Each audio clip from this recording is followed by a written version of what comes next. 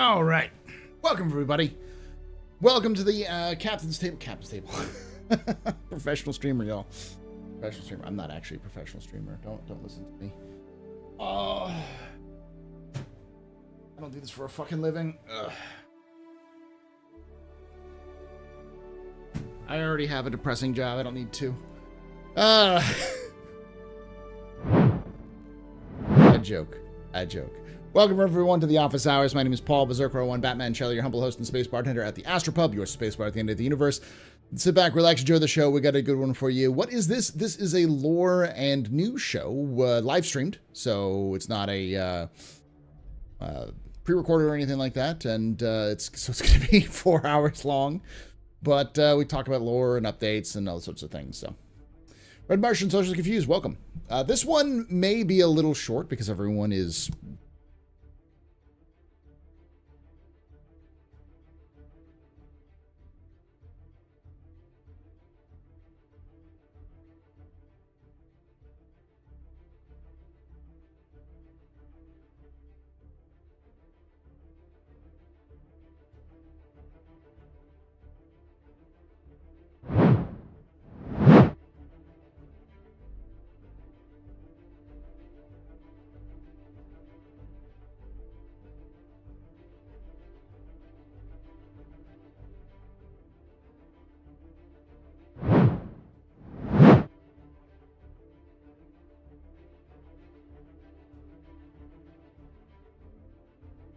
That work now? Okay, good. Now it's working. I gotta get some new cables or something like that. Every time I touch this damn thing, I touch too much. I just need to set it up and then just let it go. Hello! Welcome! Welcome to the Captain's Table. Captain's Table, I did it again. Welcome to the office hours. This is a news and lore stream where I talk about news and lore of Star Citizen. Now, this might be a little short. Compared to my usual streams, because my usual streams are like 4 hours long, so we'll see, but mostly because everyone is playing 3.23, because 3.23 is out in Wave 1 PTU, EPTU technically, because CIG is confusing, but yeah. But that's good. I played a little bit of it last night, I played 4 hours of it last night on stream, and it's rough. It's very rough. But not in a way that the gameplay is broken or that the game doesn't function. It's rough in that the servers were dying. They were screaming for mercy as we pummeled them to death.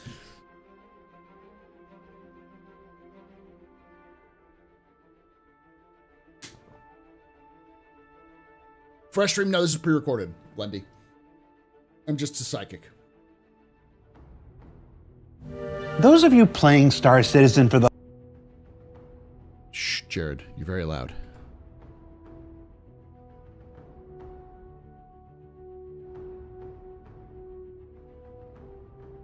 Welcome, Regular Mint. Hey, Valis.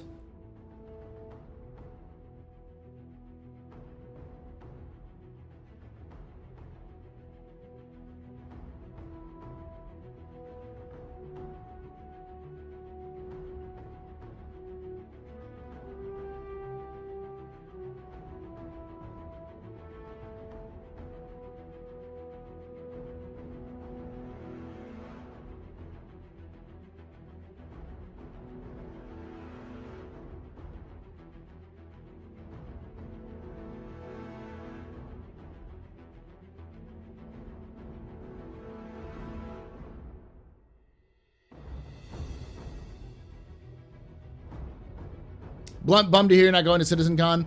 I just can't, justify the cost. It's $1,000 for a trip.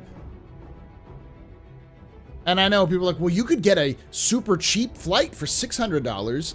I'm not spending 12 hours in an airplane across the goddamn Atlantic, cooped up in a tiny little seat. I'm going there for a week. And I'm going there for decent class, so maybe not first class, but upgraded class. So that's gonna cost me money, unfortunately. And I can't go just myself. My wife would absolutely murder me. She's like, she'd be like, "You're going to England without me?" No, you're not. So. 3.23 Roku from the slumber. Long time no see. Hey, Persky, how you doing, buddy?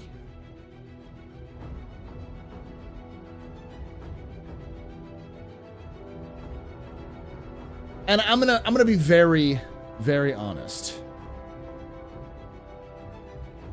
Why are you talking about Star Citizen when you should be fighting for Super Earth? Bots have invaded and reporting this from a local democracy agent. How you doing? Name's so long to annoy anybody. I would, but 3.23, baby. That 3.23 is out.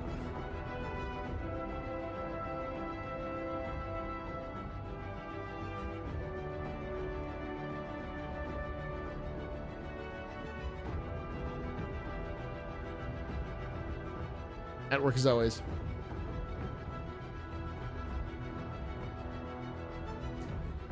But this patch is probably one of the most important patches to release in Star Citizen's history.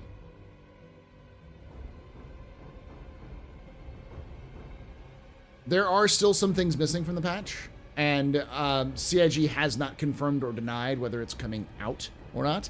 So the big thing is the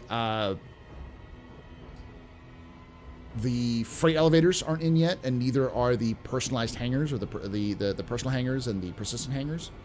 Now, based on how bad the servers were when I hopped in, I understand why. They need to optimize some of the back ends. Yeah, we'll talk a little bit about it. The UI when you do upscaling is blurry. It is awful. Like, it's probably one of the worst elements of the new updates. The UI is okay. There's still some weird things like the Mobi-Glass clipping on one side of the screen for me, but gosh, what else am I gonna say? Character creator is great. It's a good start. It's a good solid start. I think it'll, as it improves, it's pretty obvious that CIG wants to go beyond just faces, so that'll be interesting. Yeah, what I saw of the distribution centers, they look nice. I think a lot of people, when I was doing it, a lot of people were like, "That's kind of small." I thought they thought it was kind of small, and it still have this Star Citizen jank attached to it, but it's not too bad.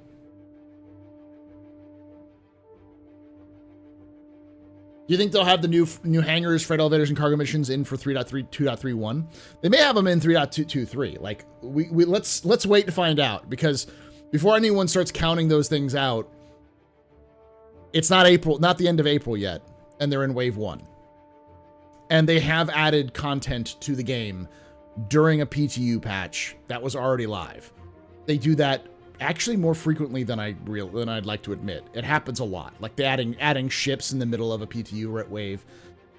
Because they have they added the item kiosks into the game, it's pretty obvious that they intend, not only did they intended to do that, but they've already set it up for it.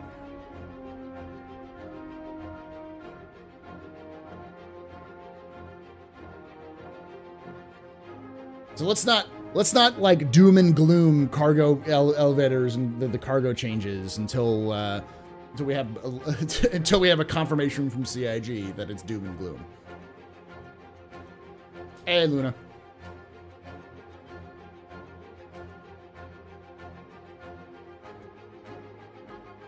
But I am glad that the current discourse around Star Citizen has shifted more towards people being like, I just like the way that the gameplay is going, because it's like, oh, so it's like a regular game.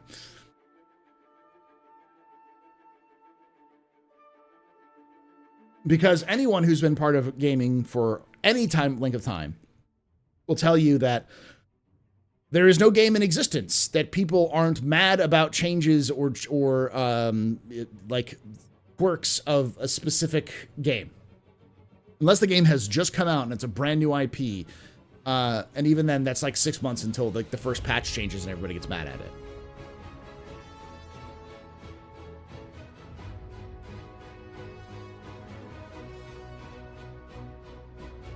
If you ban Doom and Gloom, it's going to be eliminating half the fan base. I'm going to be honest, y'all. I'm just tired of current gaming discourse. It feels really, really mean. It feels really mean-spirited and really, like, anti-fun. And, like, do I hate the changes in Star Citizen? Not really. I mean, I don't really care enough to, like, for that to be an issue. I play lots of different games. I've played Arma before. I'll play Arma again. I'll play Arma-like games again. I've played Tarkov. I've played DayZ. I've played Titanfall. I've played Apex Legends. All of those different FPS titles. Battlefield, Squad. I like them for their own reasons. And as long as Star Citizen makes a fun FPS, I'm okay with it. As long as it's fun and it feels like it's fair, or it feels like it's balanced, or it feels like it fits in the universe, I'm okay with it. Are there some questionable decisions? Yeah, I don't fucking know why. Like, I'm gonna be brutally honest with this one. Like, that is the laziest, what is it called? The scope flash is the laziest decision I have seen CIG make. That is just, it's bad development. I'm not a developer, but I'm a gamer, and I've played games. And, you know, I'm a DM.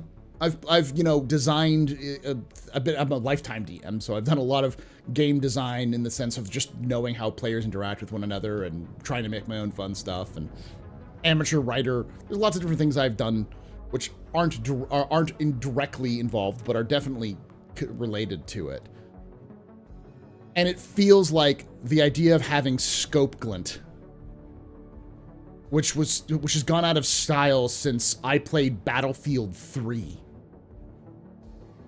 That's when I first realized it was kind of in everything, was Battlefield 3, which was like, what? Early 2010s? A game with fucking high-powered sensors that can scan like several kilometers of a surface of a planet. And like bodysuits which can see through walls. Your solution to snipers is scope glint. It is the most unlike creative method of sci-fi. You've already you put fucking wall hacks in your game. If you put wall hacks in your game, what the fuck? Like, what the fuck is this?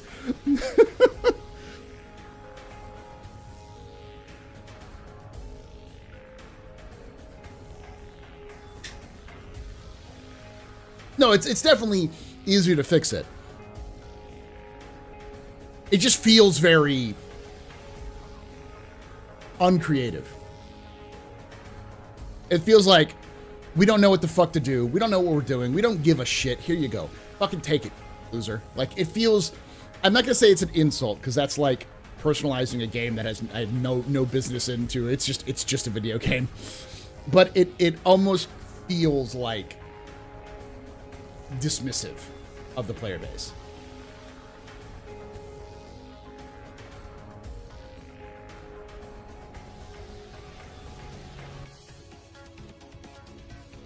No, I haven't read the monthly report. I'm definitely going to go through that. Yeah. Hey, Fred. Like, I'm okay. Like, since I have gone through the grief cycles. I am like, Star Citizen's not a sim. It never really was a sim. Now it's like CIG just stopped giving a shit. It's a cinematic game. And if the answer is it's a cinematic game, fuck it. Have fun with it. This is a sci-fi universe inspired by 80s. Why can't we have motion trackers? I mean, obviously balance them because it's fun. It's a game, but you know, motion trackers. That's fucking staple of 80s movies and science fiction. Like, I said this and Jake kind of chided me for it, but it was like, I said, we have wall hacks. Why can't you just use sensors to find a sniper? Why can't I ping and find a sniper? And Jake's like, do you know how much power it would be to find to see like a kilometer away? And I'm like, honestly, I don't give a shit. Like, it's a fucking sci-fi game. I don't give a shit. Realism's out the fucking window at this point. You have fucking space fighters in the 30th century.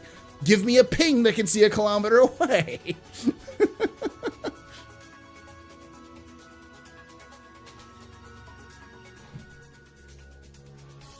What do you mean by motion trackers? Like, Halo has motion trackers, but like Aliens is a good example. Oh no, it's not a sim game anymore.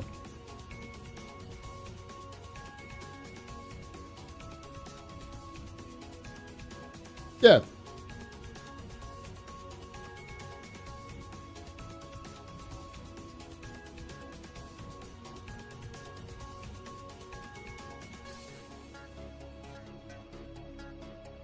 Not even a sim light, it's Star Citizen. There's a reason why CIG stopped calling it the best damn space sim ever like 8 years ago. There are solutions, clever solutions to it.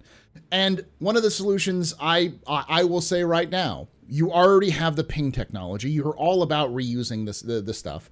Have a scanning system that's designed to implement into a suit. So you have a scanner operator, some sort of observer or some sort of like class, not a class, but like, you know, it would work like a class in a game, which sole job is to keep you updated as to movement and tracking the regions around you. Have an integrated helmet with a tracker where you can see stuff. You have a backpack that you swap out for a large scanning array, or tools that they can use to set up sensors so you can scan a local area. You're all about multiplayer gameplay and diversifying people's roles. Right there is a perfect fucking way of dealing with the problem you think you have, which is with these snipers, and having a solution, which is a counter sniper that is a tech guy.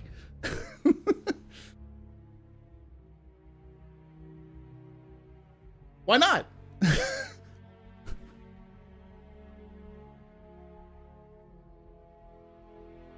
Or like, I don't know, fucking drones.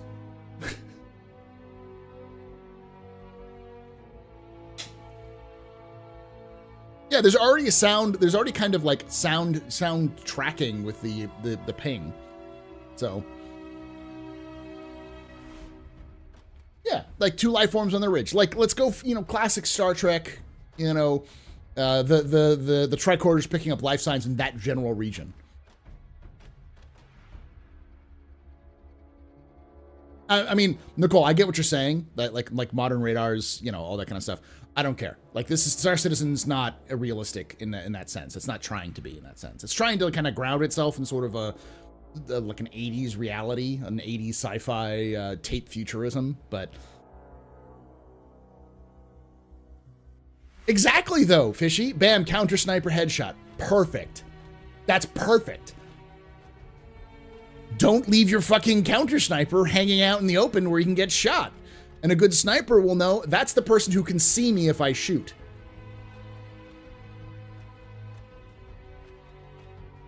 Boom, your counter sniper is dead. Well, don't be an idiot. Your counter sniper was an idiot. Now you're fucked. Congratulations, son.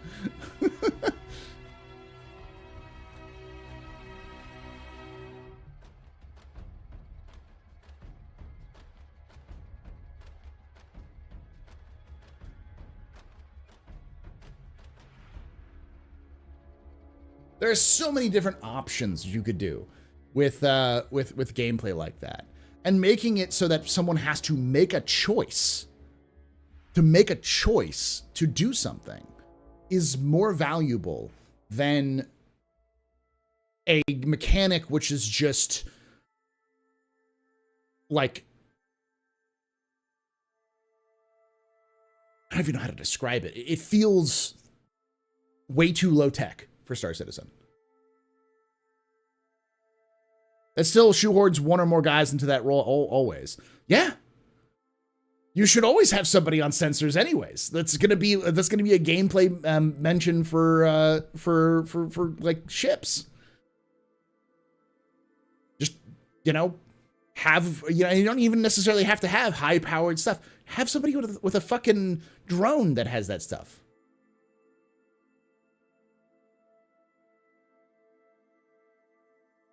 I'm staring at Jared. I'm staring at that. That's actually pretty good. It's pretty close.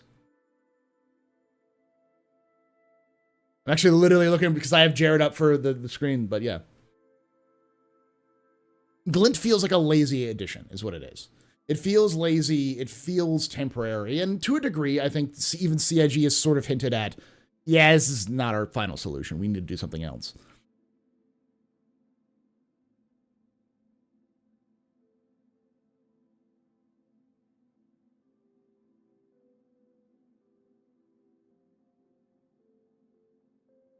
Exactly, that's what I'm saying. Like, have somebody who's a UAV operator.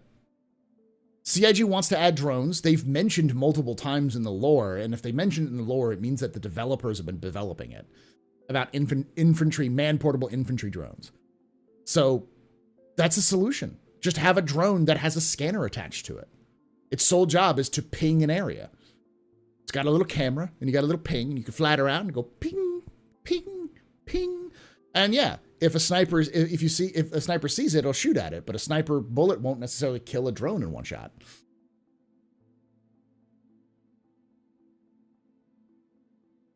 And on top of that, you do know that ships can ping, right? And they can find people on the ground with a ping. Even now, you can do that. And in the future, CIG wants to do that anyways. So if the solution is, oh, well, there's a sniper in the area, I could crawl into my... Hey, a tip! Dark, super chatted $20. $20 from Dark Tidings. In AC, you are very close, within 50 meters, but in the poo, you can be seen from 500 meters away. Sig will to have to bleed into sim to make distances fun. They shouldn't shy away from the things that make this game unique. I agree. But you don't have to do things that are super realistic. Thank you for $20, by the way, Dark Tidings. They don't have to, like, they don't have to make it, like, super duper realistic. They don't have to go with what we have today or some future things. They can go crazy fun sims, or crazy fun, like, arcadey stuff, and still would work. Because I can guarantee you, somebody would want to be a drone operator. And you could also do crazy shit. Like, you could have different types of drones. You could have a scanner drone, or you could have a gun drone, where you just fly a drone around and just start shooting at people.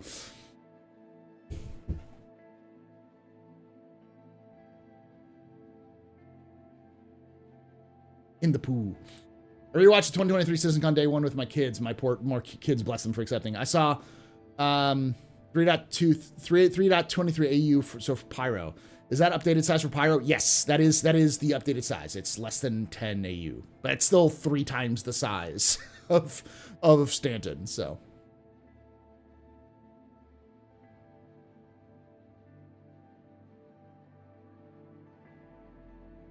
Too realistic will narrow the audience way too much. But I don't see that as a narrowing of the audience. Something like a drone operator or a scanner operator, there's somebody who will do that. Somebody is not very good. Some people are not very good at FPS games. They love to do support. I end up usually doing a lot of support, even though I'm pretty decent at FPS in my experience. I'm not like the best, but even in my older age, I'm still 36. So I'm not super ancient, but I still have decent reflexes. And, but I always end up usually doing like repair, like engineer or medic or something like that, where I'm kind of like doing a support class of some kind, because I feel like I can process a lot of stuff. I can do a lot of stuff at the same time if in crazy situations. And I think there's a lot of people who do that. So if you had somebody who's like, I'll pop the drone out, throw the drone up, and go looking for a hostile, that person may not be good. May not be a good, with a gun. They not be a good soldier. But or what do they call it? The term for it. It's not gunner.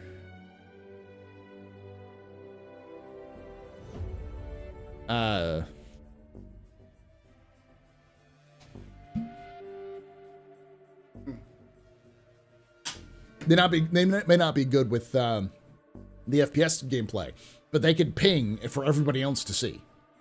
Not really marksman. There's a popular term that's used. It's like something like foot soldier, but it's when you slap someone with a gun.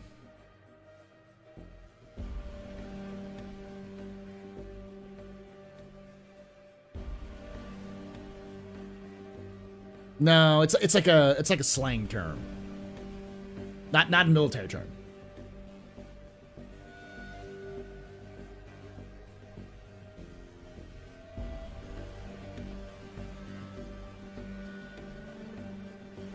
Not ground pounder. That's still military. I'm talking like street military. Not street military. Street term.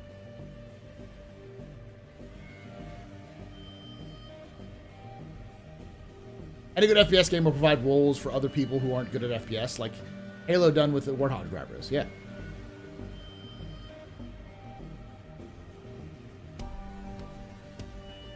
Might be Gunner. I don't know. That's what I'm talking here.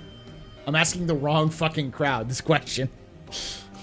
A bunch of 40-somethings, 30 and 40-somethings. Triggerman, I think that's what it is. Yeah, Triggerman. That's what. Thank you, Iris.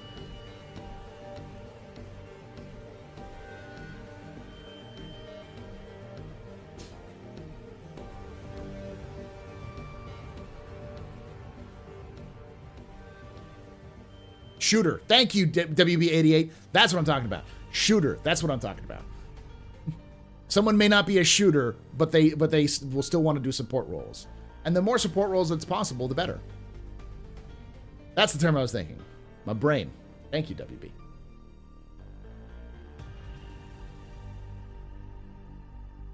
Thank you for the only Zoomer who's in chat.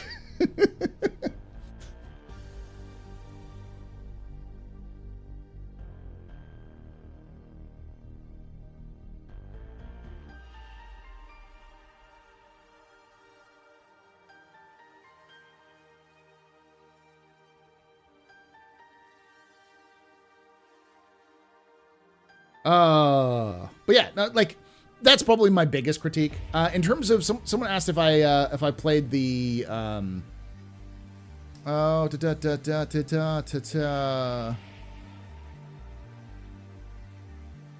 I won't be there, no, Depotes, sadly. I just don't have the cash for it. Listen, Omega. Not Omega, the other Omega. Omega Welta. I don't know if that's the same. You just changed your name or not. Welthall. The gray, for everybody who's wondering, I started growing gray when I was 18. When my wife first met me, I was like, I had that salt and pepper thing going on, and I was 21.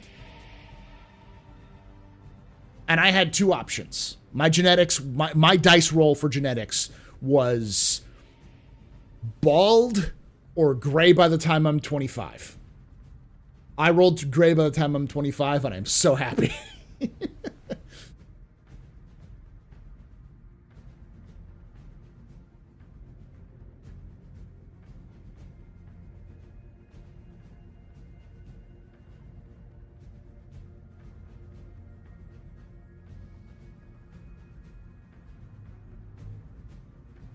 Yeah, a shooter is just a thug with a gun. Yeah, but I mean, I've heard it being used as just kind of a generic when when you need somebody with a gun to shoot something.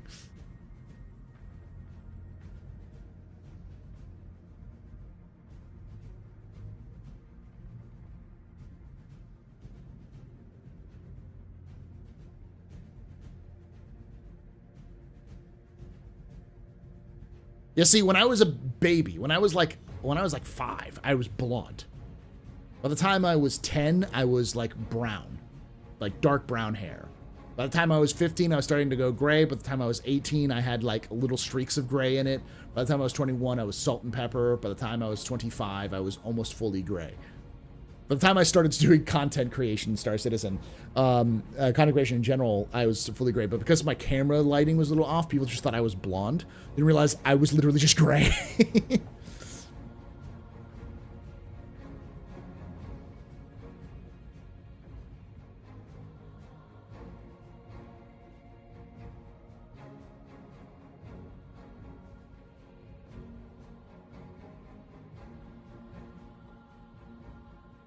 No, just being a teacher caused my hair to grow gray. I remember 10 years ago when I had color. Yeah.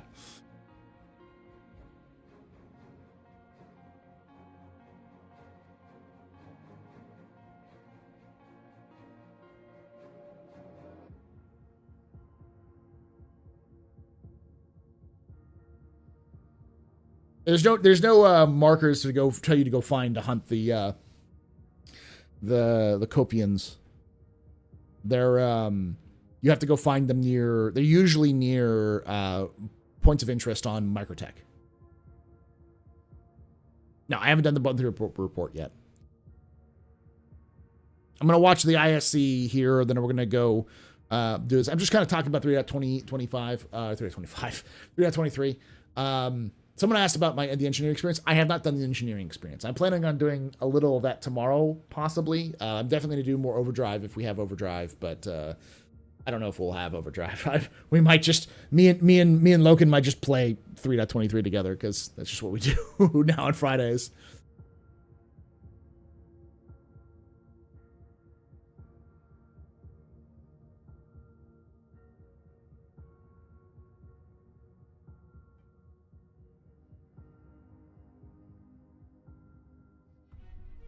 The Overdrive box mission.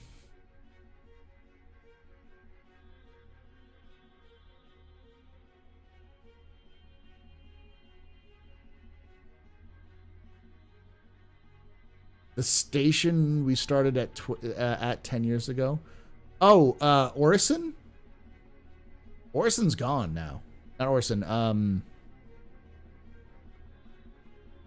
Olisar. Olisar's gone now.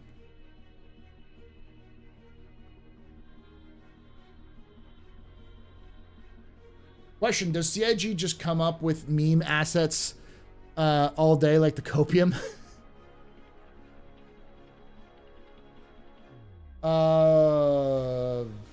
What? What meme asset is the copium?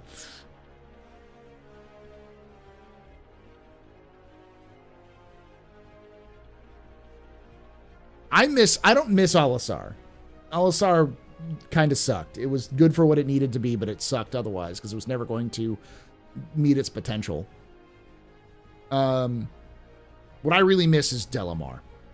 Levski. Levski is so fucking good. It's probably the most... It's the landing zone that has the most character. Out of maybe, like, Lorville. It's got the most character.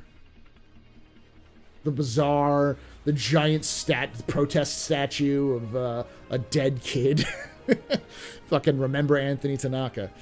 The ATC, which was like a high surfer dude, who's supposed to be a mission giver, by the way.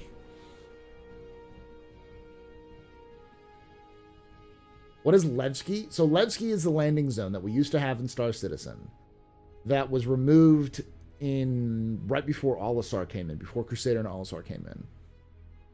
Because CIG, like Crusader couldn't handle it and all of the other ones because it was an older asset. It's supposed to be in Nyx. It's the landing zone for the Nyx system, but they put it in temporarily into Stanton. Recco Battaglia. Yeah, that was the one with Recco Battaglia. And that's where Miles Eckhart used to be. I always forget his name, so I'm glad I remember that. That's where Miles Eckhart used to be. It had a giant, like, quarry. It was an old mining station that had been taken over by rebels, and had been abandoned, and had been taken over by rebels, and was still being used by today. So it's like... It's basically a socialist landing zone. It's controlled by the People's Alliance of Levski. Like, it's kind of a meme zone because the main guy who keeps everything running is just high all the time.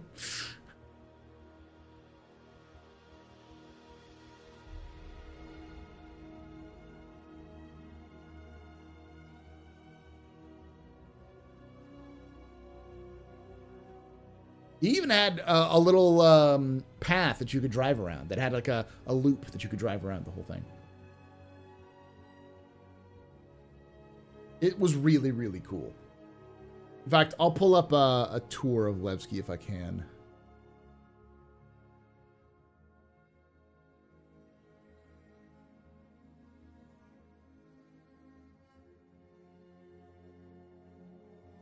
Hey, Ferrister did one.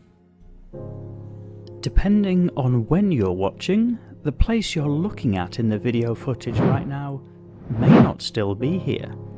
This is Levski on Delamar, currently in the Stanton system, and this is Star Citizen, a game which, despite being in alpha testing, and despite the controversy it draws, can be incredibly detailed and immersive. And this location spotlight series of videos is to celebrate that beauty. I'm Forrester, and this video will be a location spotlight on Levski in Star Citizen. Aside from the scattered beauty shots throughout, this video will also cover Levski's position in the universe, background lore, as well as some of the services on offer. And as you may be aware, I've 3.23 is an EPTU. So yes, the first version of 3.23 is out, Danny. It doesn't have all of the features that 3.23 is supposed to have, and they haven't updated any of the stuff to see if this stuff's going to get pulled or not, but yeah. Included timestamps in the video description to help you find what you're most interested in. That's a nix. Locating Levski. So, to stress for this part of the video, the very next patch of Star Citizen at time of recording is expected to temporarily remove Levski before it gets added into the Nix system. Currently, you'll find Levski on the asteroid-type moon of Delamar in the Stanton system. The landing area itself is a prominent quantum travel destination on the asteroid, with various self-contained hangars and a huge gaping hole in it from old mining activities. The accessible base is split across multiple levels. Outside the facility itself, there are some visual cues that this is a former mining location, and the whole place has a very industrial, ramshackle feel to it. And background lore. Levski is known to be a little Forrester, I expect Forrester to be doing like full-blown lore videos in like 10 years. Like that'll take like an hour and a half for you to watch on Star Citizen. He has that voice. I love you, Forrester, by the way. Me and Forrester talk. He's actually asked me to collaborate a bunch of times. I need to get him on some of my videos at some point. But he's fantastic. I love him. Little more hostile towards the UEE than most of the other in-game locations. Accordingly, that's where the ship shop teaches, and this is the like customs area where you'd first go it's a bit of a safe haven for those on the wrong side of the law.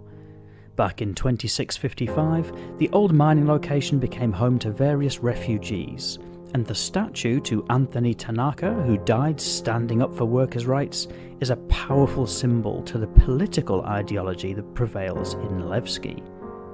Interestingly, Levski is named after a real person, Vasil Levski, who was a Bulgarian revolutionary who lived in the mid-19th century.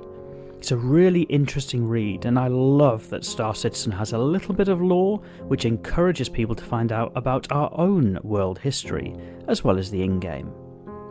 Levski is also home to the so-called Stanton's also a name. Like, there's many people who are named Stanton in real life, so. People's Alliance of Levski, which could have a video of its own.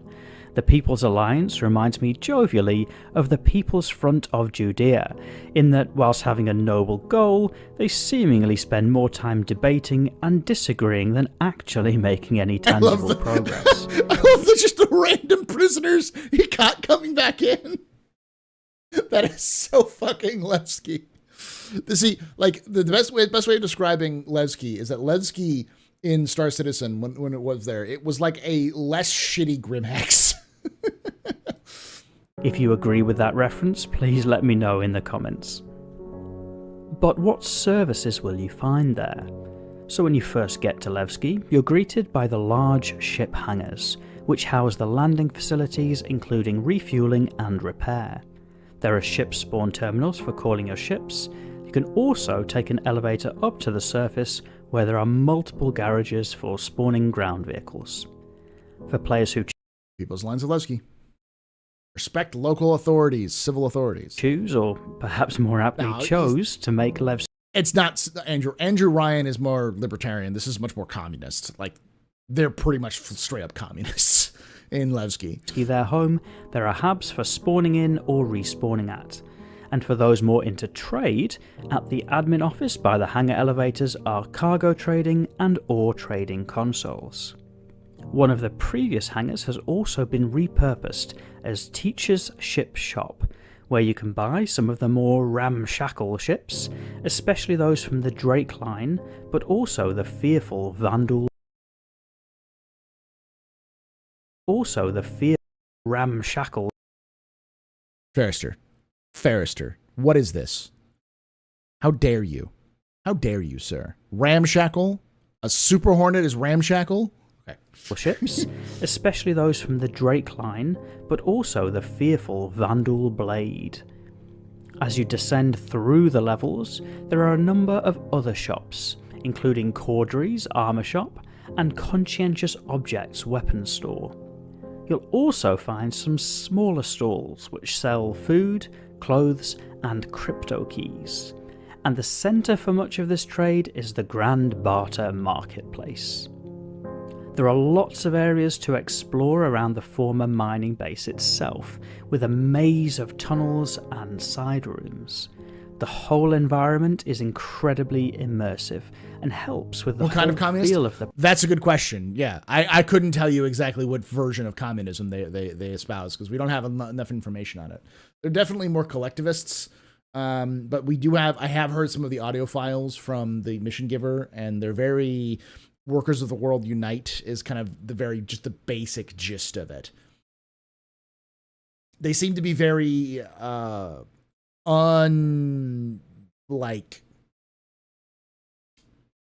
they're unorganized. They're like well-meaning, but like they're more afraid of the UEE coming in and kicking their ass because they know they can't defeat them. So they try to keep like really rowdy types out. So they do have some control, but like I would say they're closer to like a commune in the kind of like that kind of communism with like rebellious attitudes. The place as a former mining location. And that pretty much covers the services at Levski. If you've enjoyed... Will CIG sell the F7A, the Hornet F7A eventually? CIG always sells it because credit card go whoosh. Not really sovereign citizens.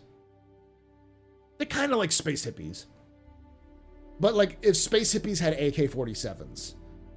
Because the lines I've heard is very much like they want to overthrow the UEE. They want the UEE, the system of government is corrupt and they want to overthrow it, and they think it's basically not really different from what the Mezzers had. But at the same time, they don't have enough power or alliances. They're like more political idealists. Maybe Trotskyists is the good way of putting it. They're definitely the Mensheviks more than the Bolsheviks. And not really libertarian. Like the market is there as a means for people to like sell their wares, and they definitely trade with the outside world. But it is very much a everyone pitches together sort of thing. Oh no, they're not pacifists. They're not pacifists. Not from the audio I heard. They definitely don't want to. They definitely want to free the world.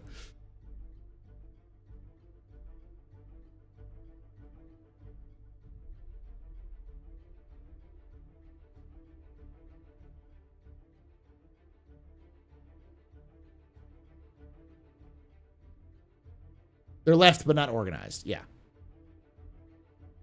The way I recoiled, we call them Trotskyists. Like, again, I don't have enough information on like their specific beliefs. They're definitely more collectivists, but I don't think they have a unified belief system. That's why they're the People's Alliance and not the People's Republic or anything like that. They seem to be a loose alliance of left-leaning organizations which are all anti-government.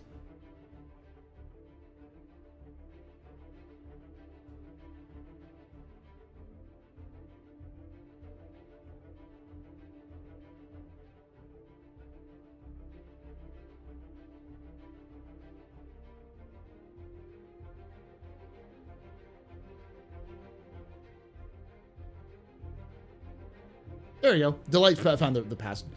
As the word of this free town spread, many anti-Mesra activists, intellectuals, and pacifists found their way to Levski. They aspired to create an idyllic, leaderless society built around mutual responsibility. Unfortunately, the newly dubbed People's Alliance engaged in an endless debate over how to achieve their goals. Yeah, that's the best way of putting it. Like, some are death to the others, some are more pacifists, yeah.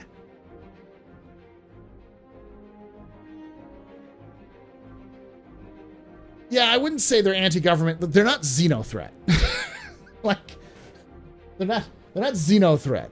They're and the thing is that all of the pirate and outlaw factions in the UEE are shades of anti-imperialism. They all have shades of anti-imperialism, not anti-corruption, but like anti-centralized power.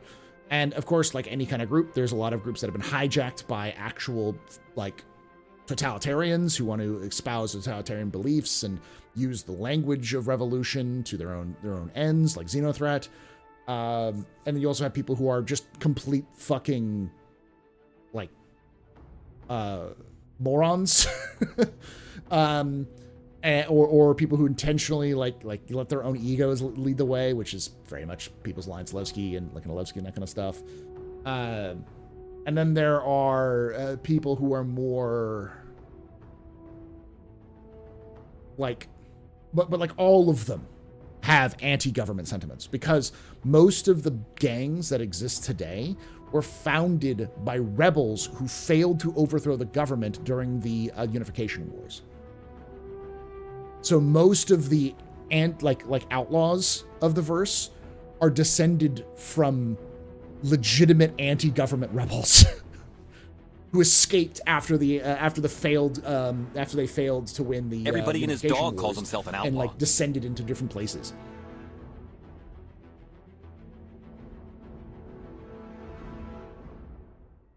Weapons free, y'all. We do have some, not a ton of the OMC, but they're definitely not.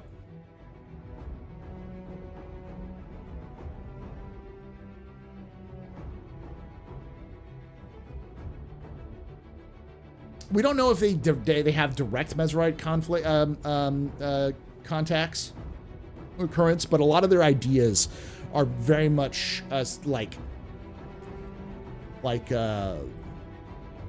very similar to how the Mezers used to talk about, like, the Xenos want to infiltrate human corporations and the government and slowly take over through like subtle indoctrination, which, you know, doesn't help that by their very nature, people like the species like the Xi'an, their culture is very subtle because they live for hundreds of years, because they live for hundreds of years, because they live for centuries.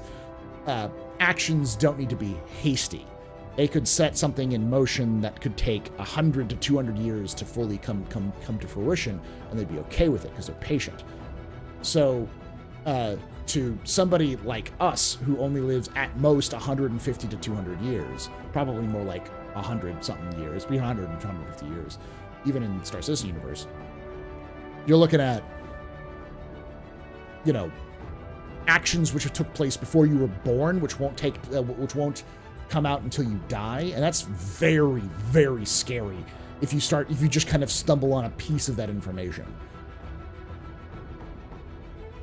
Yeah, the Headhunters are my favorite gang in Pyro because they're the least shitty. They're still awful people, but they're the least shitty.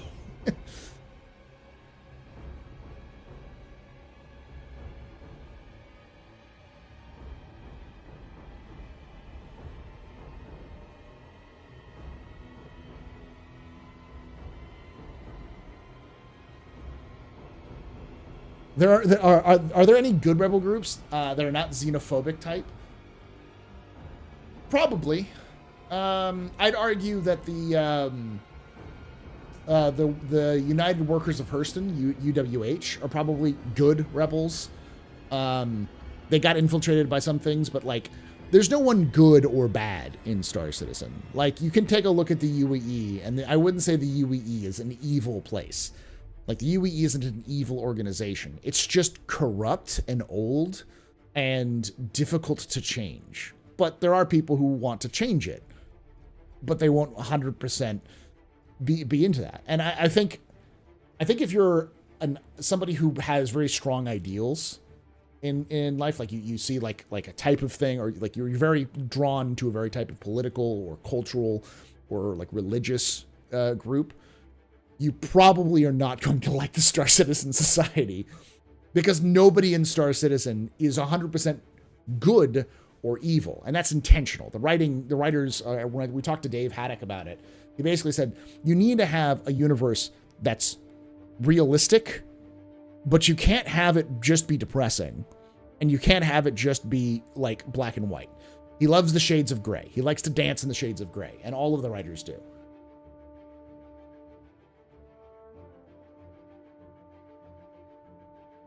So it's not 40K. I've dubbed the term I use to describe Star Citizen is grim punk. It has elements of grim dark, where like the universe just kind of sucks. The average life of somebody in the Star Citizen universe sucks ass. Not us, because we're slightly better than the average person, and you know, because as players. But it's also heavily inspired by cyberpunk, especially Stanton. The themes of corporatocracy, of you know, money over people, and the dystopian nature of letting corporations run everything is very, very present in Star Citizen. Even if that's just by accident, because you know all the CIG are big fans of 80s cyberpunk nostalgia, so.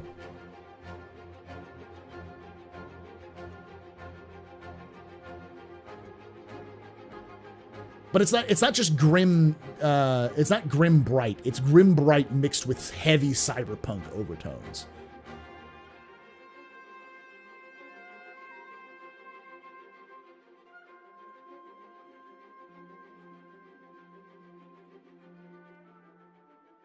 No, it's not as horrible as 40K. Nothing is as horrible as 40K. I'm sure there are places that are horrible than 40K, but 40K kind of revels in the darkness.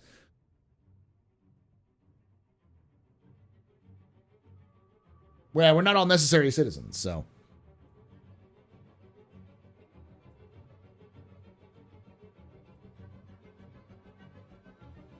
Like, and you can see, like, I don't think it's intentional, at least they don't want to talk about it.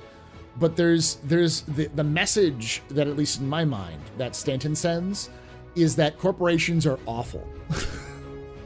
Because you have Hurston, who give zero shits. They are the ultimate evil baddie. Like, they are, like, the fucking Colonel Gavanine Hurston has a wall of endangered species, which he's personally fucking killed and mounted on his fucking wall. He does it to trigger people. They treat their planet as a devaluing asset, and so they just destroy it for fun. They give zero shits about the average person working for them, but in a fucked up way, they care more about the average person who works for them than most other companies in the fucking UEE. They give them guaranteed healthcare, guaranteed housing, and guaranteed food. Yeah, sure, all of those things suck ass, but they're guaranteed. That's not the case everywhere in the UEE. So, like, they're awful people who, because they're awful people, sometimes accidentally do the right thing. Yeah, 3.23 is an EPTU. It's in wave 1. So, yeah. So I was talking a little bit about how, like, my experiences with it last night.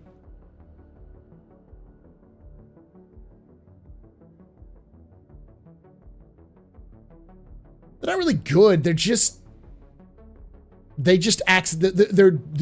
the right things for the wrong, or they're doing the wrong things. Good things are happening despite what they demand. And then you look at, like, ArcCorp, right? ArcCorp is the classic company town. The lore behind it, which hasn't changed much, is that the company wanted a continent on one of the planets so they could make their fusion reactors, which are incredibly toxic and most people who work in them will die. But it's too expensive to automate them. So they have to get people who are desperate to work there. So instead, they bought an entire planet, and the entire equator of ArcCorp is ringed with fusion plants that just make fusion engines, like your quantum drives and stuff like that. And they're awful places to work. And the way that they made money is they just sold the rest of the planet to, like, sublet the rest of the planet to whoever the fuck they wanted to, with basically saying, we won't make you pay taxes. So they have to pay rent, but no taxes. And they have almost no environmental protections. So,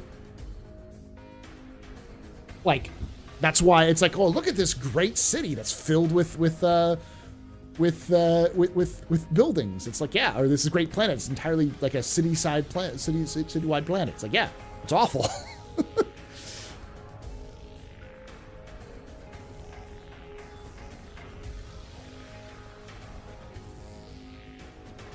And in some ways, ArcCorp is worse because it pays all of its employees in script. So it pays it in company money that you use on company stores. They don't guarantee your healthcare. They don't guarantee anything.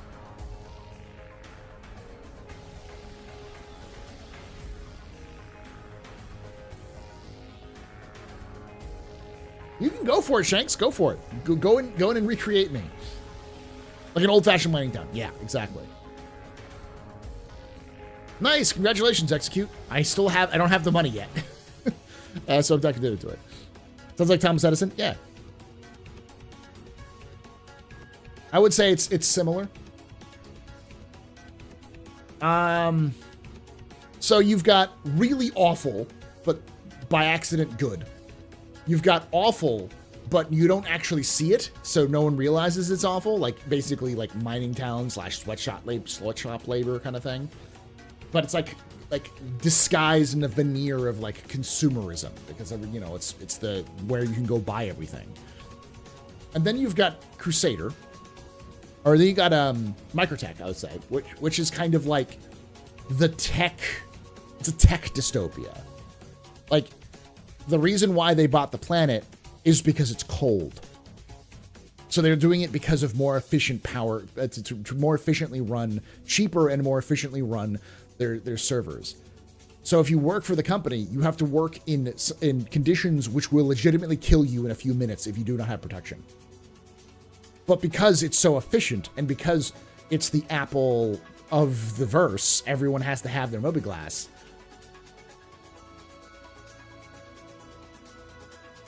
Go fuck yourself. Like, you gotta be here. And what do? Oh, well, we'll improve conditions. We'll make people a little bit happier by genetically engineering plants to make them more, to make the place feel less like bad. And then like Rayari moves in, which is this big, genetic engineering company. And they get Rayari to build themselves a predator who's immune to the cold. And then they fuck it up, and then it gets out into the wilderness. It runs rampant, aka the Boreal Stalker. So it's like, it's not overtly evil, but through its decisions, it's kind of awful. And then you have Crusader, who's the best of the companies. And who's Crusader's number one, partner?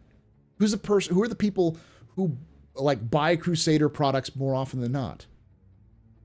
The fucking military.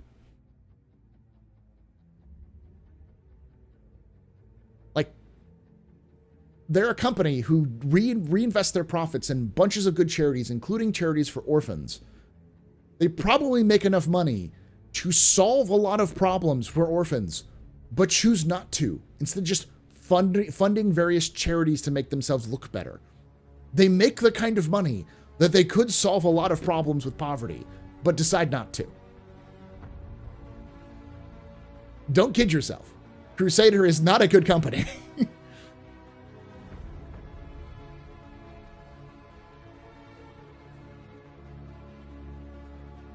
But they are vaunted for how much money they give, and they do all they can. But like, I know this isn't intentional. It can't be intentional. They're not even fucking railings on those goddamn platforms. It is so unsafe to be on those platforms. Can you imagine having a child on those platforms? Anyone who's had a kid can tell you, like, can you imagine raising a kid on one of those platforms? Can you imagine how quickly that kid would die? Kids will do dumb shit. They will do absolute horrendously dumb shit. The stream die? Not on my end.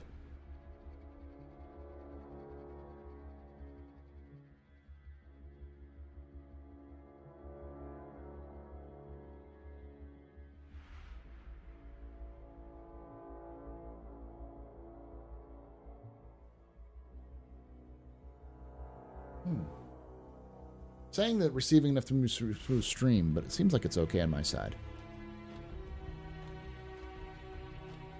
It hiccuped. Okay.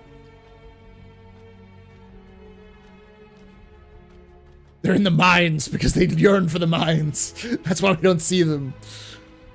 But yeah, so like, and when we talked about it with Dave Haddock said, the thing about Crusader is that they're well-meaning, but they're terrible at running a government because they shouldn't be running a government. And that also says a lot, because even if you like look at the authorial intention of Crusader, they're well-meaning but incompetent. So you go from totalitarian, pure hyper-capitalist to well-meaning but incompetent. The message that Star Citizen is sending, either unintentionally or intentionally, is that corporations fuck shit up, and you shouldn't let them be in charge of anything.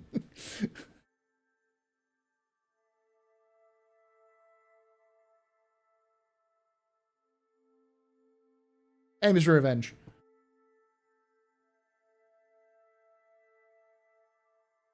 Yeah, I got to see it at Distribution Center last night. It's pretty good.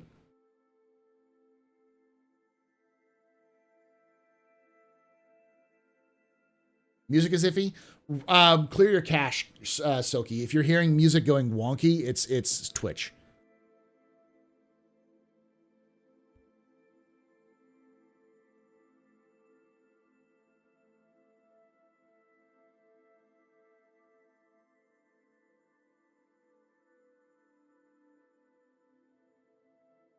Yeah, the road to hell isn't paved by good intentions. Yeah. It's important to note that, like, I don't think the lore of Star Citizen and the writing of Star Citizen is intentionally trying to spell out a message that's intended for like a specific. They're not overt, but like, I'm gonna say something that's gonna be a little controversial, okay? Because this is me, but and I tend to say stuff like this. But the reality is that all art is political in some way. There's always going to be some sort of message, either intentional or unintentional. Even if you're actively trying to not send a message, you end up sending a message.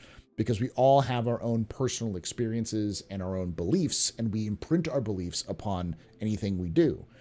And by that nature, we turn things political because of that. It's one of the things you learn when you go through a lot of historical training. We go through a course called historiography, where we learn about bias, effectively. Like, we look at previous historians and look at their own bias as to, because of their own experiences in their world and what they do. And it's basically political imprinting history with their own ideas. And it's just the case with everything. So, as a result, the politics of Star Citizen fascinate me because of what they actually are saying about the universe. I think CIG is actively trying to not have a message, except for trying to make a kind of a realistic seeming universe, taking elements from real life and history and kind of putting them into the universe to try to make them fun, while also having like a kind of a theme of sci-fi and like cyberpunk kind of thing. Oh my God, Star Citizen's gone political and woke.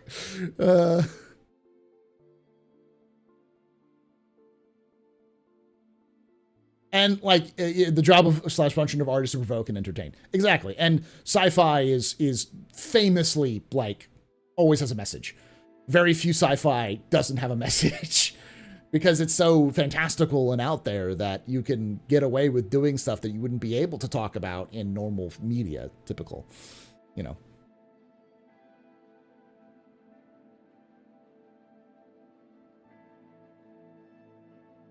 I knew an artist whose art was a color on the wall, one color. How is that political?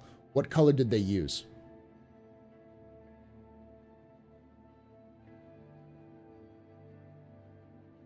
There's also Dadaism, which is which is a belief that, at its core, they wanted to break art.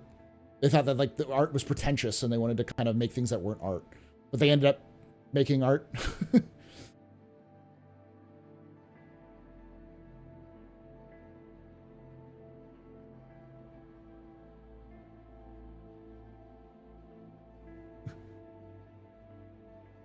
How is that art? Painting the color on the wall? It really depends. Where is the wall located? What kind of color were they using? Where is this wall?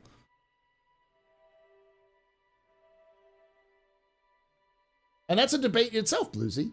How is anything art? What is art? I personally am of the belief that that everyone creates art all the time. Whenever you interact and try to manipulate the universe around you, you try to create the world around you that you want to see or that you're entertained by. And that itself has its own expression. What the car you choose to drive, what clothes you choose to wear, that's expression. And expression inherently is art.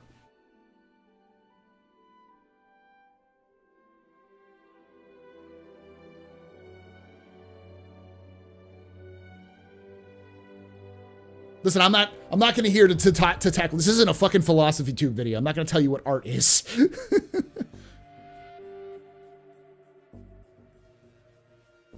Yeah, the Aryan Halo is supposed to be a wall. It's supposed to be a wall that separates the asteroids physically. The Redeemer is art. A burning trash can is art. I can dislike it, though, just like I can dislike any art.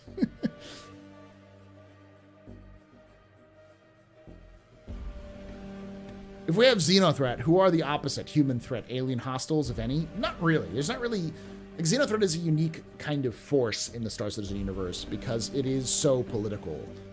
It is the equivalent... It is the epitome of the holy shit, you're getting too political meme. Because, like, nobody in Pyro likes them. Because Pyro survives by staying quiet. Yeah, they're fucking sons of bitches. And, of course, they're, like... actively raiding into UE territory to take shit. But they're never super violent. They're never super overt. They just go in, take the shit they need, and they leave. And yeah, it's going to cause some kerfluffle, but never enough political drama to get the UEE involved. Because the UEE is lazy.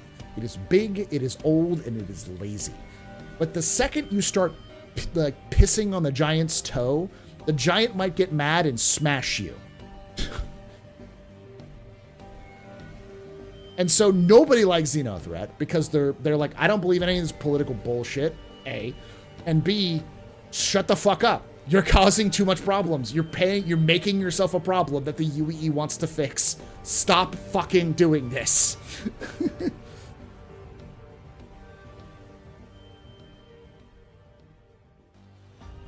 Yeah, there's actually there's 3 parties in the UEE. There's the Universalists, the Centralists, and the Transitionalists. The Universalists are kind of like the moderate party. They're the most popular. Most people kind of like them. They kind of have...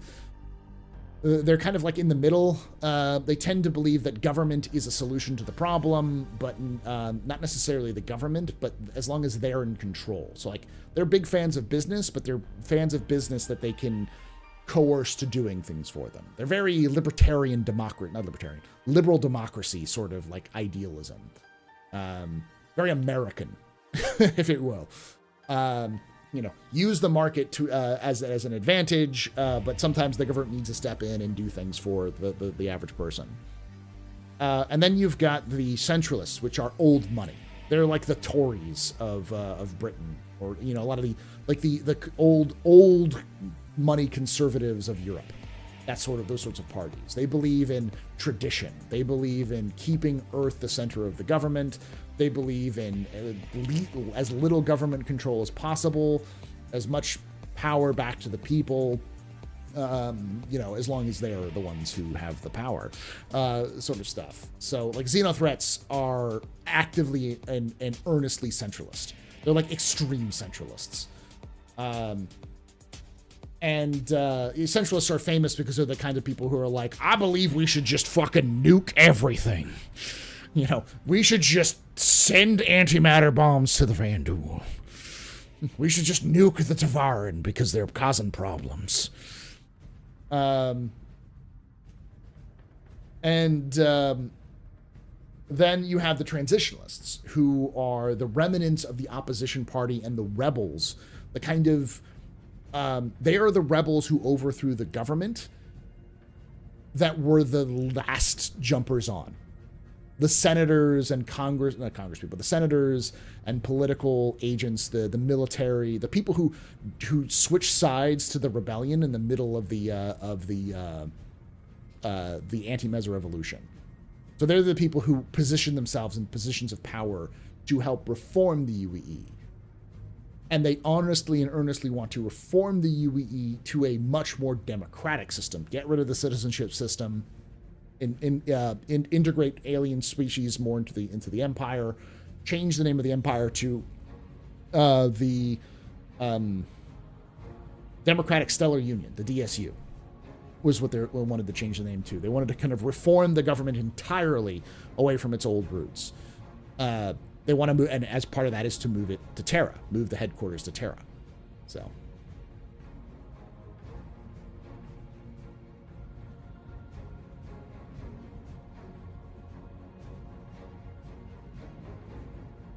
And just like any kind of political positions, there are people who think that the transitionalists are too weak, they're too cooperative, they've been compromised by power. And then you have people who think that the centralists are too married to power, that they're too, like, stability is too, like, they want too much stability, and that they're afraid of the change that must come to purge the Xenos and the weak of humanity, that kind of stuff.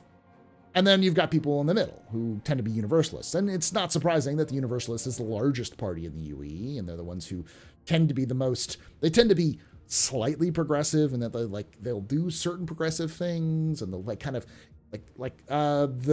Suj Kosi, the Tevarin senator, he's actually a universalist. It's like, you think he's a transitionalist, but no, he's a universalist, because he's like, transitionalists want to do things like make peace with the fucking Vanduul. They're like, what the fuck? Are you high? They're gonna fucking kill us all in our sleep. We can't make peace with the Vanduul. And Suj Kosi, who's actively fought against the Vanduul, knows it's a bad idea.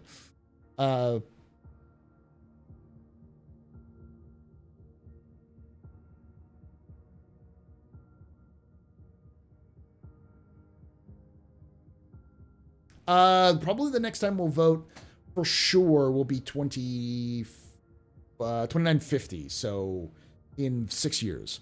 But they do Senate elections happen every so often, so it might happen somewhere else. Have we tried to just talk to him? Yeah. We have. It doesn't end well.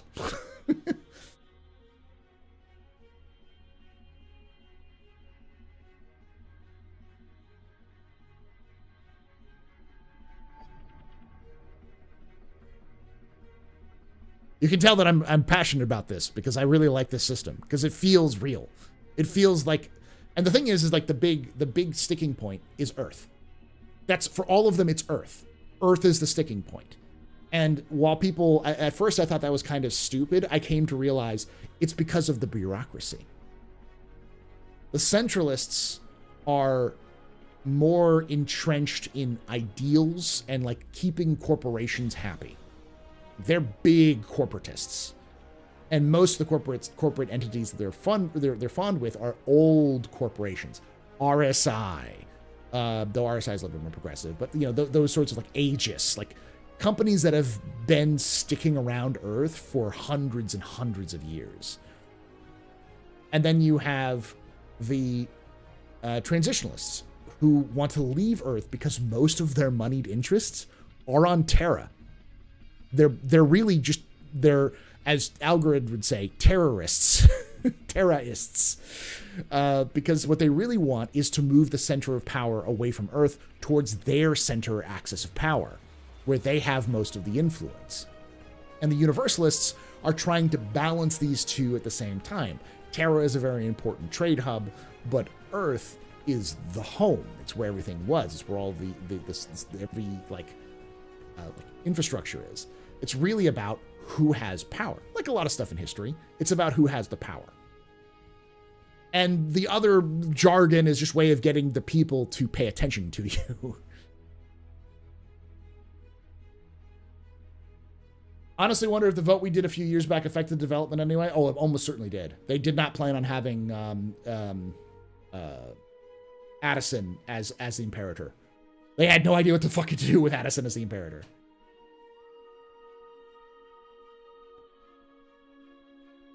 Yeah, because she has no power base because she was independent.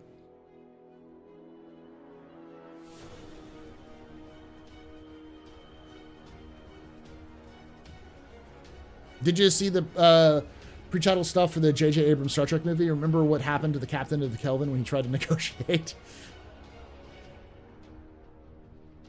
I think they do have plan on repercussions from that vote, likely AI research related to tragedy. Oh, yeah, and I think CIG is going to lean into that. But they have to get the game to fucking work, which is in the process, but, you know. Have CIG stated that they intend to have Xeno NPCs at some point? Yes. 100%. They already have them. In Squadron. They're the FanDuel. But yeah. We as players have proven military hardware. It means exactly jack and shit. And most of Pyro hating each other more doesn't mean that they can't all agree to fight Xenothreat. Xenothreat being on Pyro still makes less sense. I'd argue that the reason why they have power is because someone is paying for them. Xenothreat got those interests somewhere. They got those gladiuses somewhere. And there's plenty of political interest for a Xenothreat.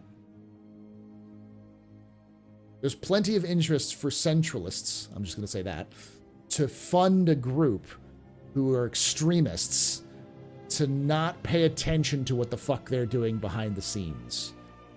So whenever someone says, well, the Xenothreats are doing stuff like you, and you're like, what are you talking about? Those people are crazy. See, like, that's extremist. We're reasonable people here in the Centralist Party.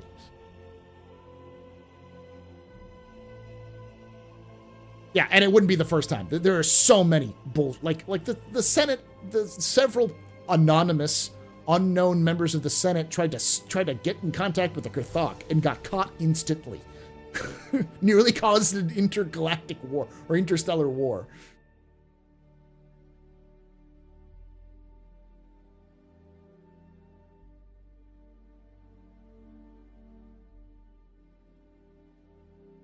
Hey, Artemis.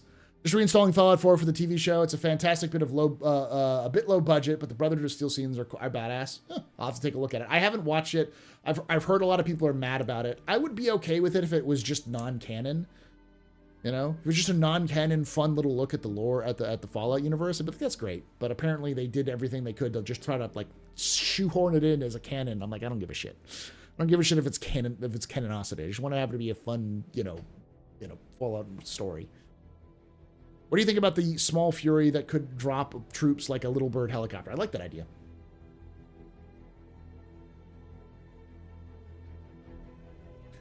Something funny to me, everyone clamors over military-grade hardware when Milspec is not really quality, generally speaking.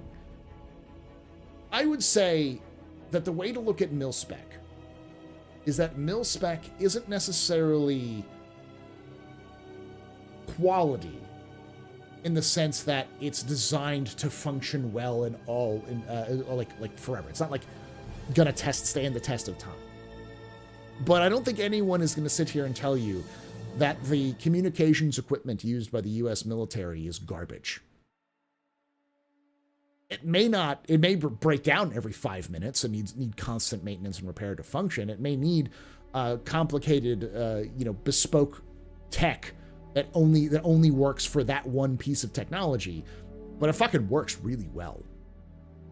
And I think that's the case with most military equipment, especially US military equipment, is that it's not necessarily the best you can buy, but it works, and it works for its intended purpose.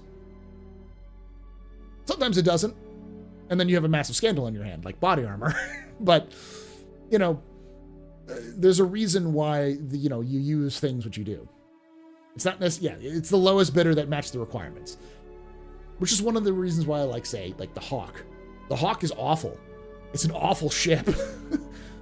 But it's built exactly the way a Milspec would be. It's like, we have these requirements, I want you to build this, and they built that, and it already had supply lines, so work with it.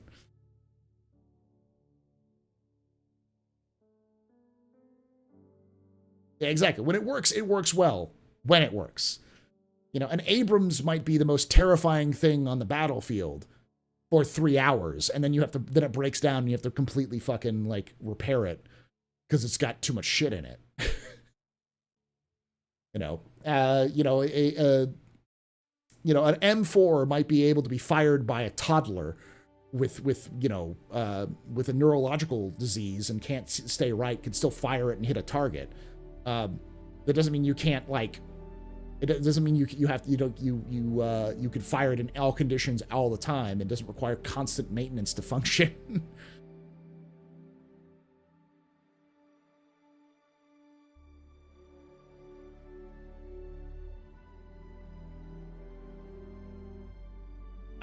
So I think that's the way to look at it with Star Citizen, is that military equipment should be incredibly good, incredibly useful, incredibly purpose-driven, but breaks down fucking all the time, is an expensive hog in terms of replacement parts and other things, wears through incredibly fast, but is very good at what it does.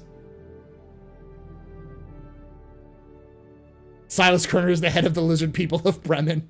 I agree with that. What is the BV141? I don't recognize that. Probably will know what it is, but let's look it up. Oh, Blumenvoss, the bomber, right? It was a tactical reconnaissance aircraft. The thing looks ugly as shit.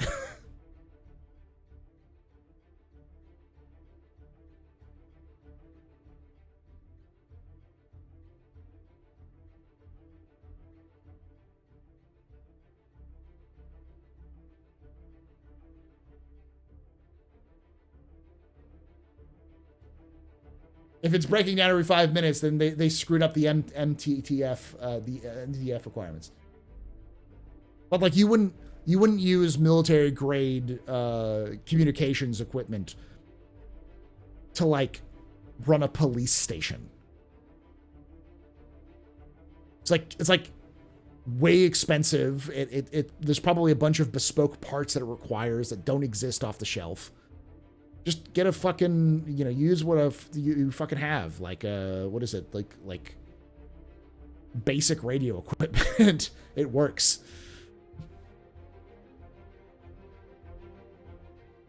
Oh, I love the Hawk. I love the Hawk, but it's kind of like how I love the Steel, because the Steel is exactly what Drake would build.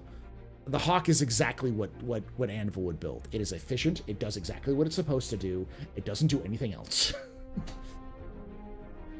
So it can be incredibly frustrating if you want to use it for something that it's not built for.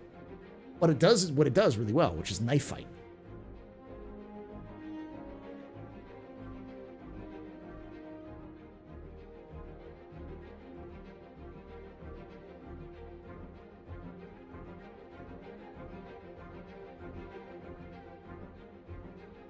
All right, let's watch ISC and then let's go into the monthly report.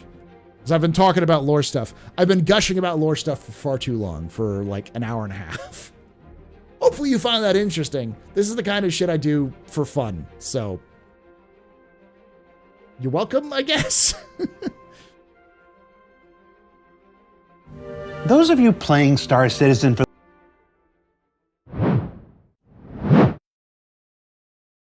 question, how is Aegis doing in the current lore? They're doing good. They're actually doing really good, because Aegis basically copied Anvil. When they found out that all the civilians liked their shit, they went, oh, maybe we should sell this shit to civilians. And, you know, when you have the Gladius, which is the premier light dog fighter in the universe for like 500 fucking years, it has been on propaganda posters for longer than people have been alive. Yeah, someone's gonna buy your shit. It's like, you know, the F-16 is not the most advanced fighter in the universe. The what is it? What's the current SU? What's the current Sukhoi? That's like the kind of older version. It's like the 90s, but it's still really, really liked. Like, yeah, they aren't really like they haven't been top of the line for like 20 years, but people fucking know them.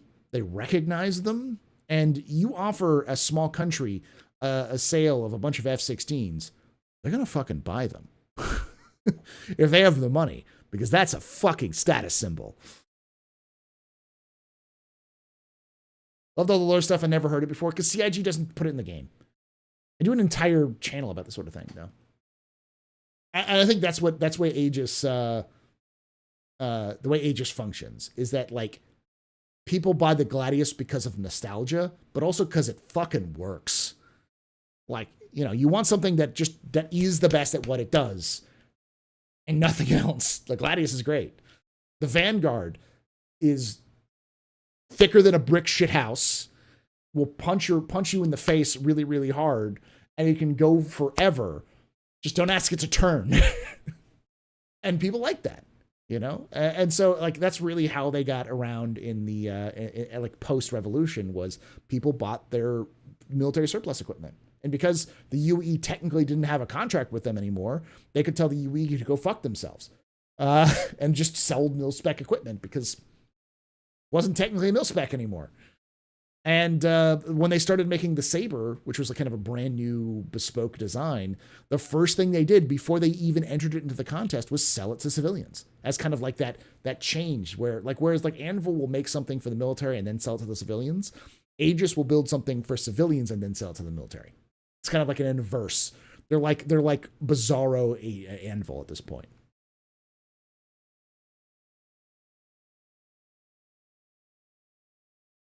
Aegis doesn't suck. They're just Lockheed Martin.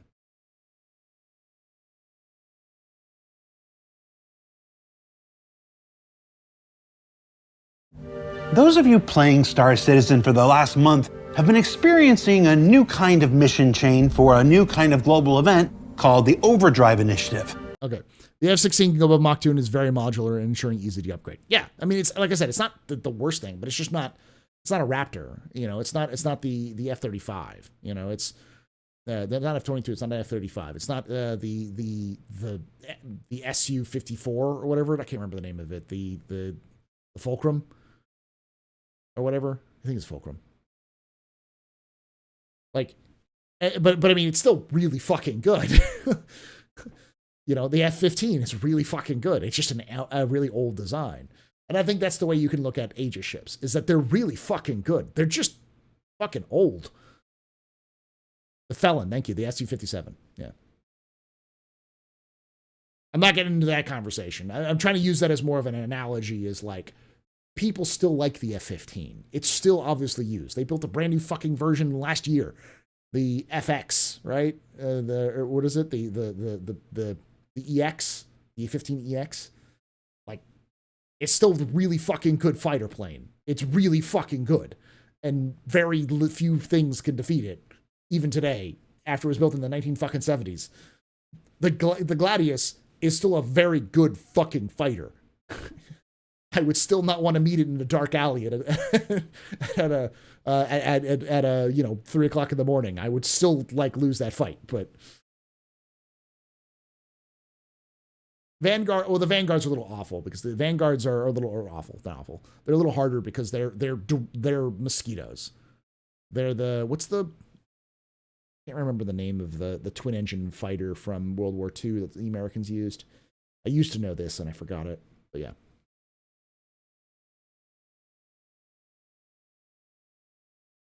P-38. Thank you. Yeah, it's the P-38 or the Mosquito or like those sorts of things. The Thunderbolt. Yeah. Is it a Lightning? P-38 Lightning, yeah.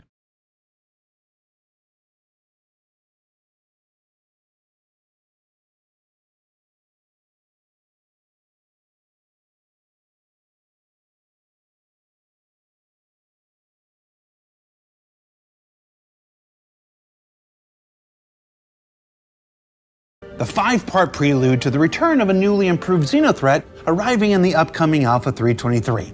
And so this week, we went to the folks who created it to discover their original intentions, to hear their reactions to how it's been going, and to get a look at what lies ahead for this and additional initiatives leading up to 4.0 and beyond.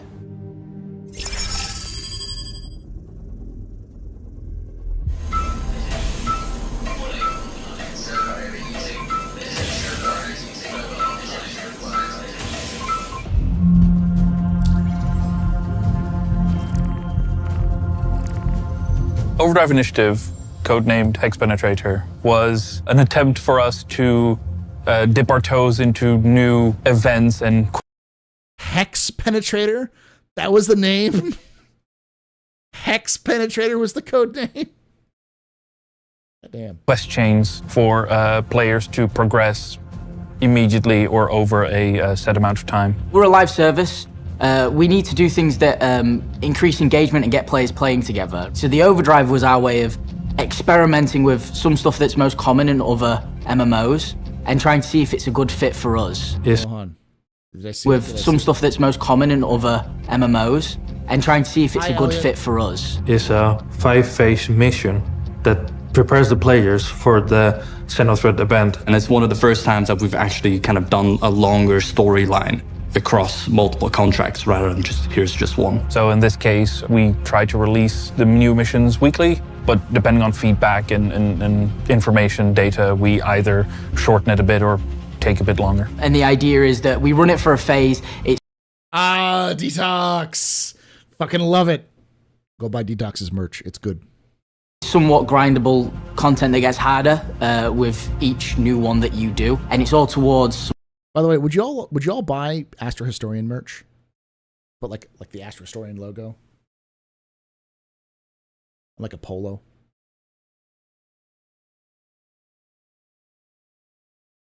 Okay, I'll have to do that. Some sort of greater narrative. It's more giving the player.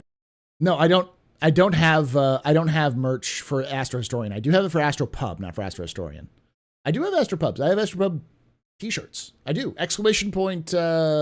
Merch in chat will get you what I need. So yeah. A deeper understand of the lore of the game and prepare them in advance to the Xenothreat at the end of a long time mission quest chain. So let's start with phase 1. So phase 1 was a data heist where the player had to go down and recover some data off of servers. We gave it a bit of a narrative spin where the CDF has detected a lot of their security bunkers going offline or being taken over by Xenothreat soldiers, and they're recruiting any willing and able body.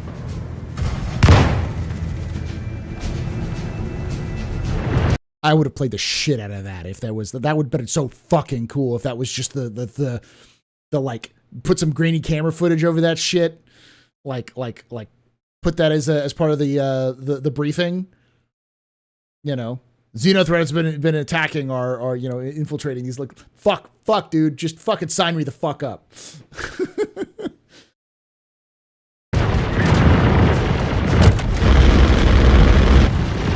And you have to go and infiltrate and capture the data to figure out what they're doing. Awful. And keep the server room protected until the hacking is done.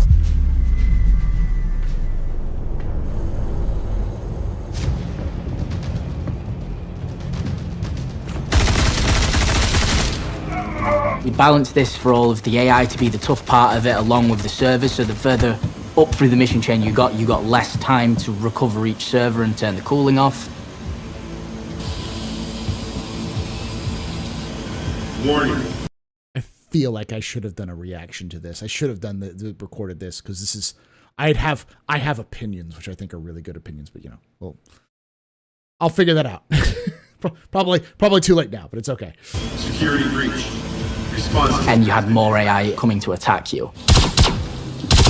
One of the main key differences that I had the joy of implementing is we took some of the tech from Squadron over, where it's not just Xenothreat attacking you, but they're also putting a lot of pressure going into the server room. You might spot some of the Xenothreat people actually rushing down into the server room to try and check all the covers to see where you're at.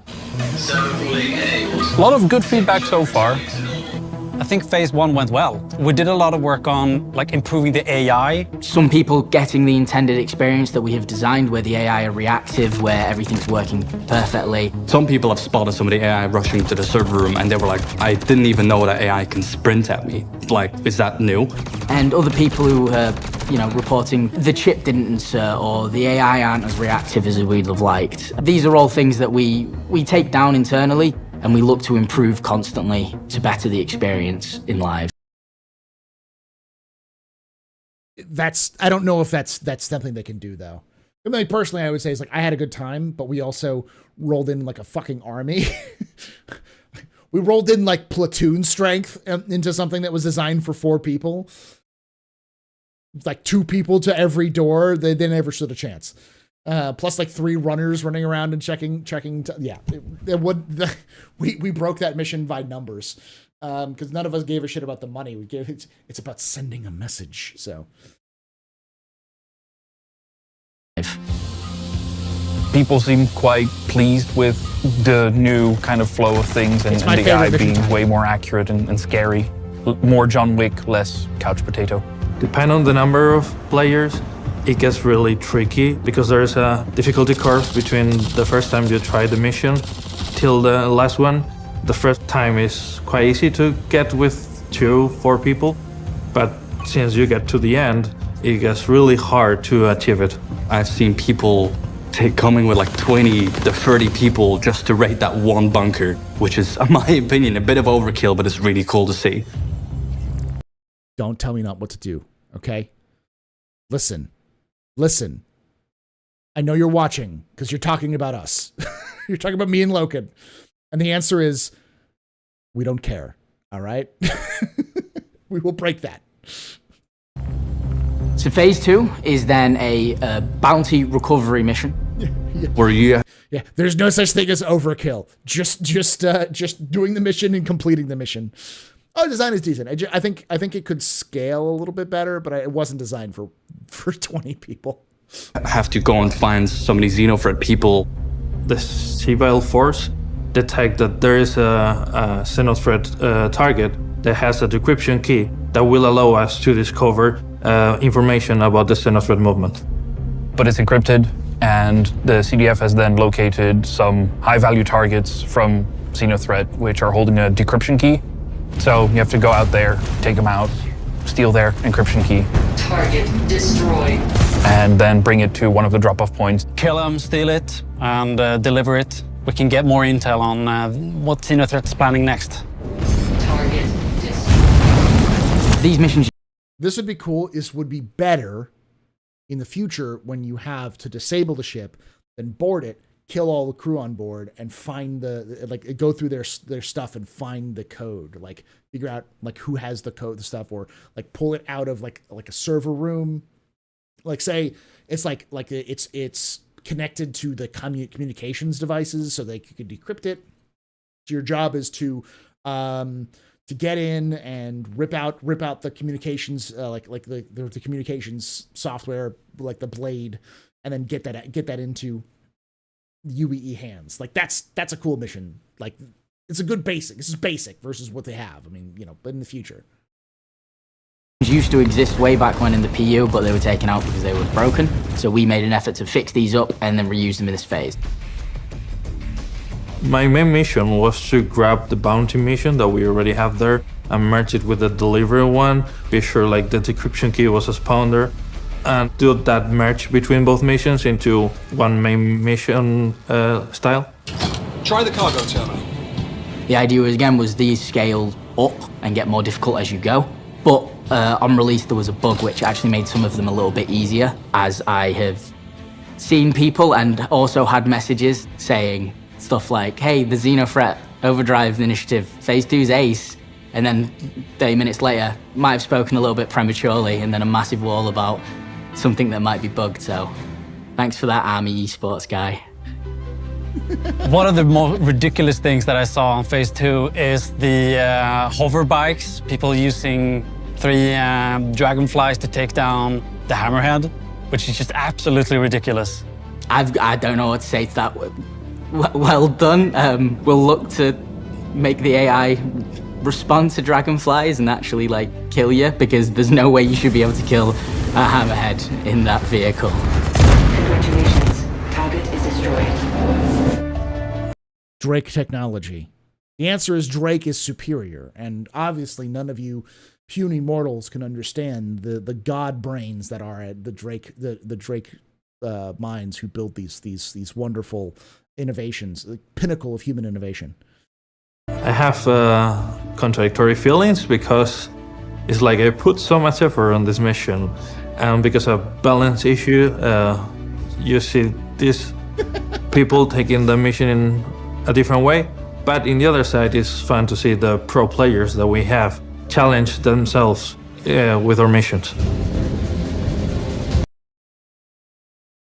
We just spammed missiles until they stopped moving. Phase 3 is Xenothreat being a bit more brazen. They realize that their setup has not been working so well, so they're just doing all-out incursions. They're popping up randomly around Stanton with a massive combat fleet. The idea in normal MMOs is you turn up, you get entered into some sort of quest, and it's like, this thing's happening, you can engage with it, and if you leave the area, the quest is removed. The incursion is our first step into trying to do that with the current system we have. It's a challenging thing that you will need to get collaboration between the different players to be able to tackle down those ships. So the idea is you go to a location and there's lots of ships, and everyone, it's a server-wide event, so even if you've not done phase 1 or phase 2 of Overdrive, you can still do phase 3. It won't skip your progress, you'll still have to complete the previous phases, but the idea of it's kind of this is happening right now in world for everybody. Everybody needs to get here and help us destroy all of these ships. This is basically what I suggested when Xenothreat first came out. I suggested that to make it feel like there's an actual attack, you should see like a week before the actual event, Xenothreat incursions popping up around stations, locking down stations, attacking people, probing attacks, because that's what an invasion is. Before you invade, you probe to see what the defenses are like, so you can figure out where the weak spots are, so you can exploit them when you come in. But you don't want to do it so brazenly that everyone knows you're about to attack. So you do so in what seems random attacks, random raids, something that doesn't, that stuff, hit and fade raids, exactly. And like that would have made people realize, hey, this shit's going on, and would be fun for players, because you could just suddenly have just random spikes of activity and be like, oh fuck, why is Xenothreat attacking? So I suggested this, and I'm glad. I don't know if they necessarily watched my suggestions. It was a long time ago when I made that video, but I'm glad that they decided to, take it in, because I'm sure other people had similar ideas. What's interesting to me there is that when we played it, it was quite difficult, and we needed to cooperate and stay coordinated to take down like the big amount of ships that needs to be killed. So, as of recording this hasn't happened. What I expect to happen is that some lovely players will turn up in a bunch of dragonflies and just make it all look like so. Thanks in advance. Or we pull up in a 890 jump and play Rule Britannia while we fire missiles off the deck using a storm.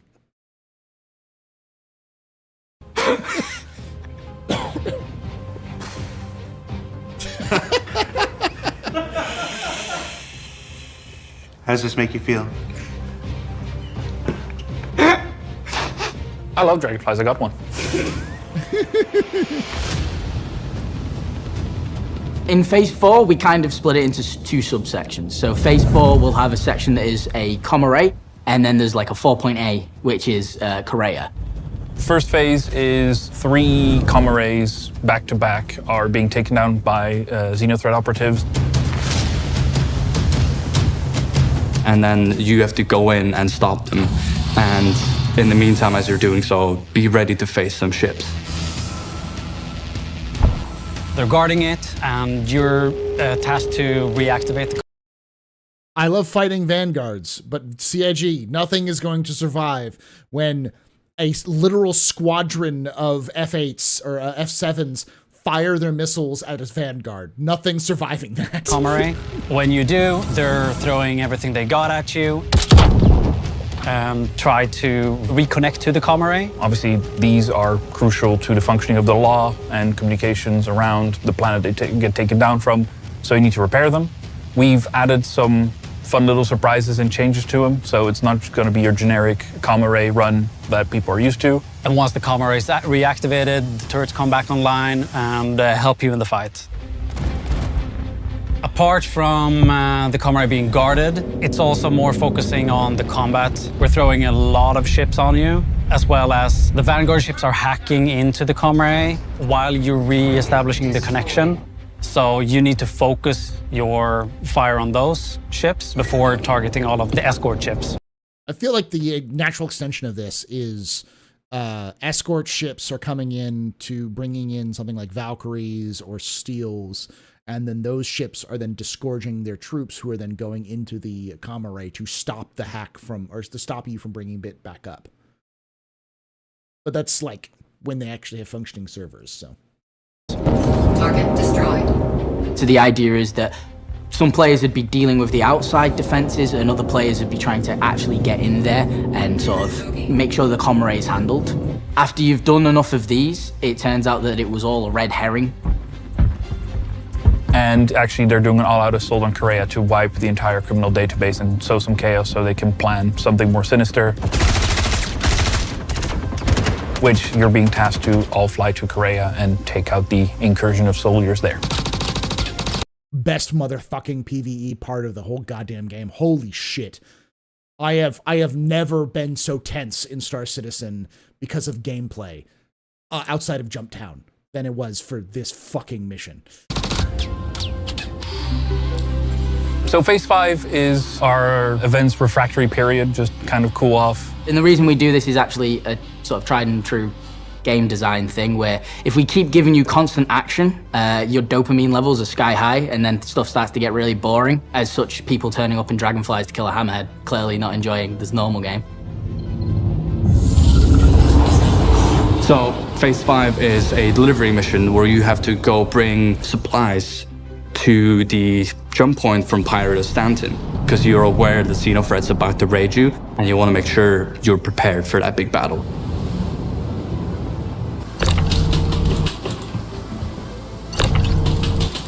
So what we do is we have little respites where the action peaks down and then we'll peak it back up. And because phase 6 is the whole Xenothreat event, which is a huge battle and it's going to be hopefully very difficult, we have a little bit of a respite. Not too much when you do phase 5 and you have to do these sort of delivery missions. All right, so I would argue, and this is just my initial reaction, is that phase 5 should be going on all the time behind the scenes. My feedback would be CIG should have phase 5 be running through and have a, instead of it being like pick up supplies, have a counter. We need the Luthermex. We need copper. We need gold. We need hydrogen fuel. We need whatever. Like the UEE has a list of supplies they need to resupply to make sure that they're oversupplied for a possible Xenothreat invasion of Stanton.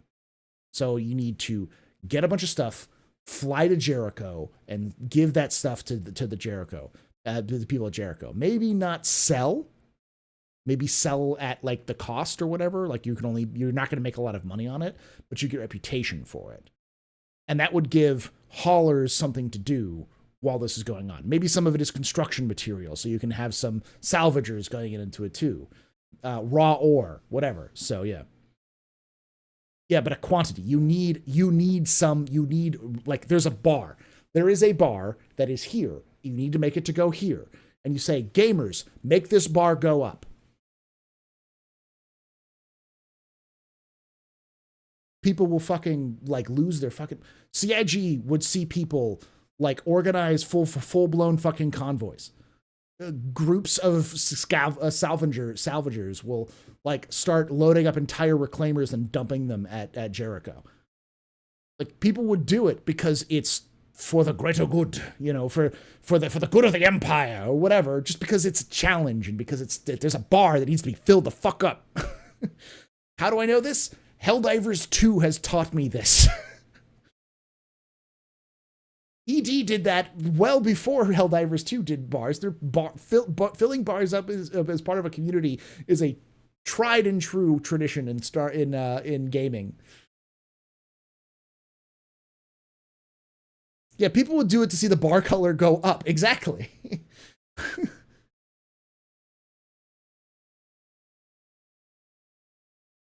That is true, Heath. For that, you need servers and shards that don't self-nuke themselves.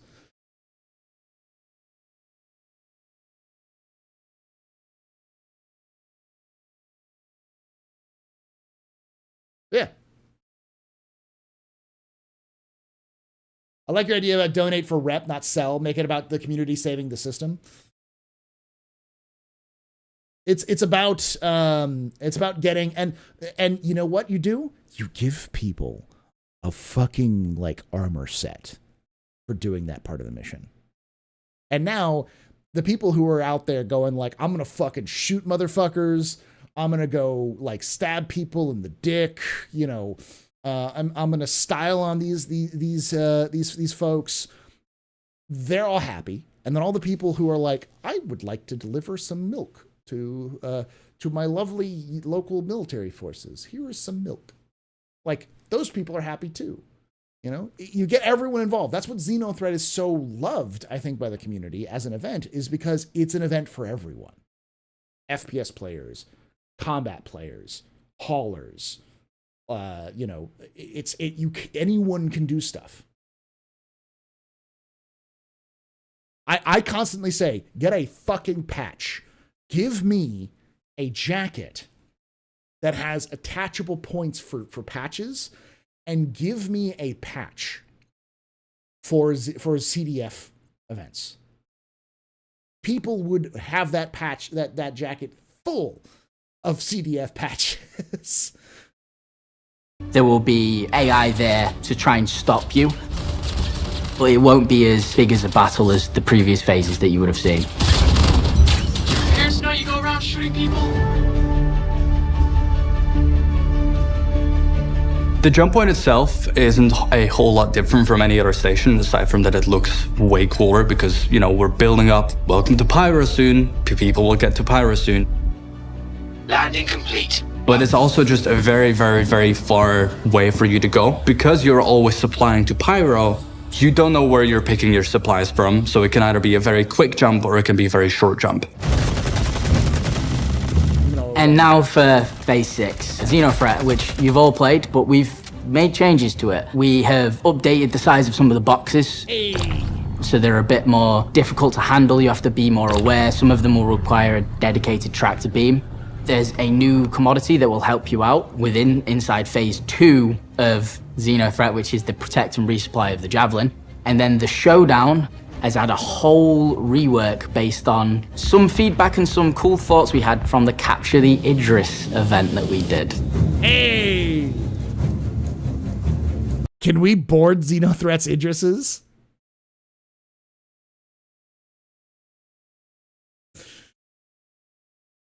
Let me find it.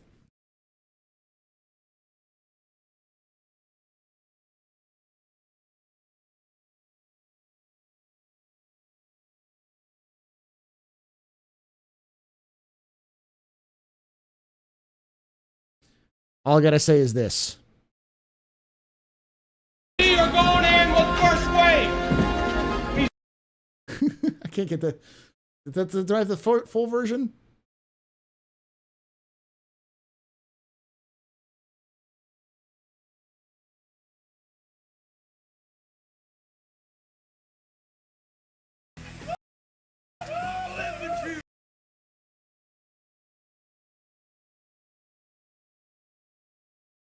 We are going in with first wave.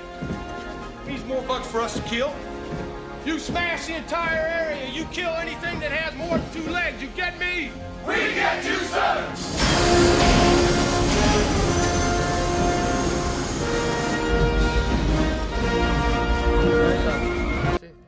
You know that's what it's gonna be like.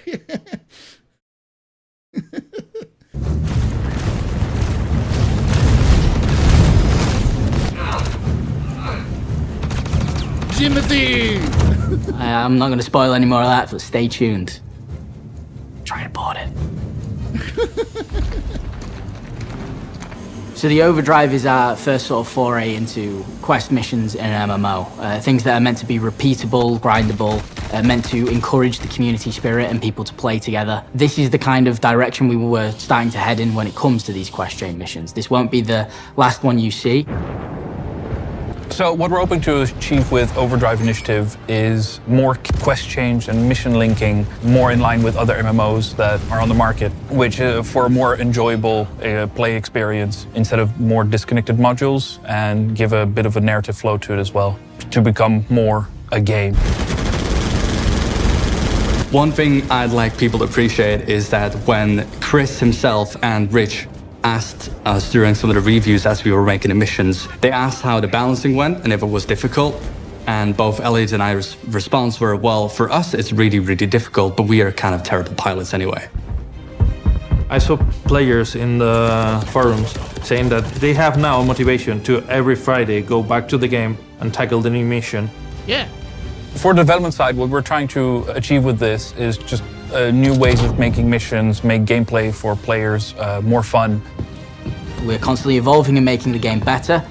Seeing feedback, we have our own internal thoughts of how we think it well. We've done our post-mortems, and we know how we're going to improve it for the next one. So from here on out, it's only going to get better and better, and we're going to see more and more quest chains come in.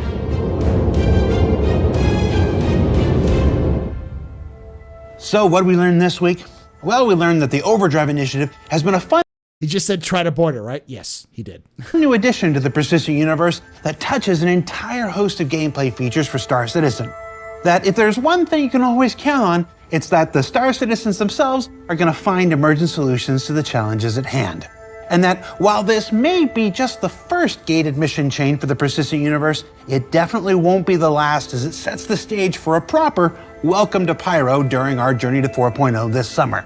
And if you haven't played the Overdrive Initiative yet, there's still time to play all 5 phases starting tomorrow and running until the release of Alpha 3.23. For Inside Star Citizen, I'm Jared Huckabee. Thanks for letting us share the process of game development with you, and we'll see you all here next week.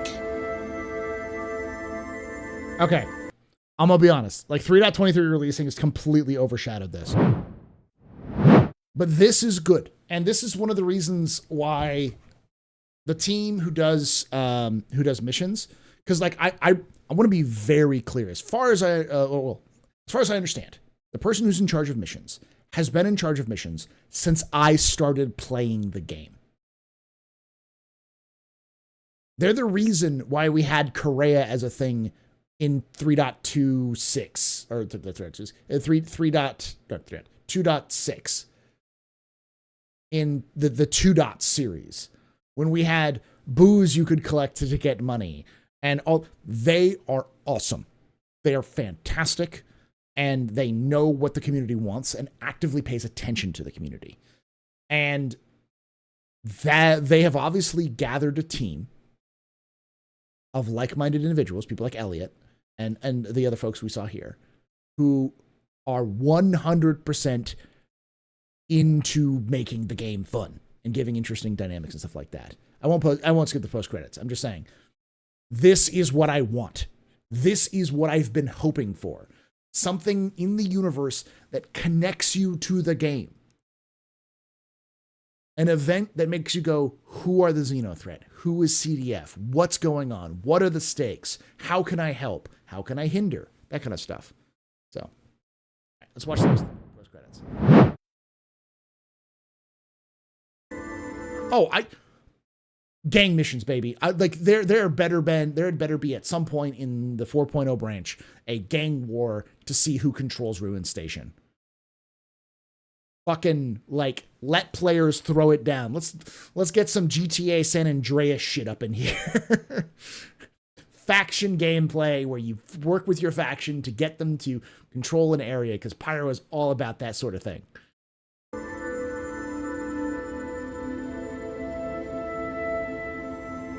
You have to explain Hex Penetrator. So Hex Penetrator is an anagram for pre-Xenothreat, but we know that people data mine our source code. So I just came up with a random anagram that was very inappropriate. I didn't think it was gonna last, and then unfortunately, once it was there, people all started referring in documentations like, oh, so the Hex Penetrator mission's this, and like this and that, and I was like, well, I can't change it now, it's gonna confuse everybody, so my lasting legacy in this company is a mission called Hex Penetrator. How does Chris Roberts feel about this? He laughed, then told us to change it, and we forgot. Oops. Sorry, Chris. Yeah.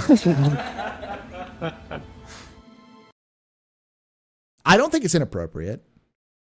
It's very appropriate for what the missions they are. That is. All right. We got military people in chat. Is that not a name for an operation right there? Operation Hex Penetrator. That is some Milspec naming conventions.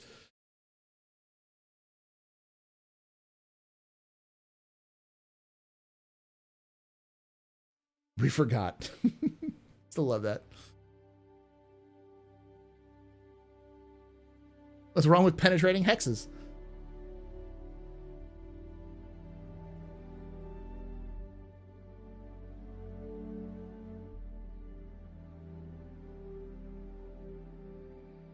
At least we'll always have Hex Penetrator.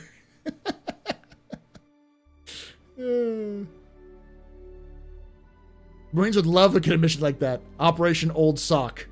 It's not what it sounds like.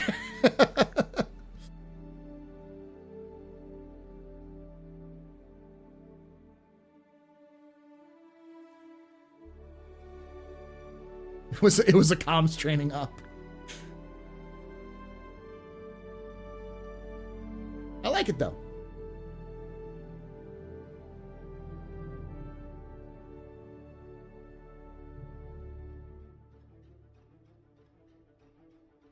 I guess it's more like it sounds more like an operation you hear like from like the Marshals or like the FBI or the ATF or something like that.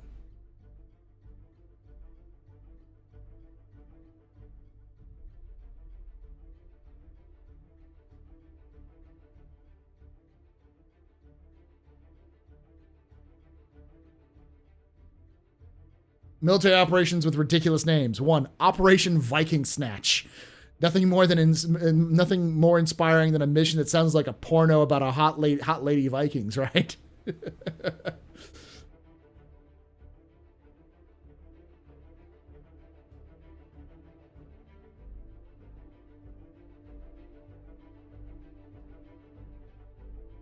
Secret operations always have the best names because no one ever meant to know them. They're also supposed to be so ridiculous that no one could tell you what the fuck they're about. You say Hex Penetrator, and then the operation is actually like, you know, observation, like recon. And I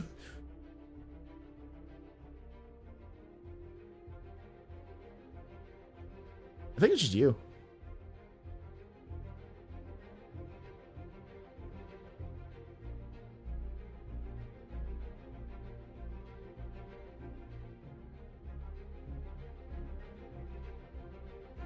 I do have some dropped frames, so it might be that some people had some issues. That was good. The reason why I'm excited about this is because it's the direction that I think Star Citizen should head in. Quite honestly.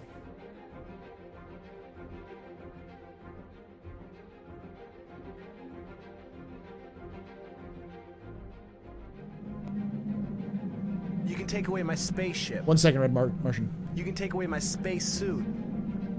You can even take away my space lasers. But you can never, ever take away my space game.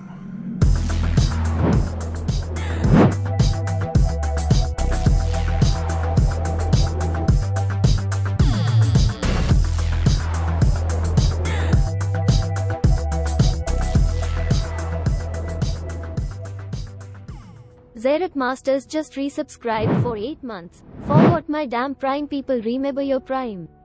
Thank you so much for that Twitch Prime sub there, Xeric. You're very important, pupper. Very impressive of any pedestrian. This is your follow. You return drinking night. Shots and cheers in chat, y'all. Shots and cheers. I tweeted Lars about Hex Penetrator when it came through the leaks. He said he'd answer it if he could.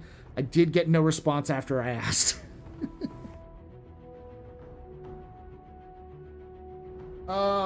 Red Martian asks, question, in the lore, was there ever a reference to a mobile platform for station construction during the UNE or UPE eras? Seems like there would be be a capital support platform for a station construction in newly discovered systems. Came up in discussion about Trees 0311's LCAC ship design. No, there's no lore for that. There is mentions of building stations.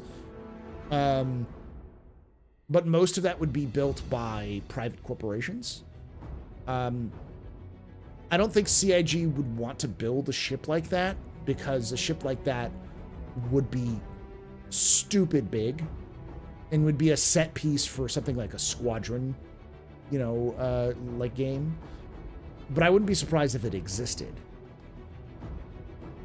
I could see something like that, CIG building something like that for like the future at some point.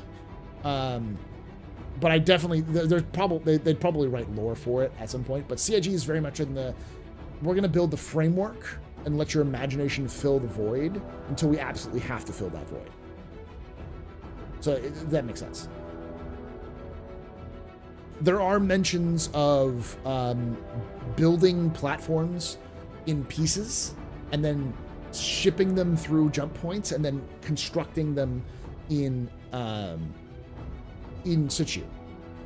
So like you might build a terraforming platform. Them biddies. Bits for the Lord of Law.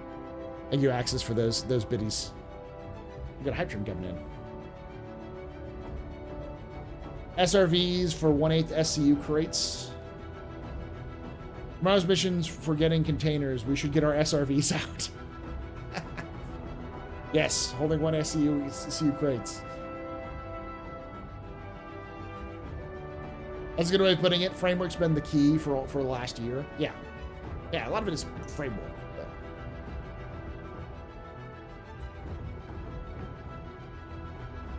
Do you think there will be major events in Star Citizen that will require things like javelins to fight big pirate groups with a Vanduul? Yes. I think if CIG can get the servers at a stable point, CIG has no qualms throwing massive quantities of enemies at you. I can tell you this because I've played the Korea mission, and that shit was insane. And I've also played missions on Pyro, where, like, you know how you go to a bunker mission right now, it's like kill 12 guys in a bunker, and you're done. Even at, like, the hardest difficulty. Pyro was, there are 50 people in this burned out town. Kill them all. Good luck.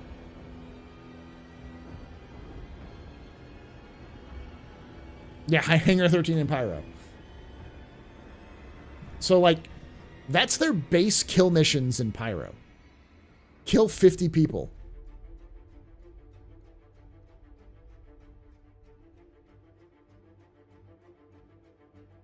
So, yeah, I have no doubt that CIG will do a mission where it's like, there are 400 Vanduul who've entered the system.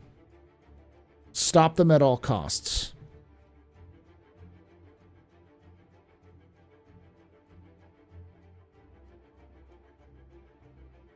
I would just be like, we do a little ethnic cleansing here.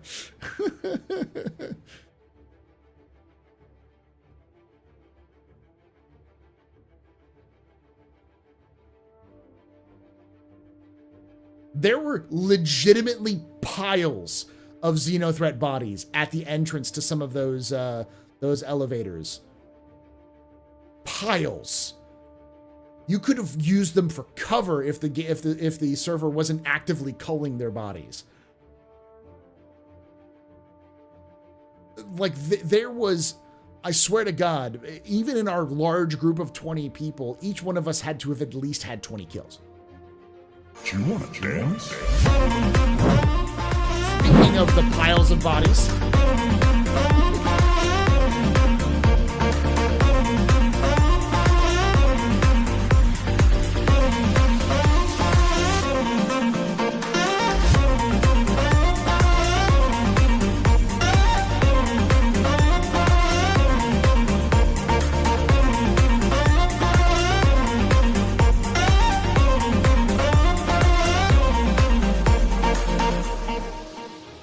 Hey, Loken. Welcome over from Loken Stream. My name is Paul Berserker1, Batman Charlie, your humble host and space bar here at the bar at the TheAstroPub, your space bar at the end of the universe. Sit back, relax, enjoy the show. We got a good one for you. We were actually just talking about. We just watched the ISC for the Xenothreat Initiative, and I was literally just talking about how the Korea mission. There were literal piles of Xenothreat bodies, and they were still coming out of the elevators. Like you would die not because of them shooting you reactively, but because you had to reload. Reloading was scary because you either had to reload and hope somebody else was there to back you up, or back away and reload. And if you did, there would be suddenly 7 of them on top of you.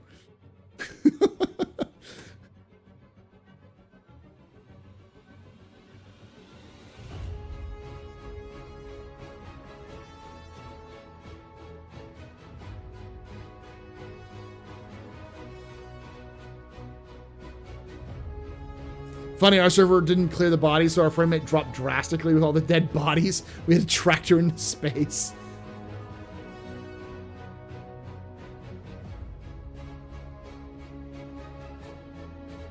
I'm predicting Moraine incursions into Nyx because of this. Moraine? What do you mean Moraine? Well, welcome. We've been talking about that. We're going to be looking at the monthly report here shortly.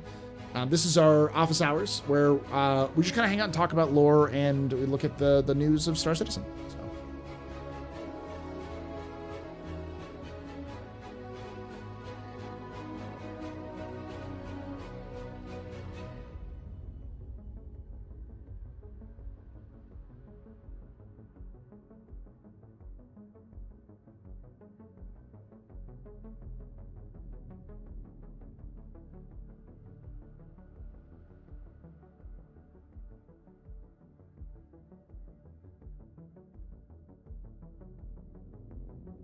Moraine are militants who got kicked out of the People's Alliance. Oh, right. The Moraine group.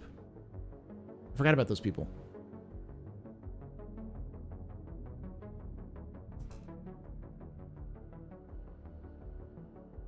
Feel good if you, like, I don't think it was too difficult to do if you only had 4 people.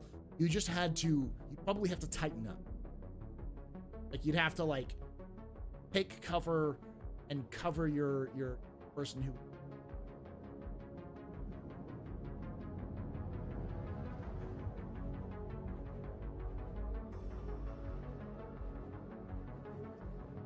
I didn't see fire rats. I'd love to see fire. The only ones I saw in Pyro were...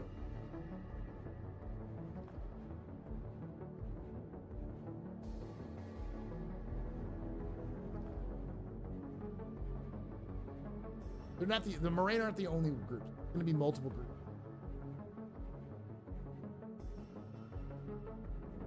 Sound dropped? Okay, give me...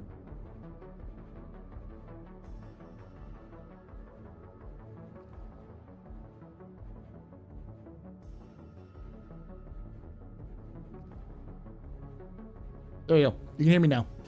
Hopefully. Probably a little bit better. Push the mic back a little bit. Hopefully that's still good. Question, where do you think the Tevarin lore is going to go? Their homeworld was bulldozed for the UEE Disneyland, and the wiki makes them sound like they sit around listening to Linkin Park. So the best way of describing the Tevarin is they're a people without a culture. There are people who had a culture, who went through an incredibly traumatic experience and lost their culture over the course of 2 wars. And so they're kind of in an identity crisis. There's been a resurgence of Tevarin, kind of, I would say, modernists. Tevarin who want to modernize their belief systems to better fit with the UEE, and also use the systems of the UEE to gain, not control of the UEE, but to gain power within the UEE to ensure that they never have to deal with that sort of problem again. Because Tevarin have a long history of acceptance. Effectively, in Tevarin culture, you fight your opponent, and if you beat your opponent, you take the responsibility of taking care of your opponent. Your opponent becomes your protected individuals, and then they will then work to support you in turn. So it's about warfare as a goal, but when everything is said and done, you just become part of the people you've been conquered by. And so that tradition is what the Tevarin, the modernists of Tevarin culture are trying to accomplish. They're trying to integrate themselves into the UEE because they had lost. And according to their own culture, it's not their job to fight and bicker and complain. Their culture is, we are now part of the UEE, become good UEE citizens. That's your requirement now. You do what your conquerors have told you to do, and they will take care of you. And so they've decided to to take advantage of the citizenship system.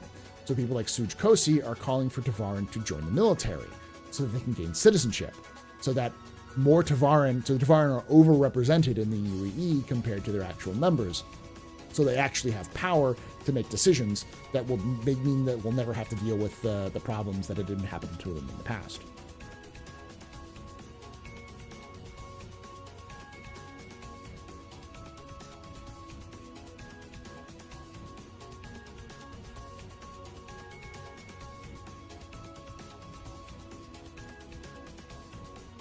Is it weird that I'm the one answering this as the second question they answered related to Nyx? So I'm so tempted to keep poking the bear. Keep poking them. It's always good to get more information about them. I'm sure that the writers want to talk about what they've written. They just haven't been able to because some of the stuff's probably going to change in between now and when it's actually done.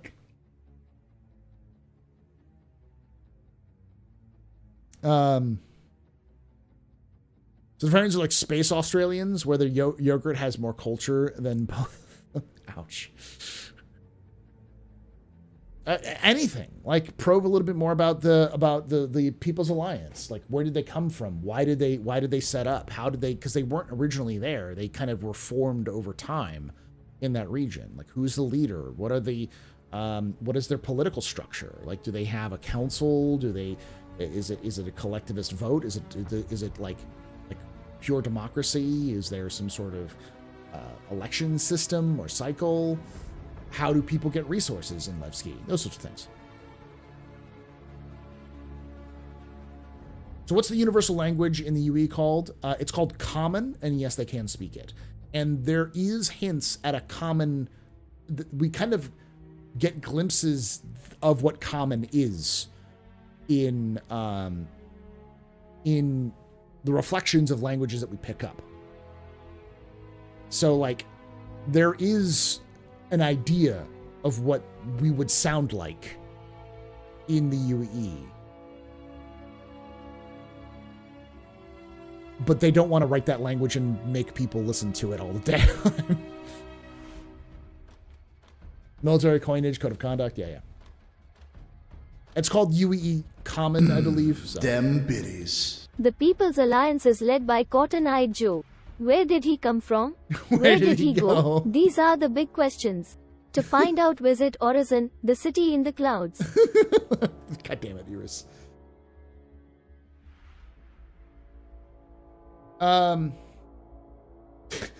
There's a lot of armed, a lot of lost history in Star Citizen. Banu forgot theirs, and Tevarin burnt theirs. I guess it's Xi'an kind of hide theirs. Ripe ground for some armed historians. We just put the lore. We put the AR in archaeology.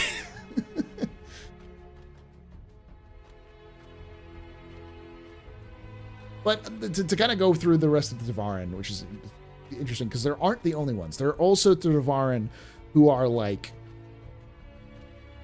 anti-UEE to the max.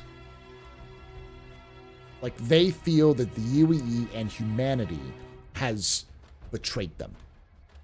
That they need to eradicate humanity. They need to rise up and reclaim their home world and smash the UEE. Because all of their problems, their personal problems and their cultural problems, are the fault of the UEE. That the humans attempted to genocide them, which we kind of did, and that they've systematically oppressed them, which they still do.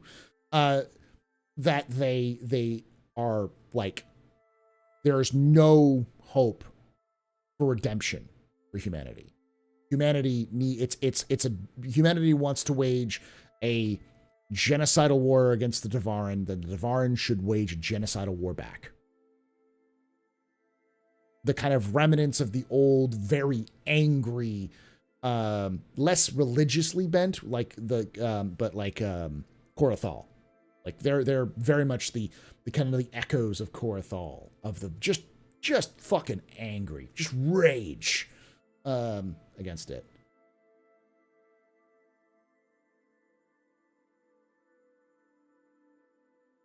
It's not a human rights violation if they're not human. There is no Geneva Convention in Star Citizen.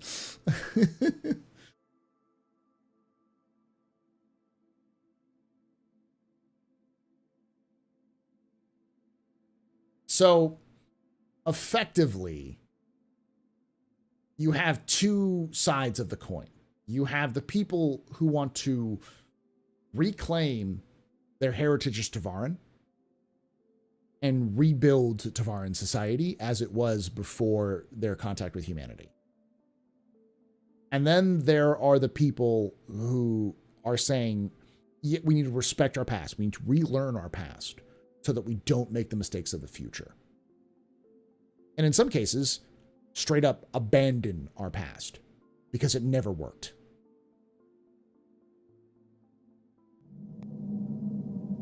You can take away my spaceship. Spaceship. You can take away my space suit. Suit. You can even take away my space lasers. But you can never, ever take away my space game. Hopefully that explains a little bit about the Tevarin.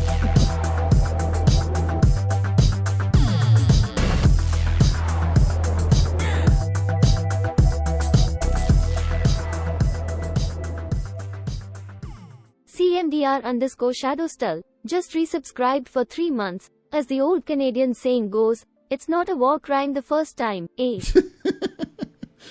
The reason why the Geneva Convention exists, the Canadians. Thank you so much for that 3 months of support. You're a very important pub. We're very impressive pisser. Very new address ring. You rock. Shots and cheers in chat, y'all. Shots and cheers. That's also, it's partially a meme, but it's also partially not.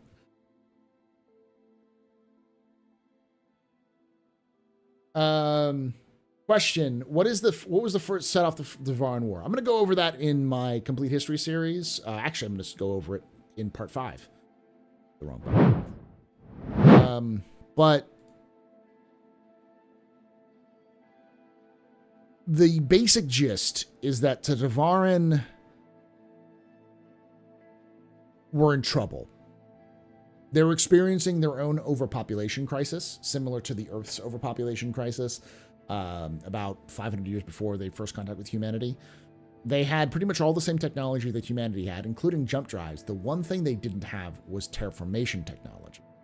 So they were reliant on, like, where they were going to live were places which weren't always ideal for Tevarin habitation. So they had to build, like, you know, domes or other places, which isn't great for living populations. So they were very restricted into where they could go. One of those places was a world that we now known as Cabal, or I don't know which one, but it's a system called Cabal, which had one of the first Tevarin colonies we've found. Naturally habitable system, naturally habitable planet, I should say, which was had a somewhat thriving society of Tevarin, though, which was built before the First Tevarin War. However, there wasn't enough space. The Tevarin had unified under a single warlord, which we don't know a lot about yet.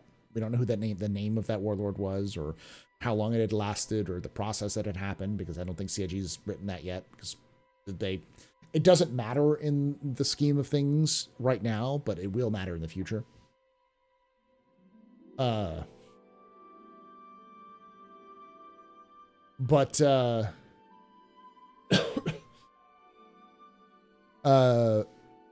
Effectively, they were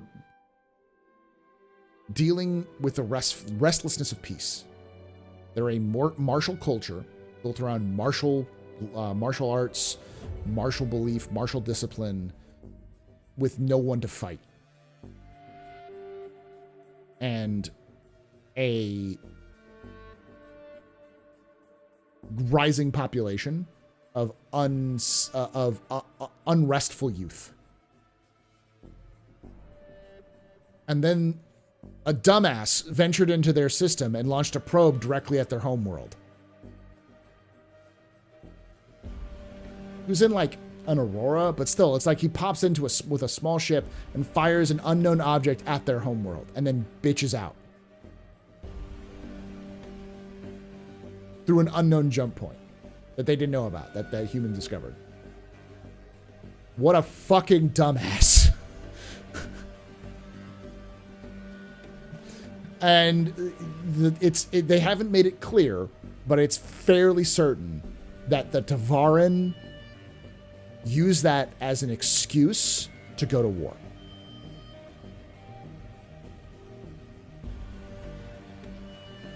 Because they needed to expand. And the thing is that humanity had the numbers. They had some decent technology, and they just had a lot of stuff. But we hadn't fought a major war since the unification wars. You can take away my space suit. You can even take away my space lasers. But you can never, ever take away my space game.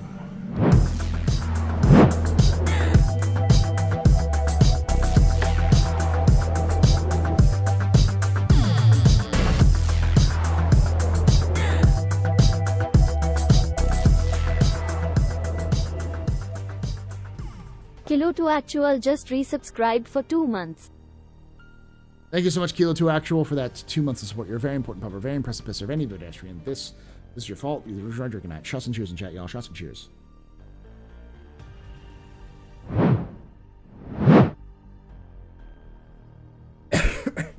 So, the Tevarin declared war on humanity.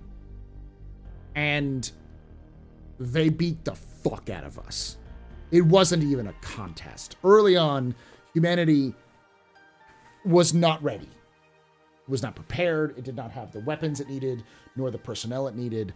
And our military just wasn't big enough. And we just got our asses fucking handed to us. It was embarrassing.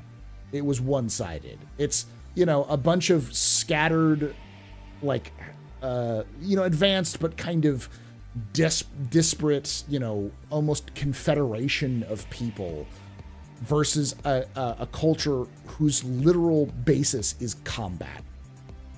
It wasn't even close.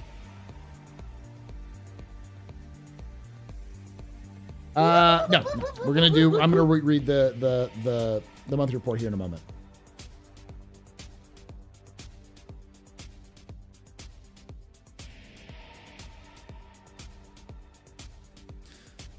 And that's why we lost Idris. We lost Idris because we just couldn't beat them. But eventually, humanity got its shit together through a lot of duct tape and binder twine, and managed to hold the Tevarin. Not necessarily beat them, but hold them back until someone got a great idea to invade, to liberate Idris, and it didn't go so well. It wasn't a jolly good time for everybody involved. The fucking colonel who was in charge of the ground forces was killed. Then the major was killed. And then it was up to this random captain from the EU who was named Ivar Messer to keep this shit show together. And through the use of very, very good tactical bombing, very close bombing by retaliators, and a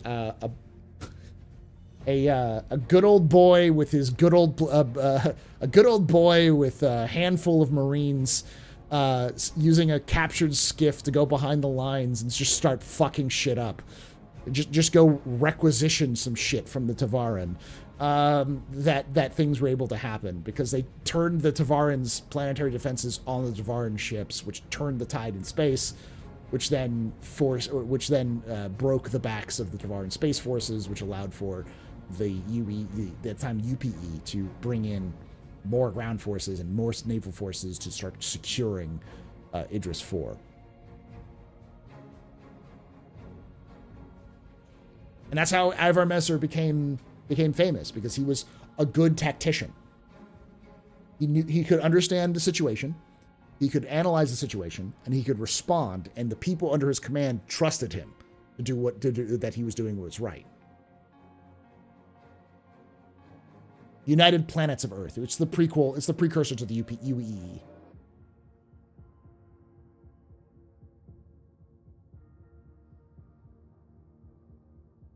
It wasn't Helldivers. It wasn't Star Trek. I would say humanity was similar to the Taran Confederacy of StarCraft by this time.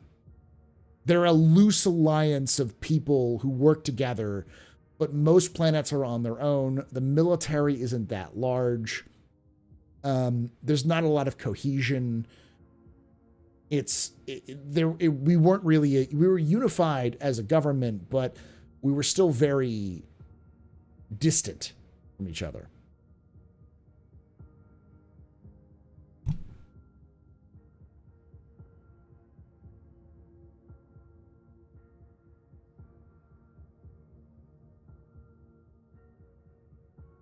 Yeah, StarCraft.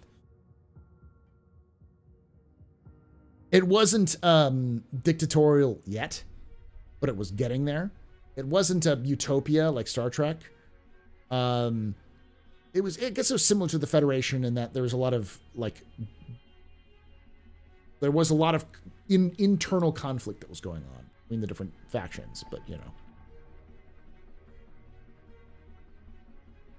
Well, they had the industrial capacity to scale up fast, and the Tevarin had a powerfully underestimated humanity's own nationalistic zeal. Because what happened was the Tevarin attacked, so the Tevarin were the aggressors, and humanity always loves a good underdog story. So when basically the UPE said, we are fucked, we need people to sign up to the military, billions signed up. Billions of people signed up for the military. That's what Invictus Week is about.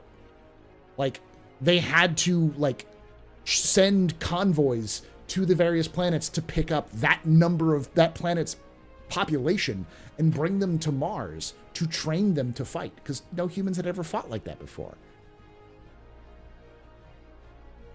So Forge Base Invictus on Mars was the first, military training base of scale that they used.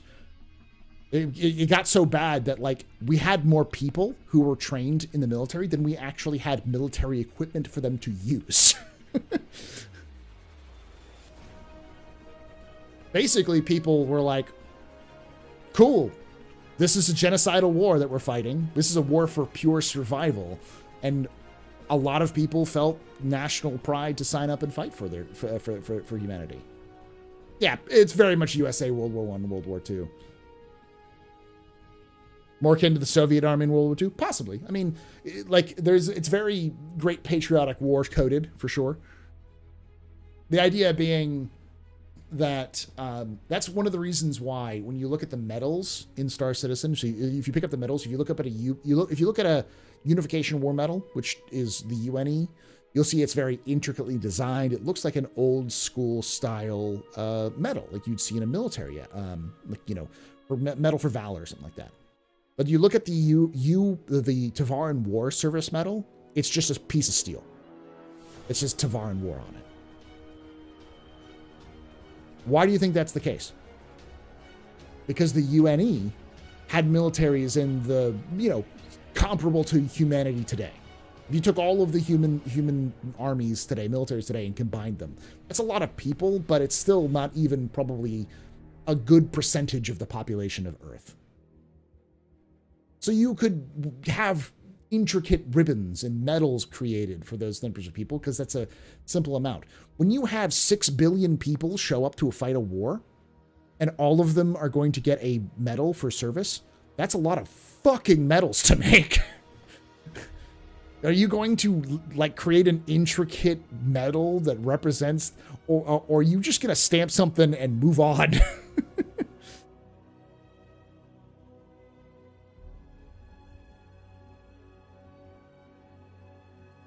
I like that. Like if you look at the medals, you can actually see the thought process of that. You know, UPE or the Unification Wars, elegant, old, militaristic, but it's like, you know, you feel the history, the human history of warfare in that medal. You look at the Tevarin service marker, it's like an assembly line.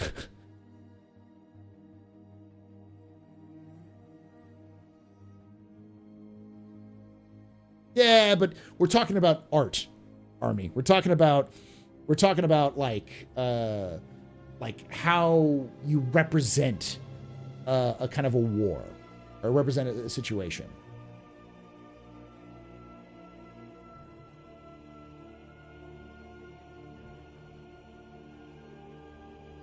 We don't actually have any more. We ran out of the last medals that were made for World War II. The Purple Hearts were given out for World War II, came out in 2005. But that's how many medals they manufactured because of they thought that's how many they would need for the invasion of Japan. That's pretty dark, but you know.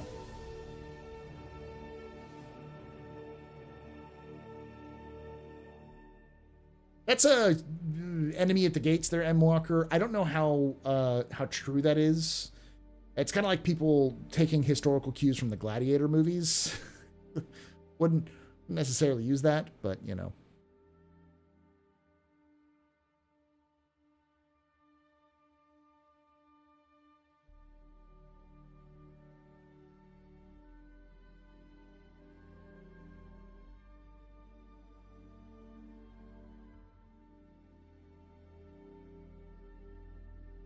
Is there a release date for 3.23? No, but it is out in EPTU Wave 1, so you can see people playing it right now if you on this website.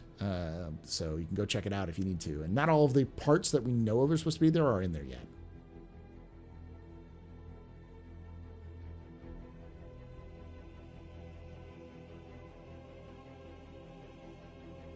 Great Gladiators in a documentary. You're saying Mel Brooks' History Part 1 is not true history? Sadly, no.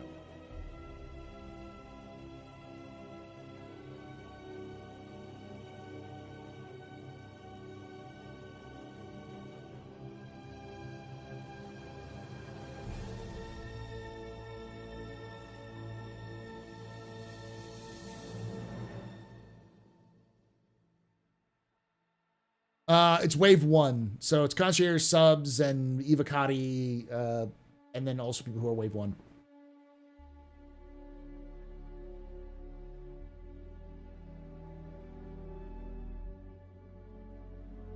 I don't know how to tell you this, Vastin, but Terminator isn't a documentary either.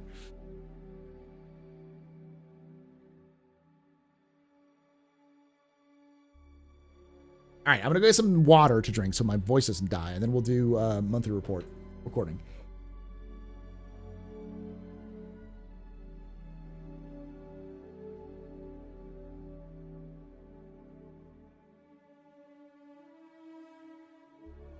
We'll be able to still do Xenothreat missions if we miss once the final mission starts. Yes, you'll be able to do all of the Overdrive initiative missions until 3.23 launches.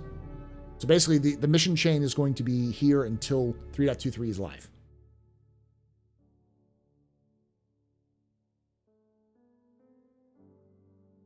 All right, I'll be right back, chat. Your fun button's on. Don't make me regret this.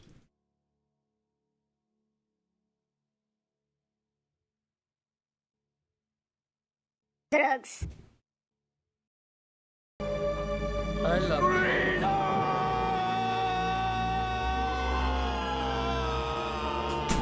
Weapons free, y'all. 2 words. Distress and bacon.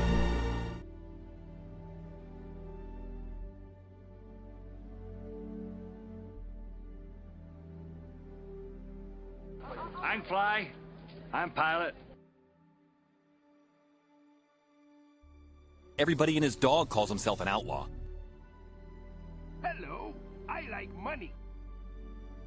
Mission complete. Burrito I eat. There you go. Barcelona! Barcelona!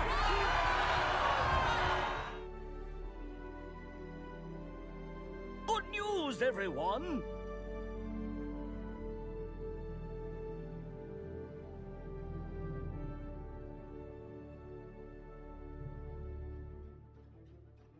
I love democracy.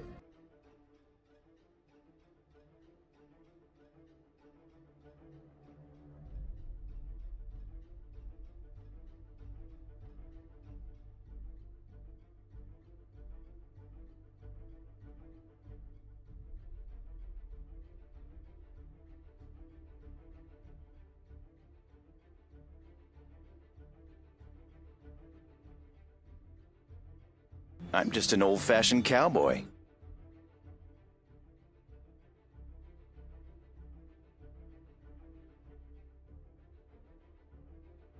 Two words. Distress bacon.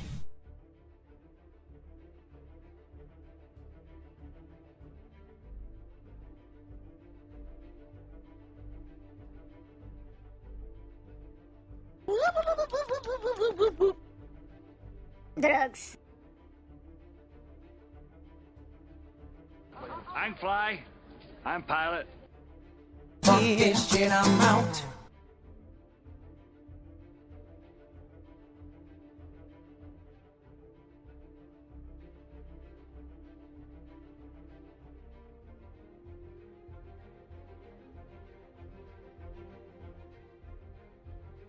Weapons free, y'all.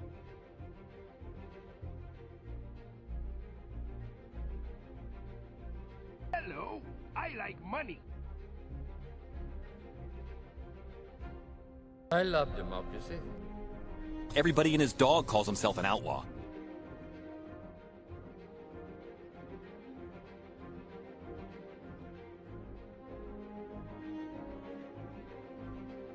Two words. Distress bacon. Good news, everyone. To democracy!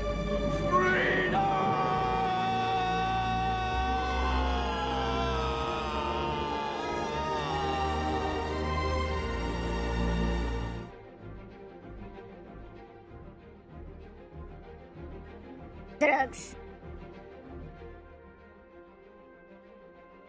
I'm Fly. I'm Pilot.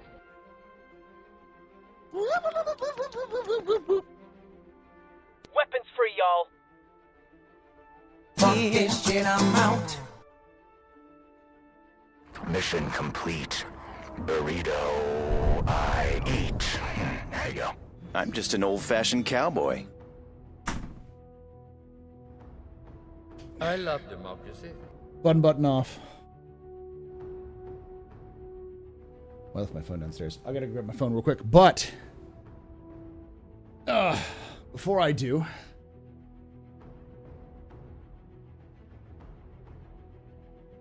okay, you probably can't see it because it's green. Turn off the green screen for a moment. For those of you who don't know, I'm a hobbyist, do miniature painting. And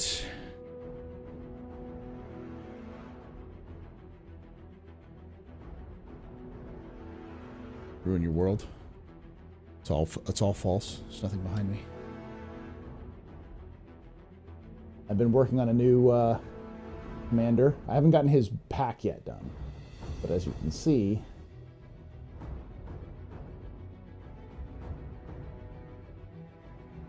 this is canonically for my lore. My lore for the for my Tau is Commander and Commander Sub-Commander Knight Emberblade. So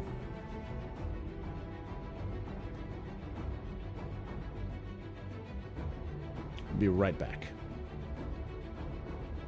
I play as well. I've been playing my ever-suffering wife, who also has she's pissed because she just finished her Harlequins army when they removed Harlequins from as an army. But she also has sisters. That's her main army is sisters. So she was playing sisters with she plays sisters on Mondays. We play together if she's feeling up for it, because she's usually really tired or not fully brain space. So I've been trying out the new Tau army, the two mostly the same. I haven't been using the full points. I've been using the points we have right now for the index, but also some of the new points and some of the new crisis suit teams. So and yeah, they're really fun. they play really well if you know how to play with them. And so I got another commander because I was like, yeah, get more commander. I still have a Farsight that I haven't painted. I still have 2 more crisis suits I haven't painted, and a scout or a Ghost Keel, which I haven't painted. They're all on my painting list. I'm going to get them done before I get the Codex. But I wanted to get the commander done. And I like this commander. I think this is my new standard for painting Tau, and I really like it. I think it looks really good. I was a little concerned. I used Ogren camo as some of the paneling, some of the lines, but yeah.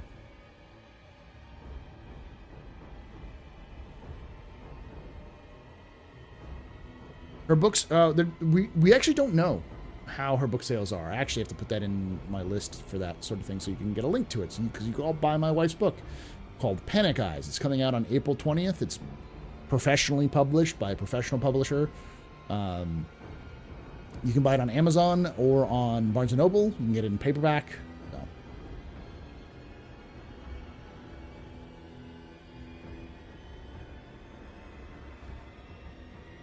Paul lives the dream that he has a wife that plays. She loves playing like board games and stuff like that. She's a gamer. She's a better gamer than I am.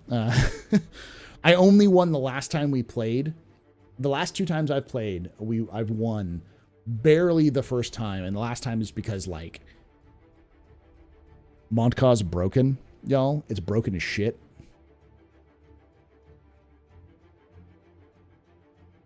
Like, I also got some lucky pulls, but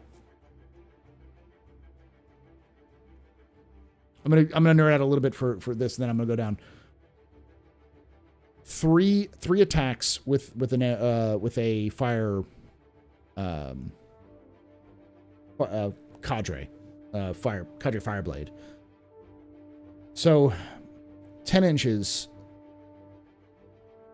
3 attacks times 10, so 30 attacks at strength 6, AP -1, 1 damage. 6s automatically wound the target. I deleted units with 2 breacher teams. Just deleted them.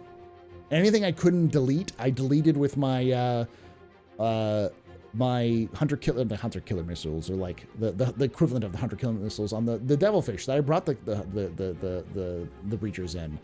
And if that didn't do it, then dropping a Sunforge unit of 3 crisis suits with 6 fusion blasters. Again, 6s automatically wounding the target. It melts everything that it touches.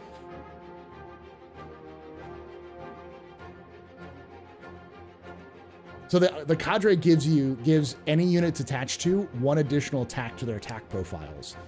Breacher teams do their blasters are 2 attacks, hitting on 3s, strength 6, AP -1.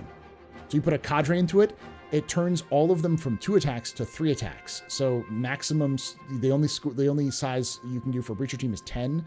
So 30 attacks, hitting on 3s.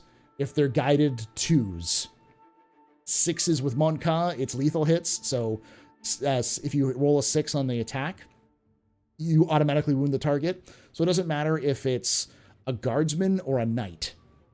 A 6 automatically wounds it. An AP -1 it's buckets of dice being thrown, and on average on 3s, it's broken. It's just absolutely broken.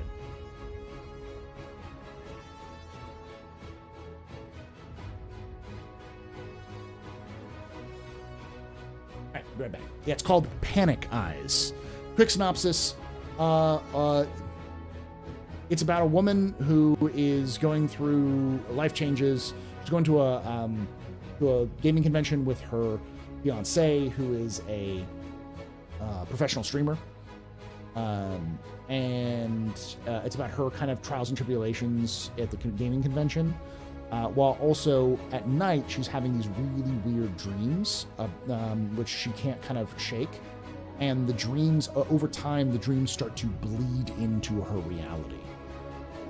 The way she describes her writing style is Stephen King meets slice of life. So it's a suspense novel, is what it is. All right, be right back.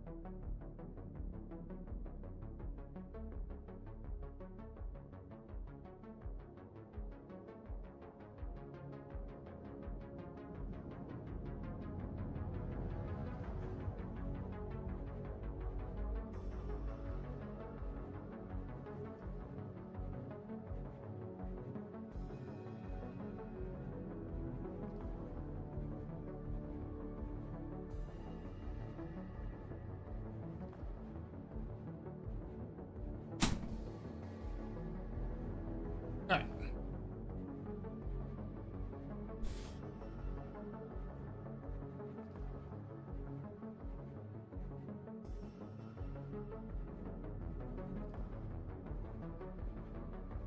Hard to see, but yes, I am still using Dark Angels. I got the Dark Angels box that I haven't assembled or painted yet.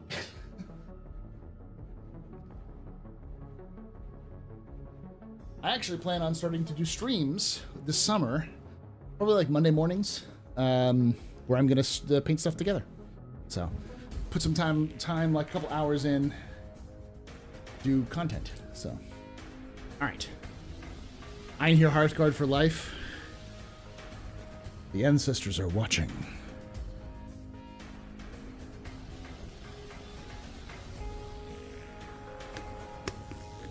All right. Let's do it, chat. Let's do it.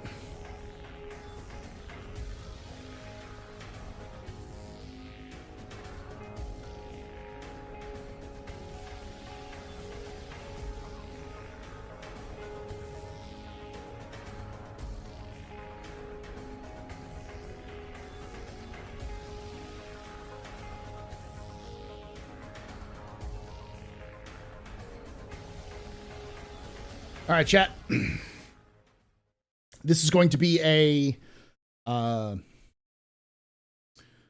capsule, so I'm not going to respond to you directly a lot. I'm just going to be focusing on talking with the camera because this is mostly for YouTube. So keep that in mind. If you have any questions, stick afterwards. I will do an outro.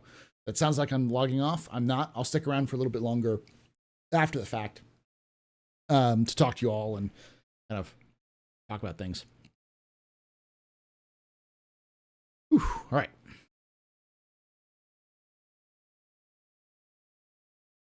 In fact, I'm going to do this real quick. I'm going to do it a different style. All right.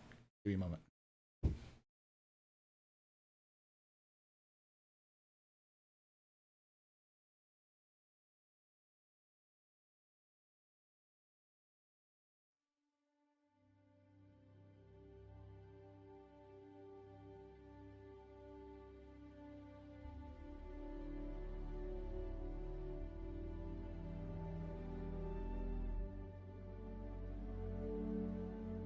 Capsule. Welcome to another Office Hours capsule. This is a small segment of my Office Hours live stream that I do on Thursdays at, I guess it's now 8 p.m. Eastern, 5 p.m. Pacific.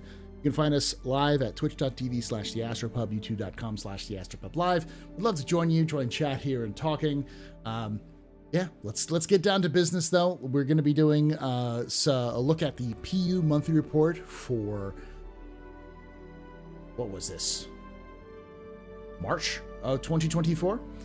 And if you do enjoy these, make sure, as always, remember, hit the like button, subscribe for more content, and hit the bell icon for to be updated when these release. Without any further ado, let's look at the monthly report. Here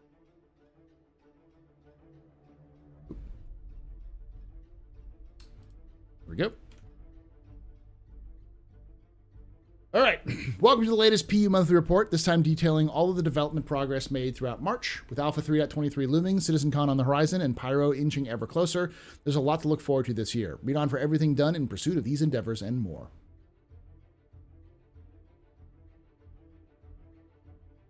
AI features.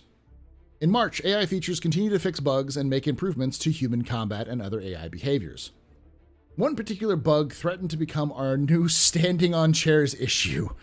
A bug that has a lot of individualized causes so that it can keep cropping up on different situations. I'm glad that they understand that now. So, like with that issue, we adopted a belt and braces approach that should eliminate it, even if new causes crop up in the future, AI features. In the defense of AI feature team, standing on chairs hasn't really been a huge issue. It still happens, but the reason why it happens always seems to be more server-based, and the biggest issue is them congregating together in a giant blob. The AI have this, indescribable urge to turn themselves into a giant human amorphous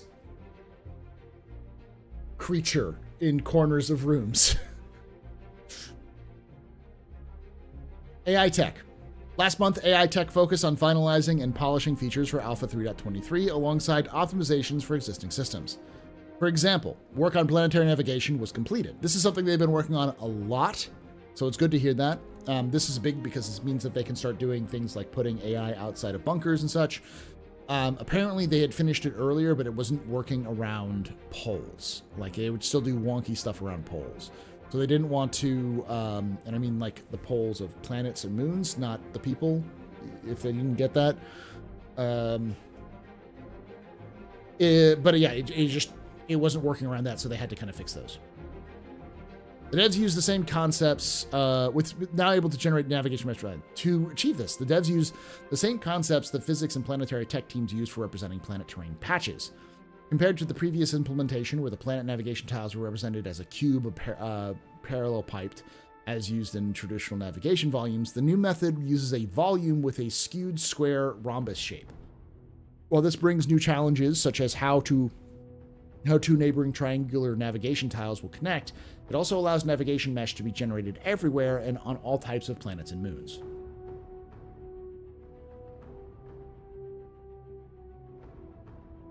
For Boyd's, the team continued to implement new rules and finalize synchronization between server and clients. They also worked on additional iterations with design and polish for the feature for release.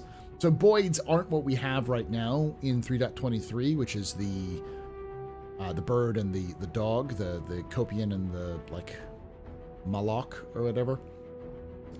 The hyperdactyl and the cope dog. The Boids are going to be like rats and like smaller birds and stuff like that. So they're not the same kind of creatures as we have now. AI tech iterated on new ship behaviors with design, with the aim to greatly improving the AI combat experience. Substantial improvements were made to the aiming control system for ships and turrets, and to perception thanks to the addition of support for missile detection. Interesting. Which means that they can shoot down your missiles. Elsewhere, improvements were made to the navigation link system to reduce the computation cost over a frame by better utilizing the new navigation anchors concept. Subsumption loading logic improvements were also submitted that will more clearly show possible problems with the data so that the designers can fix them sooner. On the AI tool side, the team continued to improve and iterate on Apollo, which is their system their tool that lets them work with Subsumption AI. This included implementing a new version of the sticky header tree that shows a better representation of files and folders with behaviors and missions. Animation. The animation team has been working on the Space Cow, a medium-sized bird and a predator wolf-like creature, as well as several new vehicle entrance animations. So it sounds like they're trying to get the Kazi Grazer in. So the medium-sized bird is obviously the Moloch, and the predator-like wolf creature is obviously the Copian. So it looks like we're going to get the Kazi, the Grazer, soon as well, which would be interesting. Art characters. In March, the character art team completed a range of branded racing flight suits and continued working on outfits for the Headhunters gang, which is one of the gangs of Pyro. The character concept art team began exploring specialist armors and worked on handoff sheets. Awesome. Art ships. So this is the big one. March saw progress on the Zeus. RSI Zeus gray box was completed, with all functionality has been validated, with the ship currently in beauty and polish stage. Habitation and the central hallways made significant progress and are approaching completion, while the cargo hold continues to progress, with loading ramp's main piston structure improving rapidly, as well as the ramp interior and exterior. The landing gear is nearly complete, and the overall exterior continues to progress too. The Anvil Legionnaire is white box complete. That's a good update, with the team currently waiting on gameplay validation and for artists to free up before they send it to full development. The team's work on the resource network began, with 10 ships nearing completion, some of which received an update list of ship items. Following gameplay validation, relay locations will be polished. So that's a pretty big indication, because for resource network network is that that's the resource system that's going to be used for engineering. So if they have 10 ships up, a ship could be something like Constellation. And if they get the Constellation Andromeda done, they've pretty much gotten all of the other constellations done as well, because of usually how they place stuff. Maybe not the Phoenix, maybe that'd be slightly different, but that's, one ship is actually 3 ships. You get the Hornet F7C Mark I done, you get it for all of the Hornets. So it's 10 ships, it could be just 10 ships, or it could be 30 ships. We don't know.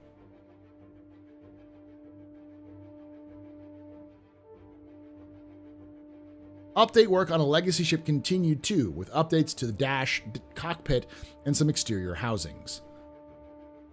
Now this is actually for the Zeus, I believe. This seat is for the Zeus. Though I could also see it for the Aurora. Some people thinking this is Aurora, or possibly the Connie, but I don't know. It looks like an Aurora to me. I think the artist who worked on it tweeted out like, "Hope you like this seat. It looks beautiful, doesn't it?" They spent far too much time on this seat to get this working. It looks very good though. CIG confirmed it's a Zeus. Okay, so this is the Zeus. Looks good though. That's pretty good. A resource. So the resource system is big because that means multi-crew. Legionnaire is another big ship, and the Zeus is Beauty and Polish stage. I'm going to have a toss-up for what's going to be on the thumbnail here. The Legionnaire, the Zeus, or Resource Network.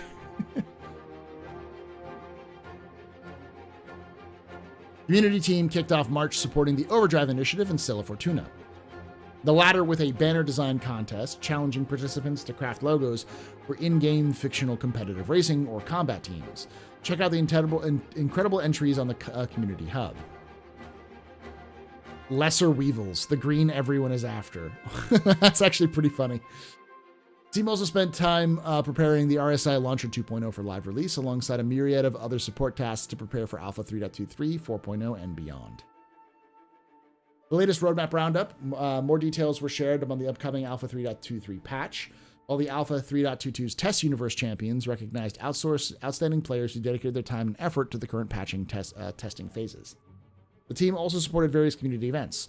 We started March with a lot of energy thanks to the recent Bar Citizen Manchester, in which nearly 200 of you came to hang out with devs, org mates, and good friends. Thanks to everyone for stopping by. We can't wait to do it again soon.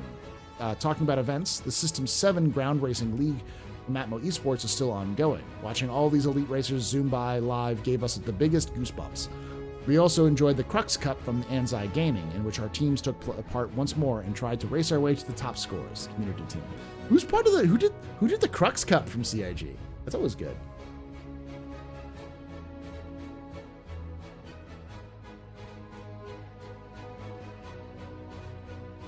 The community team continued detailing the weekly schedules with This Week in Star Citizen, a series of comm links that inform the community about the Star Citizen developments and initiatives, while also highlighting creations from the community. We didn't see This Month in Star Citizen this month, did we? This month, the team added a weekly new chapter featuring the top 4 creations from the community hub. Ooh, that's good. CitizenCon preparations are still underway, with the show layout general activations taking form.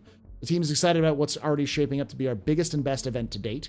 They also published a variety of posts regarding all things CitizenCon, such as CitizenCon FAQ, to better help players plan their travels and attendance. Finally, the community updated the Arena Commander schedule, which keeps players up to date with Arena Commander's rotating game modes.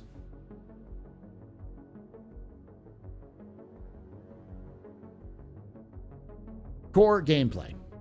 Last month, the core gameplay features team successfully passed the go-no-go for procedural recoil, new scopes, dynamic crosshairs, and reload animation improvements. Further bug fixing is currently ongoing for these deliverables.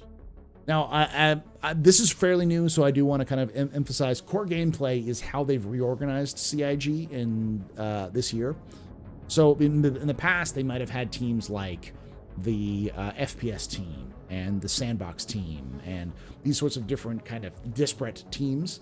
What they've done is they've taken a lot of those teams and they've combined them together into, like, we've seen it on ISC, like Team Kane or, so on and so forth, like individual teams strike teams who do specific, or not strike teams, but teams that are doing specific things. And these are made up of groups of like UI artists and engineers and gameplay designers and QA and that kind of stuff, who are working on one full aspect, as it were, from beginning to end.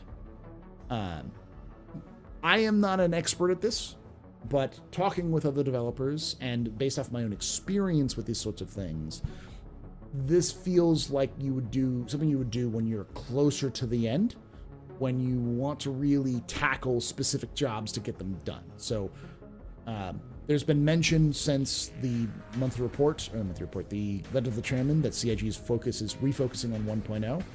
And that does definitely feels like a 1.0 refocus idea, where you've got a plan. This is the end goal. This is the things we need to get done. So your job is to just get those things done. So as a result, a lot of the stuff we're going to see here is very purpose-driven, rather than we got to build this universe and play around with ideas. It's we have a goal, we have a deadline, we have an idea, let's go and get it done. That doesn't necessarily mean that won't change, but that's what you're going to read when it comes into the core gameplay.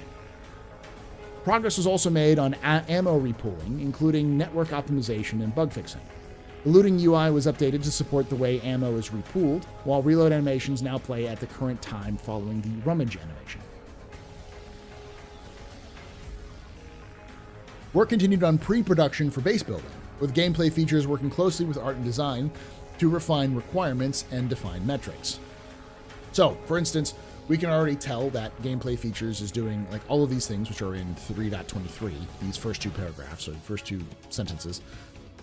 These are all 3.23, so we know that they're working on this. So we can right now fairly guess that base building is a 1.0 mechanic, because they're working on it, they want to get it out, so at least some version of base building is coming out for 1.0, because they're still working on pre-production.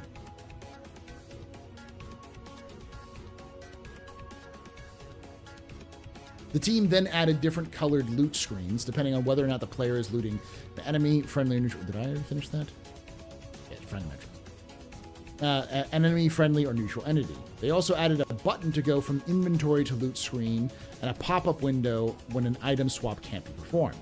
They also allowed for separate loot screen styles between visor and lens.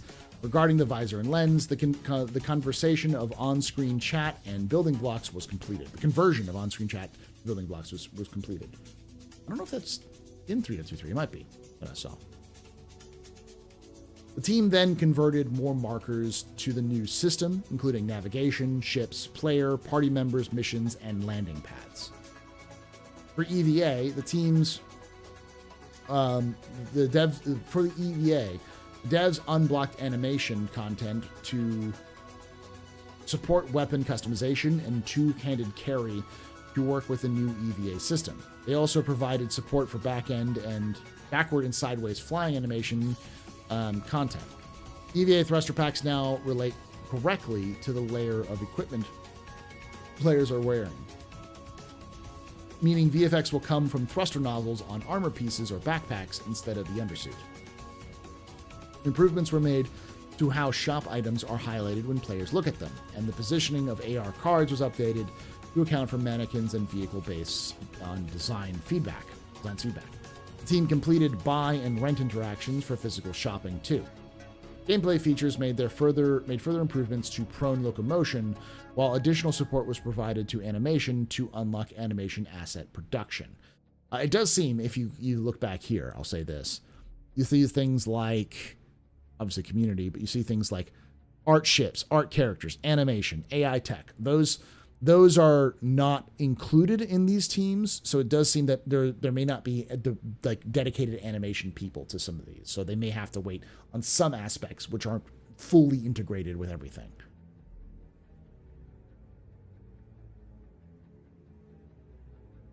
But a lot of that stuff is also like AIs. A lot of that is tech that's shared between Squadron and Star Citizen. It's like engine tech, so.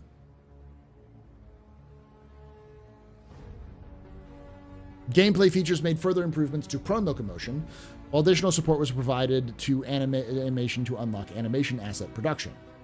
For master modes, improvements to aiming and targeting for the gunnery system were completed, and ESP saw further improvements, including smoother responses to player input. Throughout March, development continued on the resource network. As part of this, the electromagnetic emissions are now based on power consumption, and infrared emissions are based around coolant and heat generation. Neat.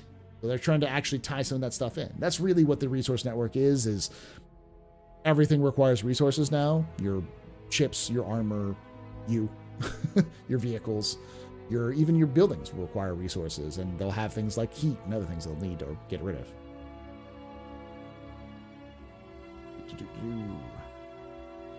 The team also improved the various debug tools, fixed bugs, and supported ongoing testing of an experimental Arena Commander mode. Temporary solution for ship hull penetration was added until Maelstrom is ready to support physical armor. Giggity. Hex penetrator, maybe? The system is subject to change as development and testing progresses, but currently all projectiles can deplete armor health. However, only ballistic weapons can penetrate the hull and damage internal components. So, temporary solution, which, if it's a temporary solution that they're adding now, it means that Maelstrom is still a year away. Which does track with currently where it is, based off of what we can see. It's a little bit bigger so you can see it. The team also improved various debug tools, fixed bugs, and supported the ongoing testing of an experimental Arena Commander mode. Alright, kind of skipped over that.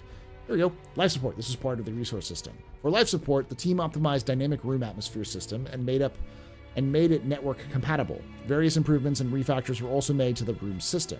and various debug tools were greatly improved to allow the team to test the system before the player-facing UI is complete.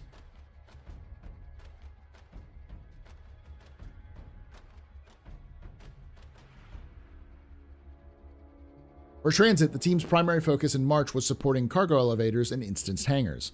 Alongside general refactoring, this required adding hangar destination exporting, communication between transit and instance managers for available hangars, the ability to dynamically add destinations to transit carriages, requests for the creation of hangars, and support for capturing peripherals in dynamically added hangars. Okay. So that's stuff they're still working on. So it's obviously stuff that they're fixing. Once complete, this team will, the team moved on to planning and architecting a refactor of the whole transit system to prepare for the future. Something they absolutely need to do because it's awful right now, especially in 3.23. It was awful when they were doing the testing for server meshing, so it's definitely something they've been needing to do for a while. It's just not ready for what Star Citizen's going to be. For radar and scanning, the team updated radar zone queries to use the new zone query time splice tech to improve performance. Additionally, work began on signature categories, which allow the team to apply different signature detections based on the emitters. This can be used to independently detect components on a ship with higher emissions. For example, thrusters compared to offline shield generators. Sounds like they're working on scanning, which just makes sense. I think they needed to do a lot of the resource network stuff before they got to work on scanning. And it was obviously a main focus since they were doing the Cutter Scout, I think is what it is, that has that big radar dish on it. So support was also provided for the item port editor tool with a refactor of default item loadouts, including defining them directly in the item port parameters with the item port container in data core. Additionally, the team supported the restoration of several core analytics and reporting of additional key information to better understand player activity across the game. For Arena Commander, focus was on closing out deliverables for Alpha 3.23. Most notably custom lobbies and the initial selection of custom settings. Gameplay features then continued to improve the multi-crew experience by adding access selection. Now, rather than either having a multi-crew enabled or disabled, players can choose to enable the feature for friends and/or squad members only. Engineering refactored the team balancing system, removing layers of complexity that they had experimented with for Alpha 3.21 and 3.22. The new system has a simple balancing logic that prioritizes keeping squads together, with an exception in cases of extreme imbalance. A short delay has been added before balancing to allow for more players to connect. I think that's for Arena Commander for that system. The team also improved loadout definitions, allowing them to create and edit slots for different ammo types, including consumables and utility ammo. What's utility ammo? They also created a variant of the salvage and repair multi-tool with filled canisters for use in engineering experimental modes. This work also allows players to use their PU characters in Arena Commander. Players who have customized characters will now utilize that rather than the default actor previously used. For design, the team focused on supporting the engineering experimental modes and a selection of new maps and modes. They also continued to work on the front-end UI/UX pass, which looks to establish a style for Arena Commander going forward. Finally, the devs supported a new system for Gun Rush, allowing them to have multiple weapon lists that can be toggled on and off throughout the patch cycle. This provides more variety and the ability to test new weapon sets without waiting for a new patch. March saw progress on reputation-based hostility, with the team fixing several issues with the new reputation system. Changes were also made to the trespass behavior. Now all factions will defend a trespass zone if it's owned by them, and factions with the appropriate settings will also be able to defend allied trespass zones. So if you get in somebody's ship and you're an ally, they're an ally with a local area, that local area will be mad at you. is what I'm guessing.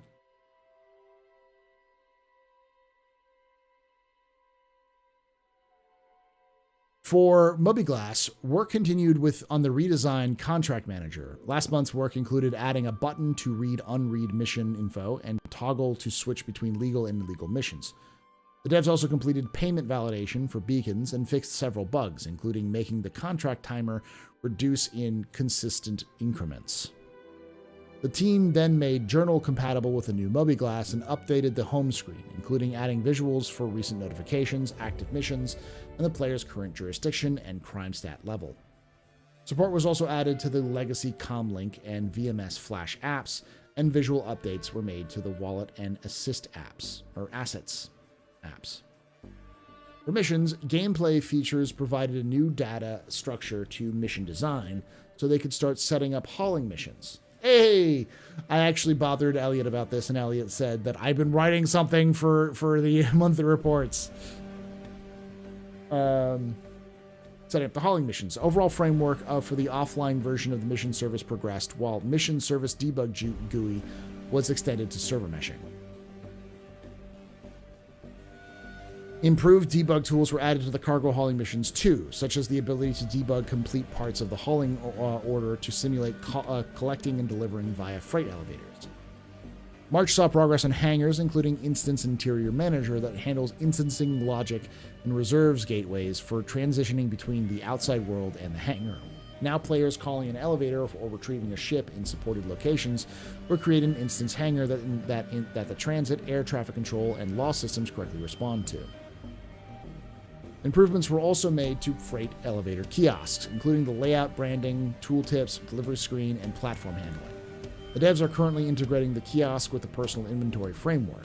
The item bank is now functional and correctly uses the storage locker and updated delivery/selection logic. And improvements were made to the warehouse system to support missions too. Okay. For the commodity kiosks, updates were made to the design along with the packing behavior and auto-loading display. Support was given to the lighting, VFX, and content teams towards ship loading platforms too. That's the reason why that's super long, is because that's just like, it used to be like 7 different teams, is now just one in the monthly report. As you can see, there's like the Arena Commander team, the Mission team, Sandbox team, a bunch of stuff like that. So, economy. Last month, the economy team continued rebalancing commodities, making sure they have scalable algorithm that will work with other systems like crafting. Mission rewards are being rebalanced according to the difficulty and time required to complete them. As part of this, the team are working to better understand how much effort and time is required to perform specific activities in-game. In-game pricing is currently underway for the new Harvestables and Hangar Flare 2. Economy are currently involved in the design of reputation and org progression and are starting to balance the time and cost of auto-loading freight elevators. They also provided support for cargo missions. Finally, a comprehensive list of all intended resource sources, transformers, and sinks were created to help ensure the economy is stable in the long haul. Graphics, VFX programming, and Planet Tech. Throughout March, much of the department's focus was on bug fixing various deliverables for Alpha 3.23. Performance scaling operations were added to water simulation to ensure it can scale to all hardware, while various improvements were made to water boundary shading and visor wetness to achieve a seamless effect as players enter water. Support for distance field collisions was also completed for more accurate collisions from vehicles. The Vulcan team worked through several performance issues as they moved closer to matching D3D performance. This precedes the enabling of multi-threading for the next release to hopefully smash D3D performance levels on CPU. GPU performance should remain similar. However, some performance issues currently remain, so depending on the location/context, players may see worse performance, hence the beta label on Vulcan. But the aim is for us to get widespread testing in Alpha 3.23 so we can enable Vulcan by default in the following release. Graphics, VFX, and programming. Alongside this, the team are currently reworking shaders to reduce the total number of PSOs, shaders, that need compiling when the game starts.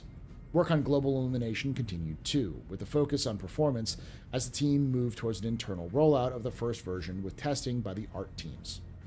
The Planet Tech team started work on Planetech V5, with internal focus on the groundwork requiring to set up spatial partitioning. They're currently deciding how this will work with server meshing and server crash recovery. The devs also introduced the concept of default planets for the internal editor, so that it's trivial for anyone to create and use a planet for testing. On the VFX programming side, in addition to water improvements, the team continued with networking support for the fire simulation. They're also making changes to augmented reality render layer to enable support for holographic weapons, e.g. muzzle flashes, projectiles, enemies, and impacts. In-game branding. In-game branding and locations work together on Invictus Launch Week, with work approaching completion. The branding work for the cargo containers and additional signage for various locations is also nearly finished. Interactables. Last month, the item banks, now called Gear Storage, were finished, including a heavily worn version for Grimhex. They were then placed around the verse for convenient access. Like the little Ninetales tag.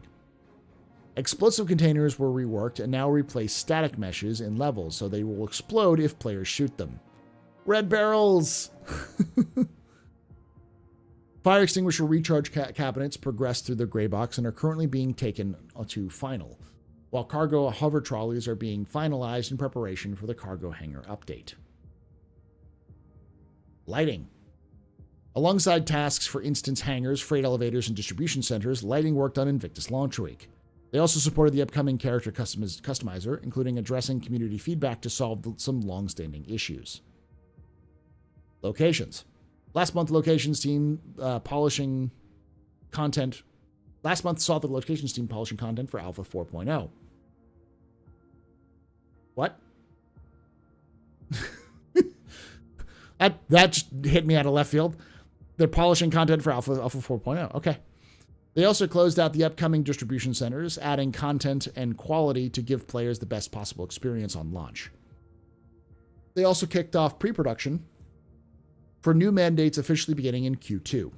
The landing zone team finalized art for instance hangars and prepared them for implementation across the verse. Mission design. Last month, the mission feature team was restructured, becoming the mission design team. Despite the name change, the team will continue to build scalable module content for the PU. Following feedback on the Overdrive Initiative event, the team is revisiting the standard data heist missions. Currently, these missions are locked to a single player, who can then share the mission with their friends, which causes a bottleneck for the missions and locations. In response, the team are trialing a challenge that will allow a singular version of the mission to be accepted by 4 players who will play together as contractors. This is an effort to free up missions and locations and create similar effects to Overdrive Initiative, where people usually play solo or part of a team, potentially building friendships and enhancing the MMO feeling. They did something similar back in the day with escort missions. There was an escort mission that required a certain number of people, and it was a timer that timed out that if you didn't reach it in time, it would just push the mission forward and you'd fail it if you didn't get to it. But suddenly, like a fish fired out of a can in a reference to Alpha 4.0 content. Yeah, exactly. All of this stuff has been focusing on Alpha 3.23, so it's suddenly 4.0 comes out. It's like, what? This is good. I like this idea. This is a good thing, but we'll see how they function with that. Work progressed on upcoming cargo hauling missions, with players being tasked with hauling tracked goods from one location to another as requested by a shipping company, with a constrained payout of roughly 20% of the cargo's value. A hauler's income will be more stable than that of a commodity trader who buys low and sells high as the market fluctuates. Still, once a cargo hauler gets comfortable with the profession, they might try their luck at commodity trading. While the player is legally allowed to transport the goods, they do not own them. As a result, lawful stores across Stanton will not buy these commodities. To sell the shipment rather than deliver it, the player must navigate it to a fence, a no-questions-asked shop often located in an unmonitored area of Stanton. However, due to its tracked nature, this cargo fetches a significantly lower price than ordinary sandbox commodities. With the upcoming edition of Wildlife in the PU, Mission Design began working on related content, building 3 mission variants. Kill X amount. Kill 50 boars! This extermination population control mission tasks players with killing a predetermined number of animals on a planet. Players must locate the animals themselves. Clear location. This will be a specific location that requires its animal population dealt with. Kill and collect. This is one of the first resource collection types where the players must locate animals and collect their resources. Following a recent hire, some older mission modules were refactored, such as such, the Destroy Illegal Satellites mission received a small facelift. Following further testing of Blockade Runner, a small change was made to ensure that the event stays fun and engaging for all players. Work on the Xenothreat global events continued too alongside freight elevators.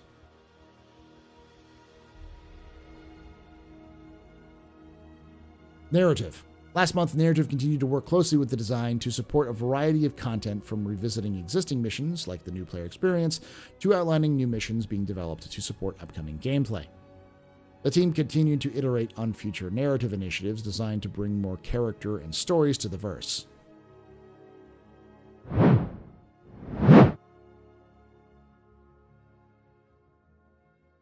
Thank you. Small soapbox from me. For those of you who don't know, I do a lore series as well called The Astro Historian, youtube.com/TheAstroHistorian if you want to check that out, where I talk a lot about lore of various sci-fi games, though I focus mostly on Star Citizen. And one of the problems that I've always had with Star Citizen is that it's got this very well-written, very thought-out universe created by 4 or 5 writers over the course of over 10 years. It's still got some issues here and there, but I would say it's a fairly well thought out game for the game that Star Citizen is trying to be. There's a lot of detail which is yet to come out. And a lot of the reason why we haven't heard about it or really felt into it, or reason why people get connected to it, is because there's no connection to it. There's no reason for you to care. You don't understand the universe that's happening around you because CIG hasn't forced you to do so, quite frankly. And bringing some of those stories into the game will get people more invested in the universe or invested in certain factions, which will get people to want to care about the universe and play the game more. Narrative, I think, is key to a game's longevity, game like Star Citizen's longevity and health. And the fact that they're working on this is good. Off my soapbox, continue to talk about this. Yeah, amazing story. That's not in the game. That's the problem. And this seems like they're moving towards putting it in the game, which is good. The team continued to iterate on future narrative initiatives designed to bring more character and stories to the universe. This resulted in a series of proposals that have been reviewing with design. They also continued to outline ways to improve AI behaviors to sell more of the Star Citizen lore. Narrative also met with some of the gameplay teams to talk over lorification of upcoming systems. The lore is there to support the gameplay, not vice versa. So, while I understand there might be some hesitation in some cases, especially from development teams who want to do cool things and don't want to be told that there's limitations, the lore can be fixed. It can be molded to fit whatever the fuck they want. So, yeah. Another group of posts went up on the website as well, including Whitley's Guide for the 890 Jump. The narrative team also tackled a handful of questions from the forums in a new edition of Lore Makers, alongside another batch of Galactopedia articles. Ooh, online technology. I haven't seen this team before. In March, the online technology team worked forward toward refactoring social services backend. This involves porting the services to gRPC, as well as making updates for server meshing. The team are currently working to reduce EAC, false positives, in preparation of enabling sanction enforcement. Lastly, online services finished off long-term persistence work for the character customizer, enabling players to save their characters between patches. This is a long one. R&D. In March, the work continued on the temporal render mode. Tracking movement of objects moving through clouds was improved so that history can be rejected or kept as correctly as possible.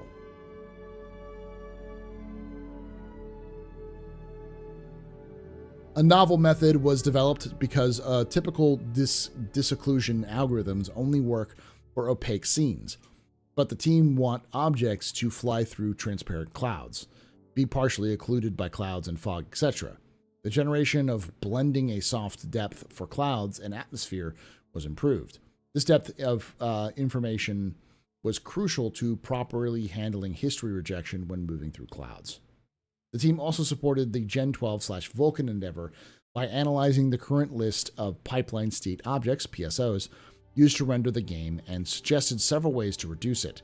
These suggestions were being worked on by the render team and will result in shortened shader pre-cache phase the first time players start the game. Pre-caching is done to avoid shader activation-related hitches during gameplay. It's one of the reasons why if you first boot up the game, there's a ton of hitches and problems, but the next time you boot up the game, it's a lot easier because a lot of that stuff is cached. It's one of the reasons why they tell you to delete your shader folder when you get a new thing, because it's got a bunch of old shaders that may be outdated and be updated. So deleting it forces it to clear that cache and then re-update it, which will then cause more hitches and stuff like that. Tech design. Tech supported various areas of development to prepare for Alpha 3.23 and beyond.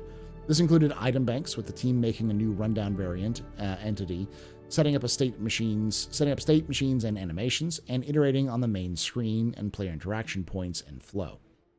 Hangars were supported alongside ship flight, including iteration on a new AI behaviors to make them more responsive to player actions. Master modes received polish too. Support was given to QA for visual scripting automation, and nodes were added for getting and setting up player stats. For UI, tech design worked on test level setup and FPS crosshairs and hit markers, updating and polishing animations, and fixing bugs. General bug fixing was also done, and various tools and workflows received improvements. UI. Last month, the Montreal-based UI team worked closely with the core gameplay and UI teams on the new cargo gameplay updates. This effort encompassed the development of the new freight elevator kiosk, commodity kiosk, and item bank. They also began preparing mandates coming later this year, including the resource network and up and jump points. The UK-based team focused on adding new player-facing UI to the game. The new version of the mobiGlass was made fully functional in time to get player feedback, with visual polish still ongoing.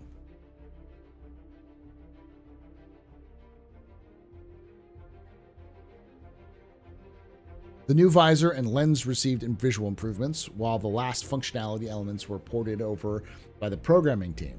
UI also continued to polish the new shopping UI and character customizer ready for release. Lastly, VFX. Last month, the VFX team finished their work on distribution centers and freight elevators. They also completed tasks for several upcoming vehicles. Progress continued on jump point effects, including concepting based on new gameplay considerations that became apparent during testing. The team also took another look at water effects to coincide with graphics team's plans to release some of the water improvements that were shown at CitizenCon. That was a long monthly report, so sorry about the length of this one. This usually isn't this long, but basically what we can gather is that VFX has done some updates. There's a bunch of UI stuff from mobiGlass and item banks, and there's lots of hangar updates. So there's definitely still pushing to get because currently the as of this recording, persistent hangars and cargo elevators are not in 3.23. They are still planned, but they weren't in there the first wave ePTU yet. But this is definitely saying that they're working on it, and they're definitely working on it through March. Let's see, get some of the EAC is coming in. We've got the push to get more narrative stories into Star Citizen, which I'm glad for. They've completely revamped the mission team to the mission design team, mostly focusing on wildlife PU kill missions, satellite mission uplift, like facelifts. Did some blockade runner stuff, xenothreat stuff, and the cargo hauling missions. Kind of an overview on that and how that's going to work. Locations is working on Alpha 4.0. as well as the distribution centers. There's a lot of stuff in the distribution centers, especially for the lighting, customizer. We get the fire extinguisher is going through gray box. We're getting explosive red barrels. Lots of work for Invictus stuff. Vulcan is in the process. They're going to try to release Vulcan for Alpha 3.23. The economy is going through a big overhaul, rebalancing commodities, making sure they scale properly, as well as mission rewards and reputation population. And then we had a lot of stuff for gameplay. Most of the stuff is dealing with Arena Commander and Alpha 3.23 stuff. So Arena Commander, missions, creatures, what else? Mobiglass. There's a new temporary solution for ship damage. So now ballistic weapons will penetrate hulls. So obviously Maelstrom is still a ways off. And Master Modes is getting updated. Lots of stuff for building blocks. Then we've got ships. Zeus is in gray box in what's they call it Beauty and Polish stage. The Legionnaires in white box. Resource network is being worked on extensively, as well as a legacy ship to be updated. Let me know what your thoughts are for that. Racing flight suits, headhunters, and specialist armors, as well as animation for the Kazigrazer, the Moloch, and the Kopian, as well as new vehicle entrances for animations, and then a lot of stuff for AI, mostly working on planetary navigation, some combat experience, like combat AI being improved, and yeah, just making behaviors better for AI. So that's it for the March monthly report. Let me know your thoughts down below on any of this stuff. What do you think about this? Is this big? Is it bad? Like, what is your favorite part of this? What is your least favorite part of this? Let me know in the comments down below. And, of course, join us live, twitch.tv/TheAstroPub, youtube.com/TheAstroPubLive. Thursdays at 8 p.m. Eastern, 5 p.m. Pacific. I'd love to have you come and hang out here with chat. And, like I say every time, hope to see you someday in the black.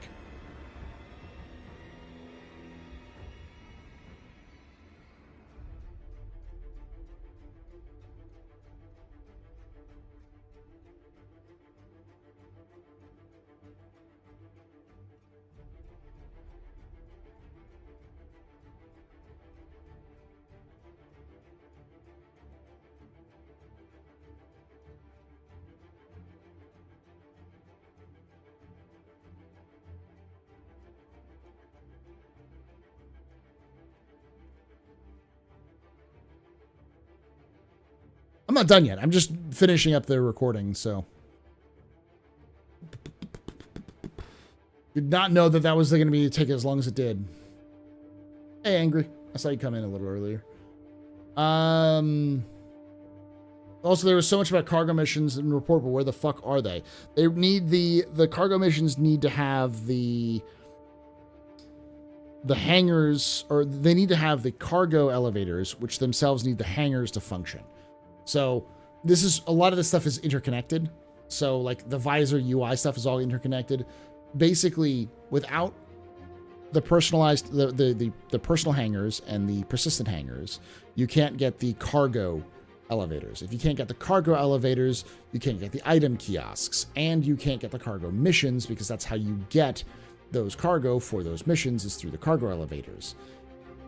Because none of that has been added into the game yet, we don't know why. They tried to get it into the game, and they had some other issues pop up, is last that we heard. That's supposed to be in 3.23. And yeah, Andrew, unfortunately, the narrative team has basically had the same mandate for months. Star Citizen, like a lot of game development, is like moving an ocean liner. So them talking about it over the course of this month, it means that they're trying to make it a priority for 4.0 and beyond. Which, it's obvious why it's not priority in 3.23 or 4.0, because there's so much new tech being added in 4.0, and there's so many new overhauls that are coming in 3.23 that trying to do anything different with mission design or any kind of additional changes to the game would just be insulting. just so much other shit just doesn't function yet, so.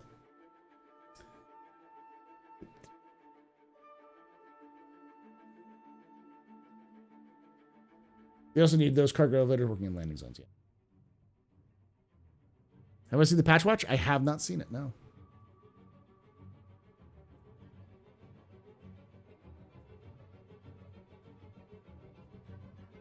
Looking through it real quickly, see if it's worth kind of going over. Kind of.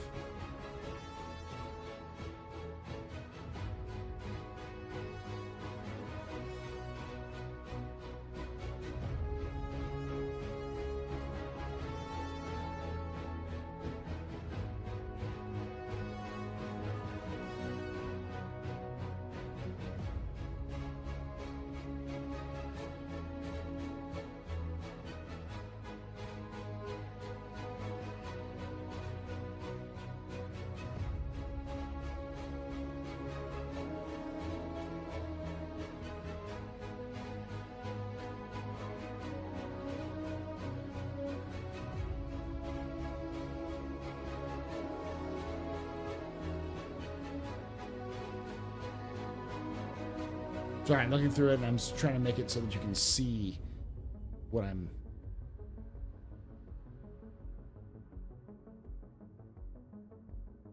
All right.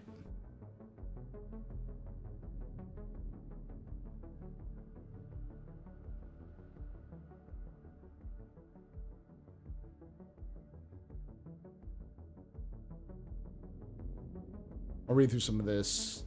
Many of you know, ensuring the in-game economy remains congruent and balanced is critical to sustaining fair and enjoyable gaming environment for all players. It's a delicate undertaking that requires constant attention and adjustment, especially as we transition from alpha to full release. To that end, we're implementing a series of rebalancing measures aimed at ensuring that the building blocks and the in-game economy work well together in a cohesive framework. These adjustments will focus on aligning and distributing the resources, rewards, and vehicle item prices more closely with the dynamic needs and efforts of the community and representative of what they should be in an MMO. Vehicle pricing balance pass. Some of the ships to be proud of. Ships are something to be proud of, so prices need to reflect that status. New prices are based on a few factors: size, manufacturer, and focus. Size: a bigger ship requires a greater volume of materials to be built and is, therefore, more expensive. Manufacturer. Some manufacturers better quality materials, use better quality materials, Origin, better performing components, Mirai, and even alien technology, Asperia, all of which come at a premium. Focus. In the same way that a tank is more expensive than a tractor, military vehicles or those developed for competition are more expensive than civilian or industrial vehicles. This is only the first pass at pricing, and we will continue to adjust it and ensure it aligns with evolving in-game dynamics and any mechanics that affect the way the vehicles behave, like master modes. FPS Weapon Price Balance Pass. Similar to vehicles mentioned above, this is the first pass the FPS weapons have been balanced together so that pricing is cohesive with their category. The new prices have been determined based on, for example, performance, rarity, and players' expectations. Performance. More effective weapons are more expensive. Rarity. Special weapons like railguns can only be looted and therefore higher value. Players' expectations. In the player's view, a grenade launcher is more dangerous than an automatic rifle, so pricing has been adjusted to meet those expectations. Too bad grenade launchers are dog water. They're bad, unless they've been improved. Legionnaire is not being shelved. It's in white box and waiting for more approval. It needs technology to be developed for it.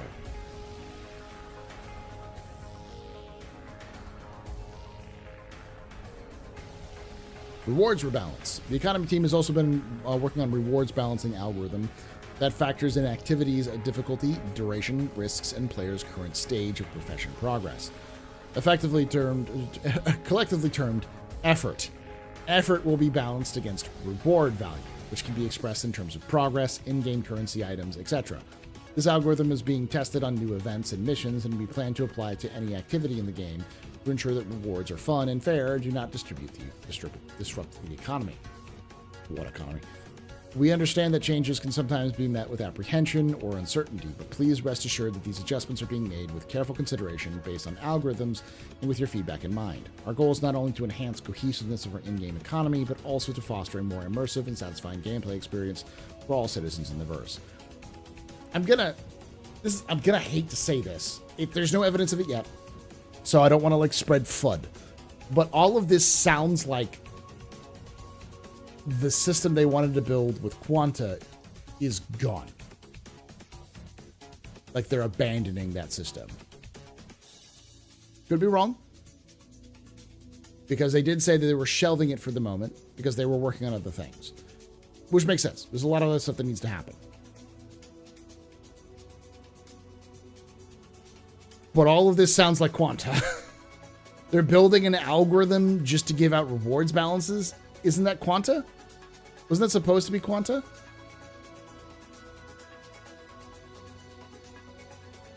Because this sounds like a dynamic algorithm, something that they're building so that it will scale based off of certain aspects that they built.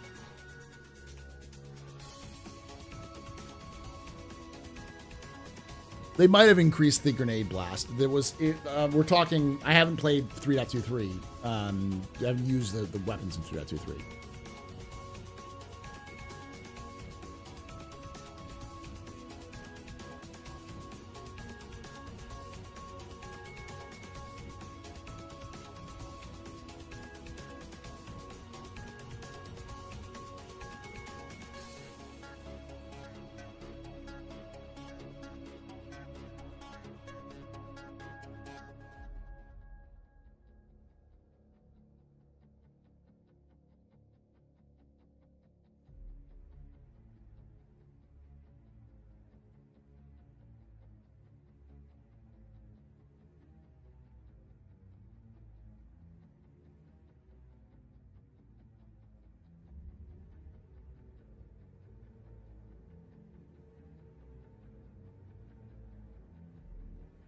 I'm reading some of the comments here.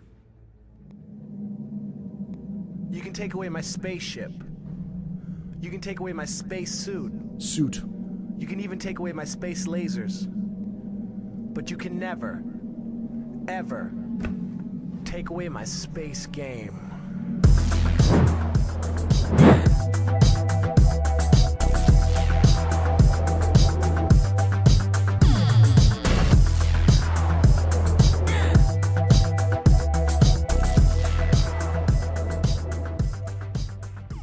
Shiori Katsune just resubscribed for 22 months. Pub cheers Lokan Lau. Thank you so much for that 22 months of support there, Shiori. You're a very important power, very impressive preserve of any pedestrian. This is your fault. You're going to drink a night. Shots and cheers and chat, y'all. Shots and cheers. Reading through some of the comments on that one.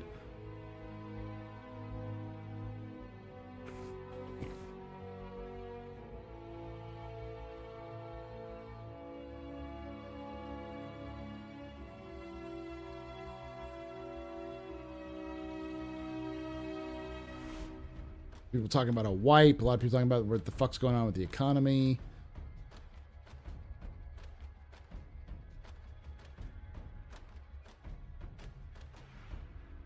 A lot of people are asking if there's going to be wipes. I'm gonna be quite honest with this one. I don't think we're gonna see a wipe in 3.23 because we're gonna see a wipe in 4.0. Like, dollars to donuts, you're going to see a wipe in 4.0. No, Players Report is weird. Not necessarily. They did a report last time. They did an update on the last time with February. So, and the fact that it was exterior was going from gray box to lot 0 and interior was going still through gray box. We're not going to see the Polaris at Invictus. It's just, they could rush it and get it there, but there's no reason to do so when they have engineering and testing.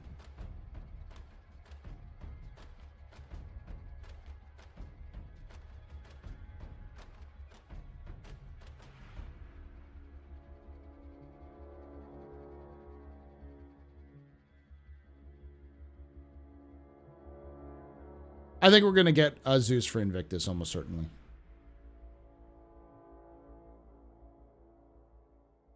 at least an exterior view of it, if not finish it. It does seem like it's heading that direction. We still have 2 months until Invictus, and it's already in gray box, so.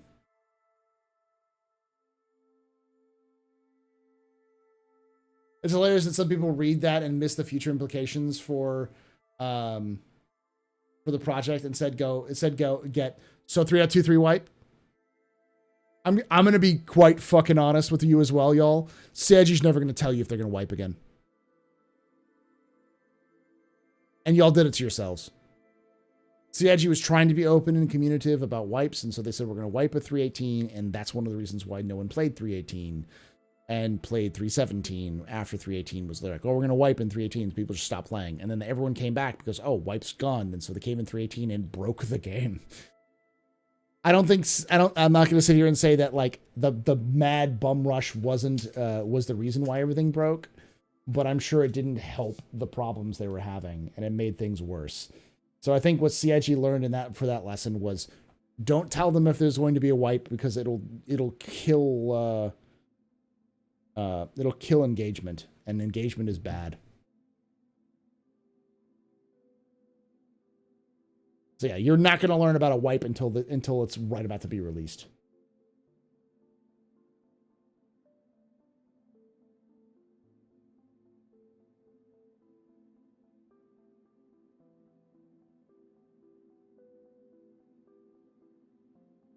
.23 is not live. It is in Wave 1 EPTU, which means that people can stream it, so which means a lot of people are streaming it.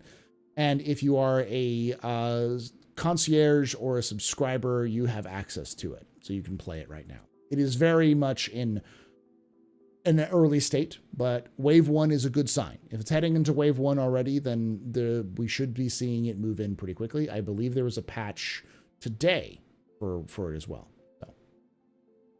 Oh, yeah, true. It's not all in concierge. It's only if you spent a fuck ton of money in concierge.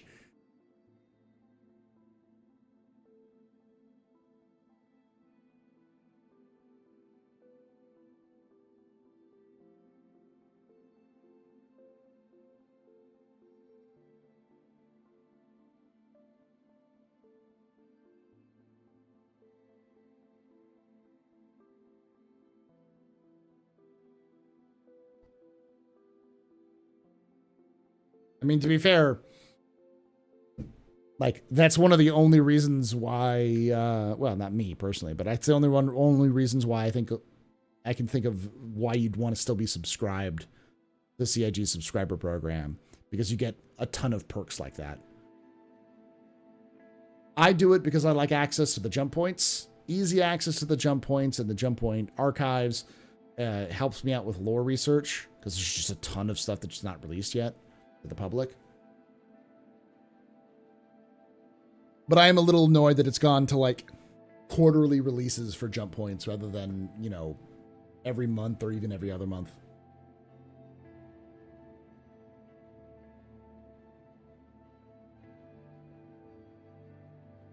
So many Jareds on the Reddit. It's great.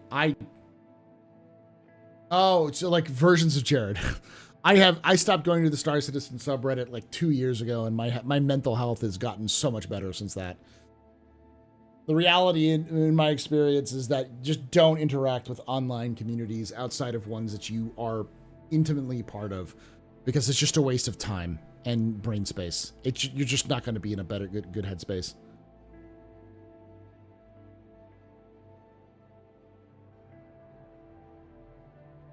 I'm surprised they went Wave 1. They greatly expanded EVO, so it didn't seem to be about the numbers of testers.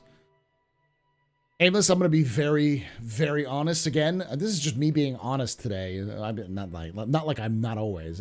I tend to hold back my opinions every so often, because I'm like, I don't want to say that because it's just going to cause more problems than it's worth. But I'm pretty sure the reason why they went to Wave 1 EVO is because they're going to release it at the end of April. Not if it's good, not if it's ready to go. They're going to kick that baby out the door.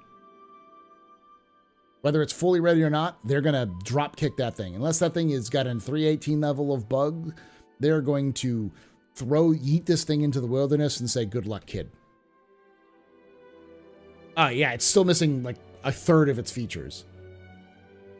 Well, they need to release it before May or around the beginning of May so they can get 3.231, which has the ships and other things being ready for Invictus. Because they don't want to have 3.23 release at Invictus, because that would be a fucking nightmare. You don't want to release a brand new patch, which has got a bunch of problems, and a mainline patch. So they're going to probably be more cautious about it. Release a whatever is as stable as possible version of 3.23, and then do any of the fixes, focus more on the fixes and other kind of improvements to add for the Invictus. Because if this was going to be the Invictus patch, we would have already seen Invictus set up inside the patch, which we haven't seen. With a free flight, yeah.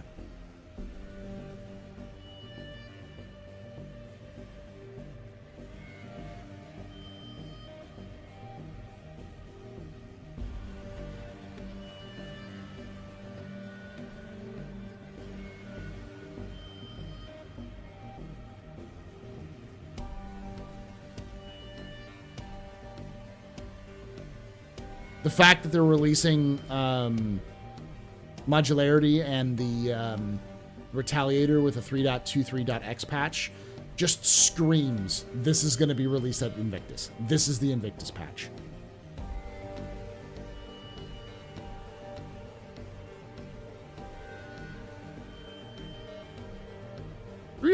is fine.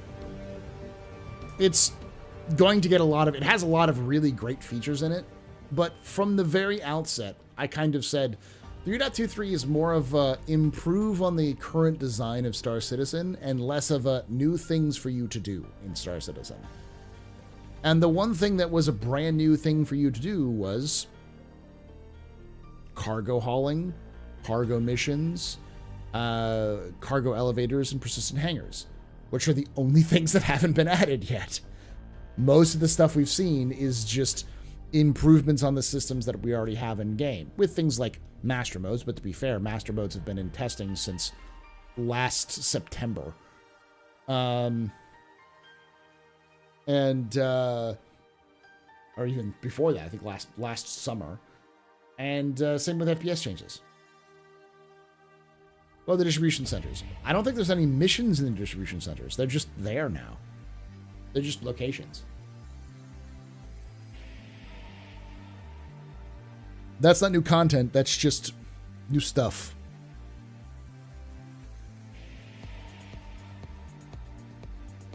A lot of Evos are burnt out because it's been all stability testing, not much feature work. The time, my time with 3.23 has proved to me that it's a server issue. Their back end is the problem. A lot of the stability is just they're having problems. Something is fucked up in the back end, and they have to go through and fix it. Either they have to do improvements, or something's wrong. But it doesn't feel like the gaming systems are problematic. Like the UI is fine, the flight is fine. Most of the systems that are in place are fine. They're working at the standard that I expect with Star Citizen, which again is still buggy but functional. And the issue is more that the server hitch is a huge issue. Like the bouncing of server FPS from like 3 FPS to 6 FPS, and the recovery is just awful right now. But again, it's a Wave 1 PTU. Wave 1 is always the same, like every single time. It's barely functional, usually has a lot of problems. And the fact they released it on a Wednesday was a good thing, which means that they're going to get a lot of testing out of it this weekend.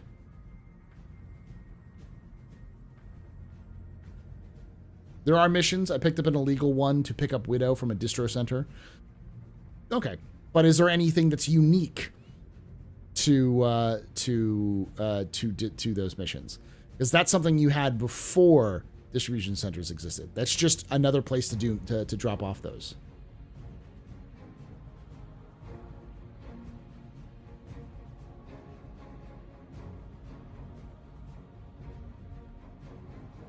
So is like Area 18. I wouldn't call distribution centers in their current iteration that important. They're cool, they're good additions, but they're another location.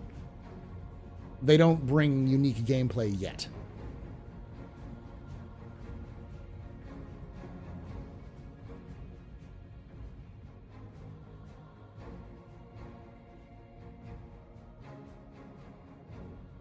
It has its many issues and not just one as well. No easy fix on this one. Nope. I also think that a lot of people were hoping that 3.23 was going to be a flawless execution by CIG because of how cool everything looks in the videos that they do in isolation from each other without online gameplay. The answer was always that's not CIG. That's not game development. It's not CIG.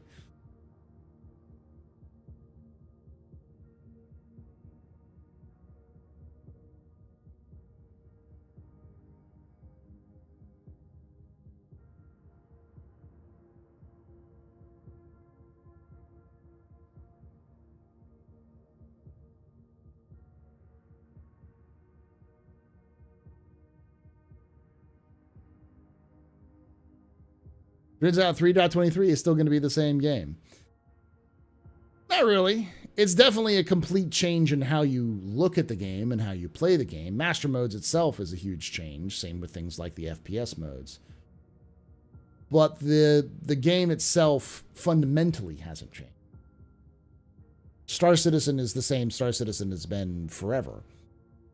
But how you interact and how you fight in it, how you fly in it, all that kind of stuff is changing.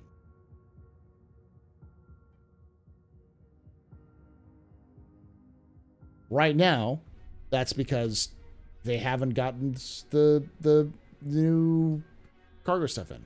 If that comes in, that will start be the kind of the big change, the big kick in the ass. Yeah, the features that are in right now were the easy gets. These are the things that have been working in Squadron for months, if not years. The hard stuff to add in are the stuff that isn't in Squadron, like the persistent hangars and the cargo elevator. Because, spoiler alert, make sure my mic didn't just drop out. The Copian and the Maroc are in Squadron 42. We've heard about them in Squadron 42 for like several patches, so they've just been imported from that game. Yeah, upscaling is working.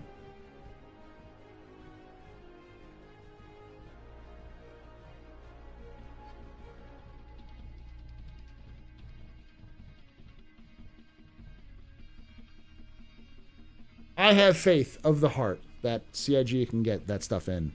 Because it does seem like, based off of what we've seen, based off of what they've talked about, based off the monthly reports, they're pretty well done. I'm assuming that there is some fundamental back-end issue. Either they want to get the game more stable before they add it in, or they wanted to chase down a problem that was going on before they added it in. They didn't want to just slap shit on top of shit and break more shit.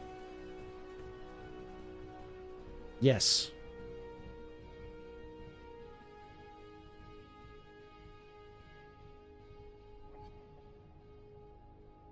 You're asking for the Orison ad. I'm only giving it to you because you give me the Orison ad.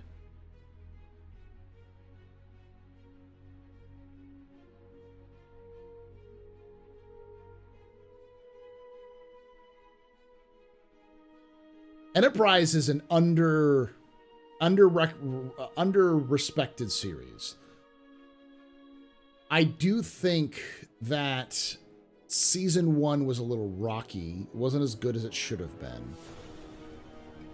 And then it hit its stride in Season 2 and Season 3. No, Calvin, I'm not going to CitizenCon. I can't afford to go. For me, it's a minimum of $5,000 to go. And that's a lot of money. $5,000 is a lot of money. To give you context, $5,000 could wipe out at least one, if not multiple debts I have. $2,000 is rough, but I make about you know, around that, well, less than that, but like a good month, I can make about that much money with content creation, like profit. Really good month, I could do that. So that's easier to kind of swing, but $5,000 is $3,000 above that.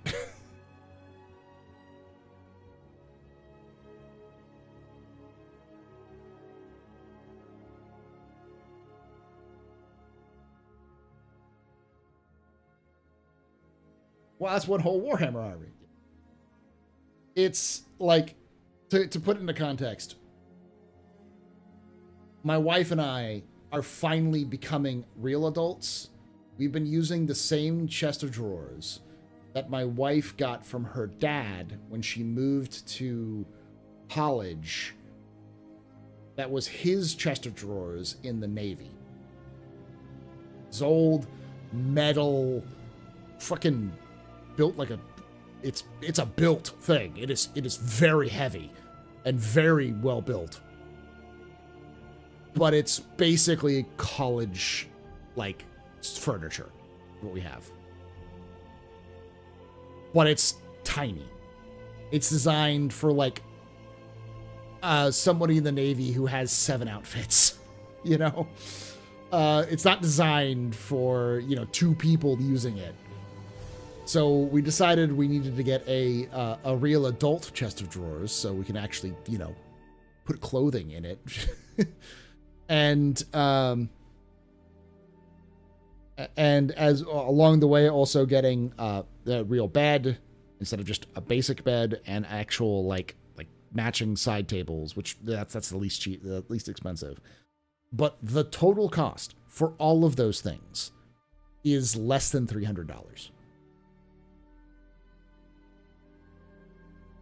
And that's still a pretty big purchase for us.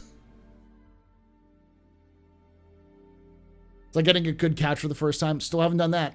We still have our old futon that we use. It's actually a really comfortable futon, but like a sleeper futon. It's a sleeper couch. It's a couch, but it's a sleeper couch. I guess it is our first real couch. We still have it from when we first bought it 7 years ago.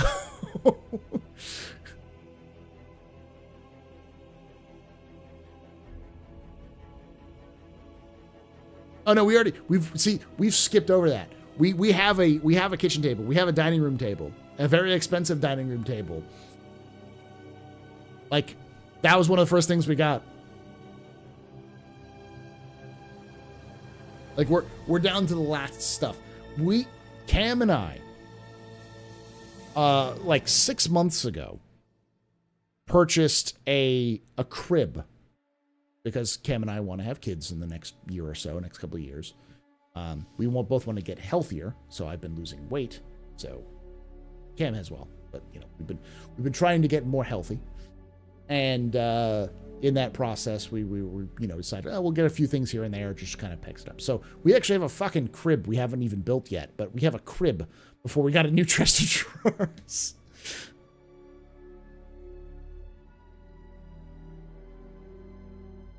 Need a table for Warhammer. Yes and no. It's not big enough for Warhammer, but it does sort of work. We actually are going to build a table for Warhammer, but it's a little different one.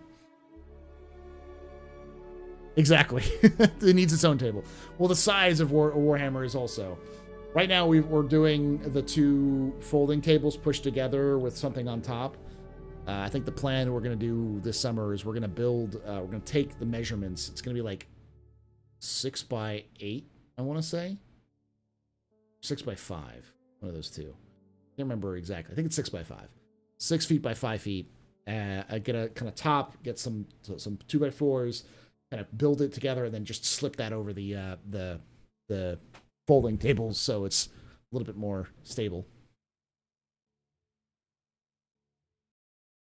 I swear to God, if you have a baby, I will call it the mini bar. That's fine. My new adulting thing is jujitsu. Yeah, I've got a teacher friend who got into BJJ.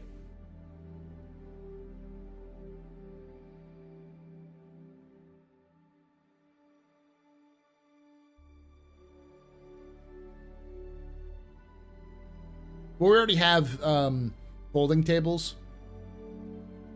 So the two folding tables are like sturdy and they're easy to build, put in there. So we just need what we're gonna do is we're gonna take plywood or like a let's say plywood. What is it? You know, like a flat panel of wood, and we're gonna build in the theater industry what's called a why am I blanking on this name? A pallet. We're basically just gonna build a pallet and then just slip that on top.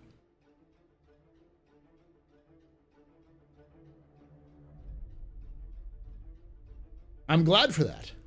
By the way, Fist, did you get any information from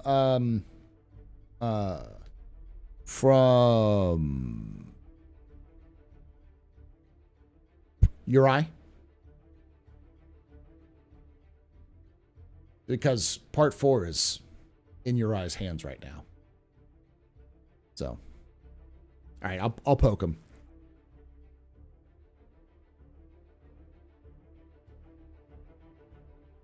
What is baby? I don't see it in the pledge store.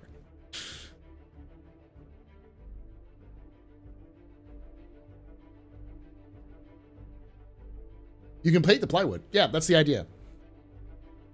So if you don't know what it's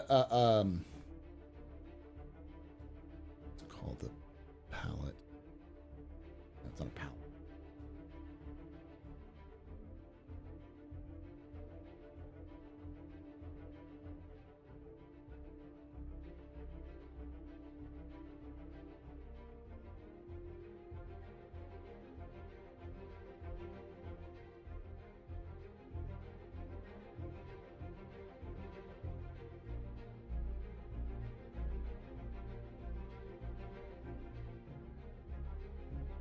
Man, it's been so long since I've been in theater, I keep forgetting the name of the damn thing. But effectively, all it is 2x4s with plywood. And the 2x4s are long enough that they can support the plywood, and then you can tip it up on its end and then use it as sort of like a basic backdrop. You can paint it black, you can paint it whatever you need to paint it, but it's super cheap. And the advantage of it is that you can also disassemble them after you're done and then reuse them for other purposes. Because it's just, you know, 4 pieces of planks with 4 planks with a plywood sheeting. That's it.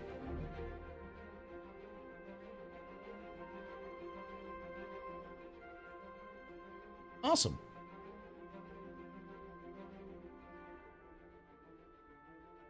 Different client? Stage flat. Thank you. It's not really a backdrop. A backdrop is something different. I think it's called a flat. Stage flat.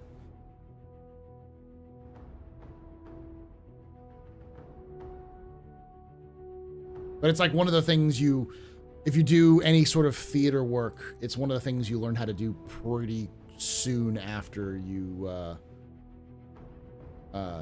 get involved in it, because it's super simple background. You can hide a lot of people behind them. Like a simple background in, like, say, a box theater, you build like 4 or 5, and then you just paint them black or cover them in a black sheet, and then like put them at angles, like they butt them up against each other at little different angles, so the audience won't see anything, and you can come out of them. You can just like put like a curtain rod between a couple of them and put like a sheet as well, and actors can come in and out, and like stagehands can stay behind those flats and then come out and grab stuff if they need to. So it allows you to build effectively a curtain out of wood in places where you wouldn't have the structural supports for a complex curtain system. It's a super low-tech solution to the problem. All right, y'all. I've been streaming for like a long time.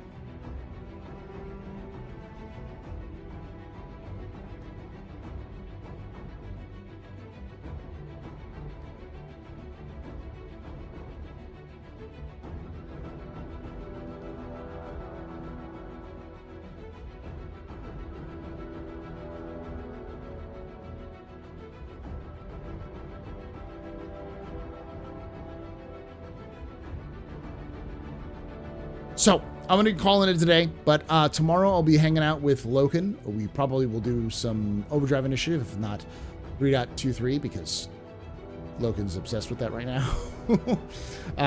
We'll do box missions. And then on Saturday, Space Tomato reached out and said he's doing a big subathon, kind of a streamathon that he's doing. And he asked if we wanted to hang out and stream together. And I said, for fucking sure, brother. So I'm going to be streaming with him until about 2:30 my time. So 3:30 Eastern. And then I'm going to be sitting with Fist. Who else do we have? It's Fast Cart Fist.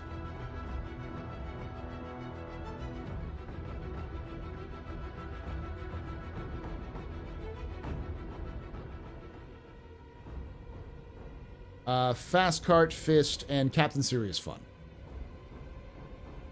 We'll probably talk about 3.23. Will be probably the big discussion. We might talk a little bit about Overdrive, but 3.23 will probably be the big experience discussion. So.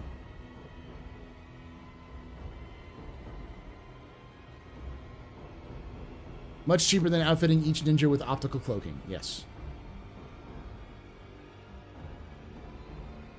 You'd be surprised how much a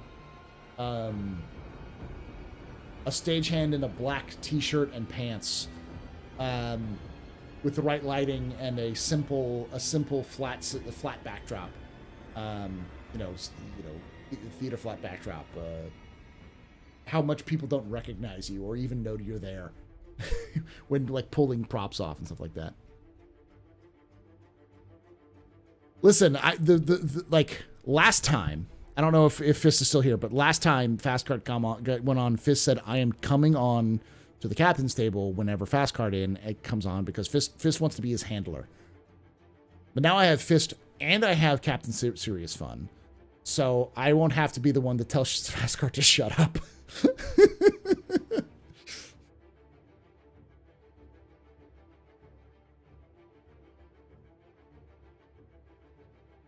And despite his best efforts, he has yet to get me canceled. So that's a good sign.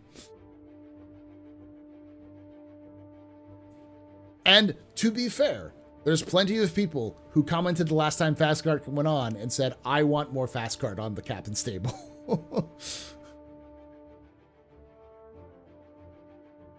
I'm gonna make a Fist. I'm gonna make a Soul Citizens joke. I'm just gonna start it off by saying, "Welcome to Soul Citizens Podcast.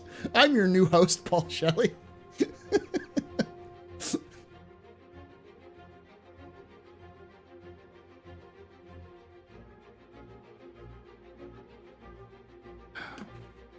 And as is tradition, the month after, we're 2 months out of Black History Month, and I finally have the official Black History Month cast. Oh, see, I'm gonna do this to myself. I mean, I don't even need Fastcard to show up.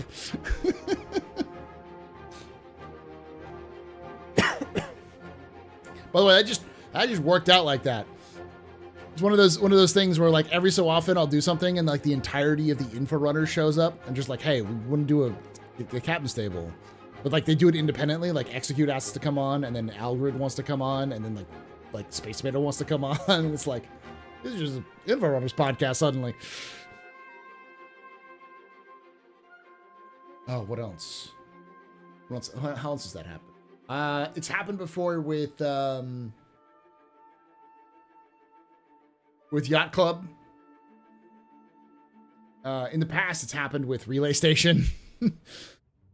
It just so happens that like people will just kind of filter in to the captain's table, and it'll end up being like a completely other podcast that just happens to be on the captain's table for that one.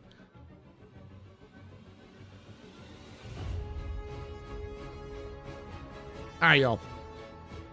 I'm gonna call it a night, but yes, Saturday I'm also going to be setting up I'll be releasing, I finished writing it, so it's gonna be fairly simple for me to do.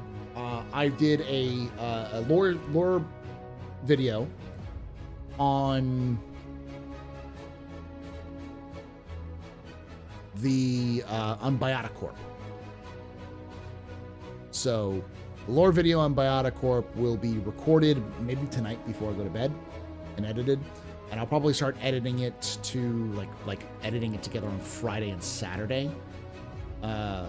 So those of you who are Astro Historian like YouTube subscribers, you should have it in the next day or two. Everyone else will be able to see it on Saturday. So cool little medical lore update. And then after that, we'll be doing some more. I have my 2 big, long, 40-minute, hour-long episodes, which will be done and put up on Patreon. And then everybody else will get them end of April, early May. So, if you do engineering tomorrow, what time-ish? I'd like to join. I don't know if we'll do engineering tomorrow. We might do a little bit of it, but it would probably be around, the earliest would be 7 p.m. Eastern.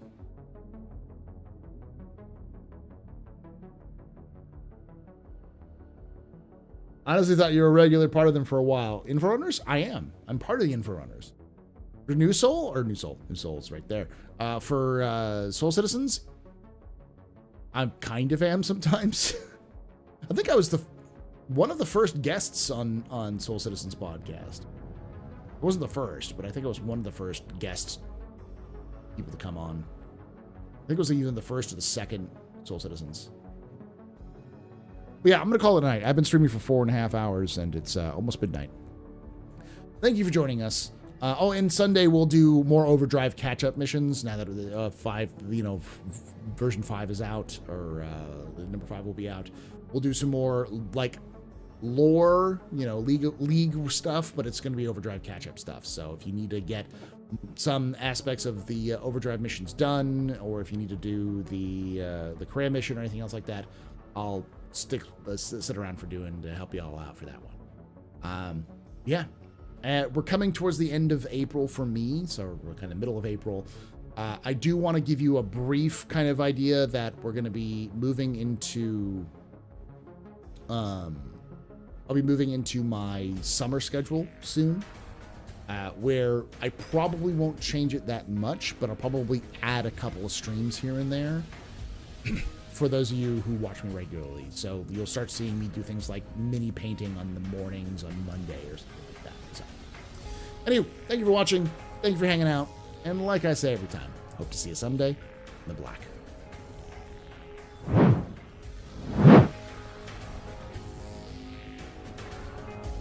Find someone to raid.